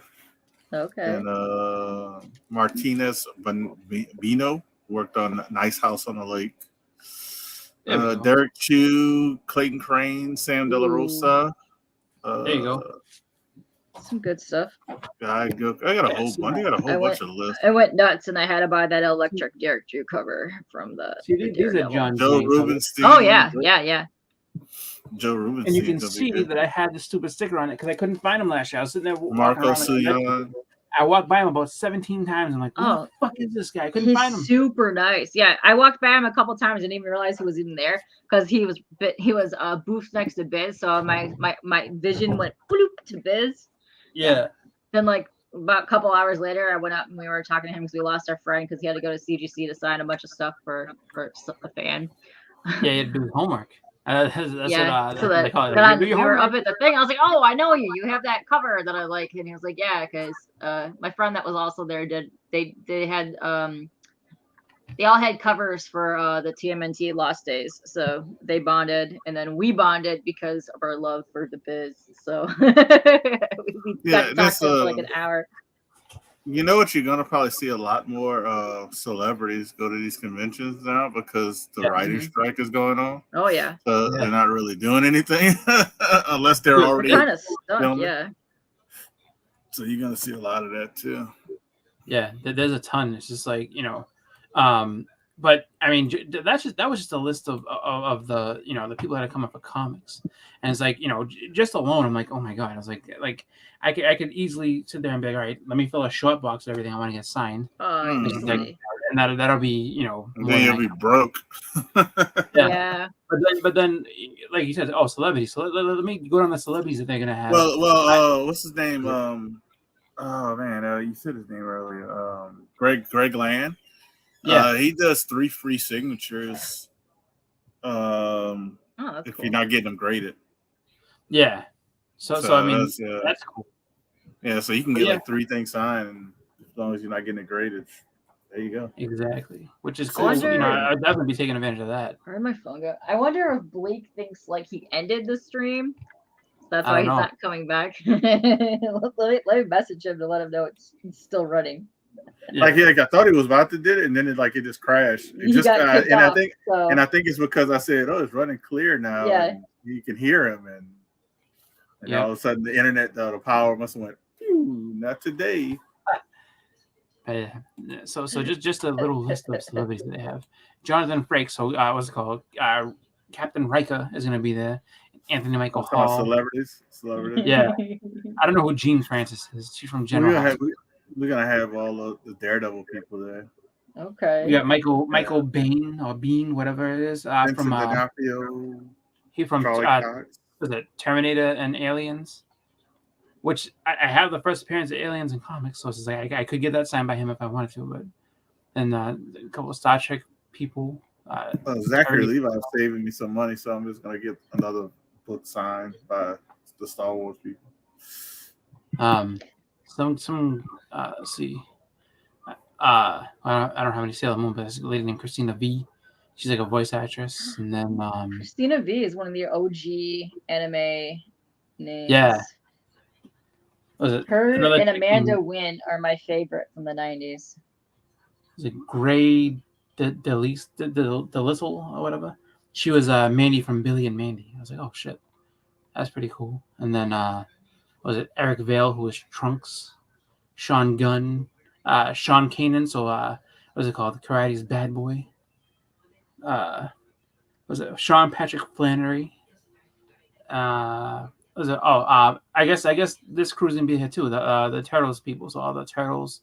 And then the guy was Wolverine for the X-Men. Cal Dodd, the voice of the X-Men. Okay. Wolverine.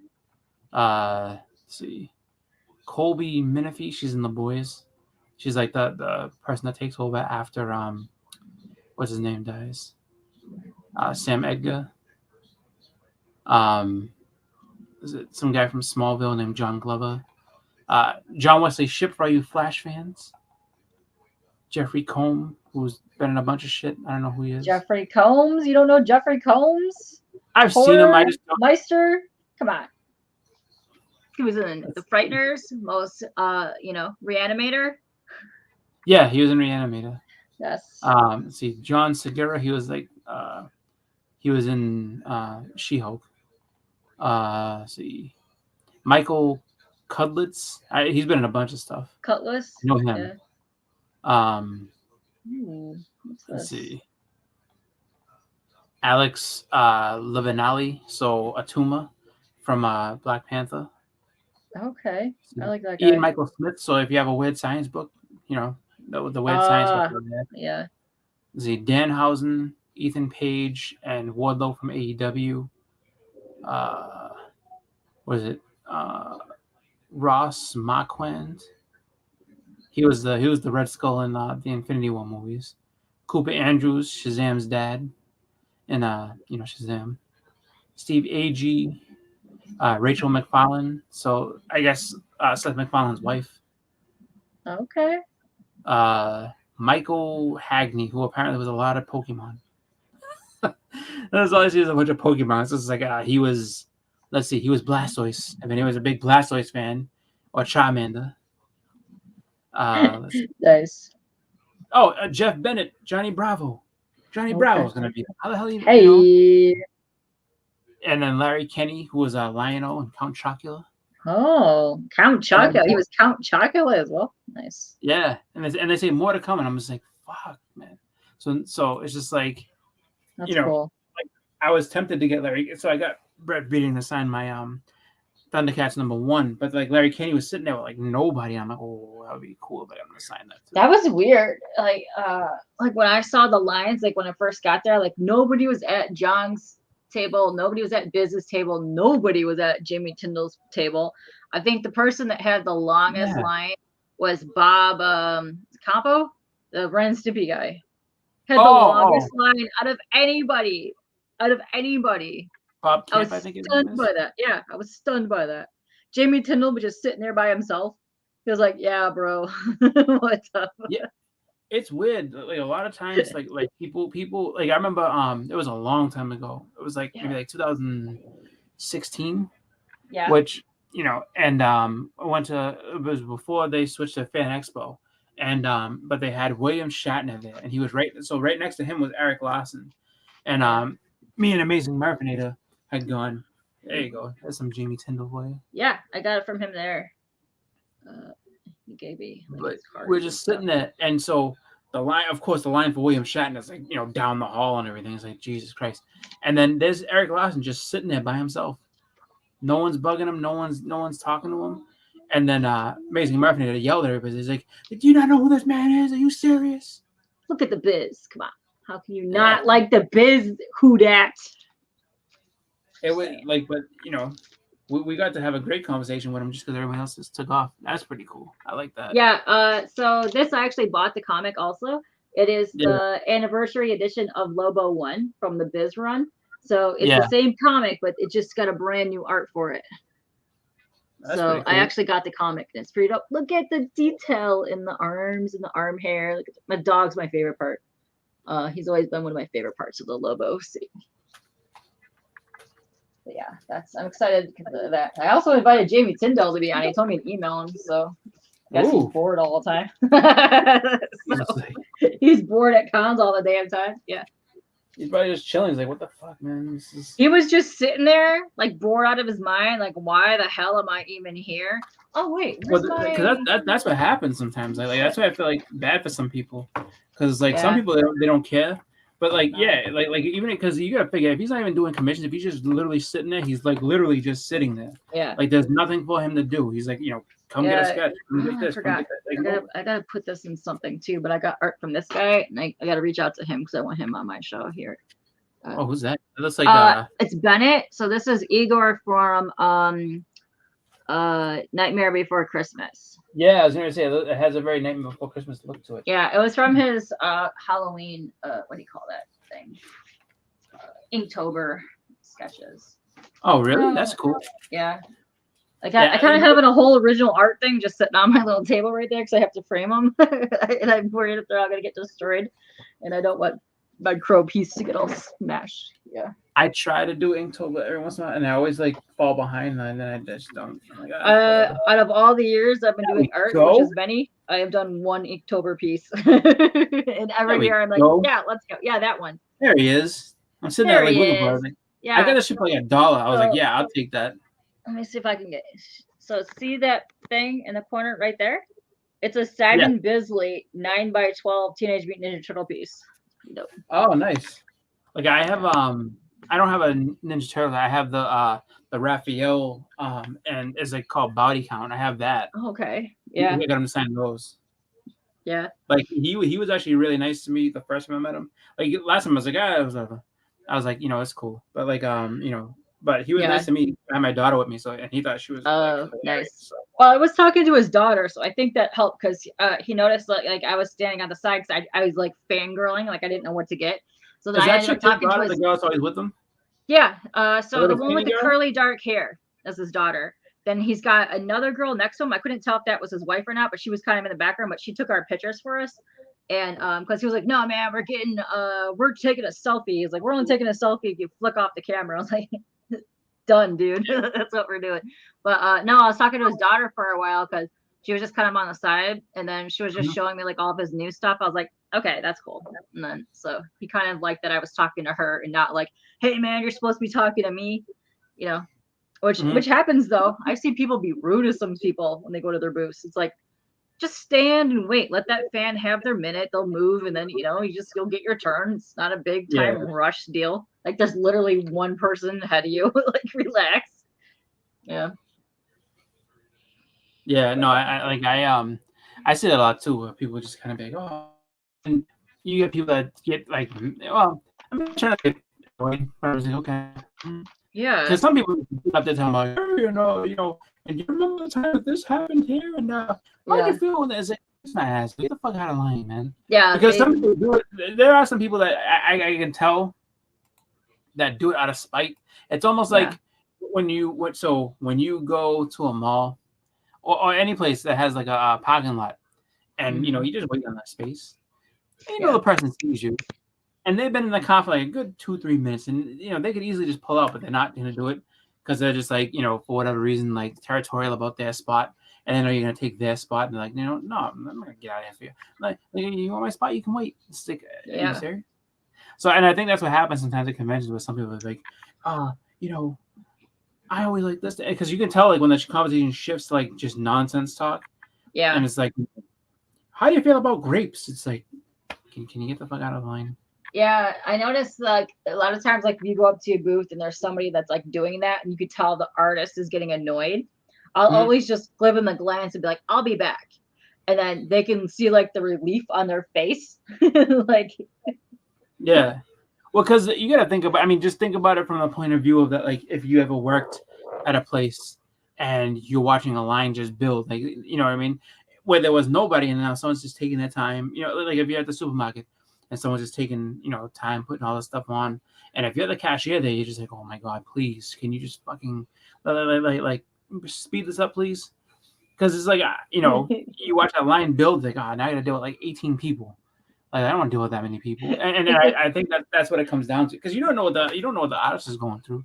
Like maybe they have to go to the bathroom and it's just like, I need to piss. Like, can you please and all of a sudden it's like, oh, there's 10 other people there. I can't go now. I got to wait. Or what if they're just hungry? Like I wanted to go eat, and now I have that happens. 18 people in front of me. Are you back? Are you gonna be ending this or? I'm ending it right now. You Goodbye, screwed everybody. with us I love now. you all. Yeah. You're perfect. Fuck off.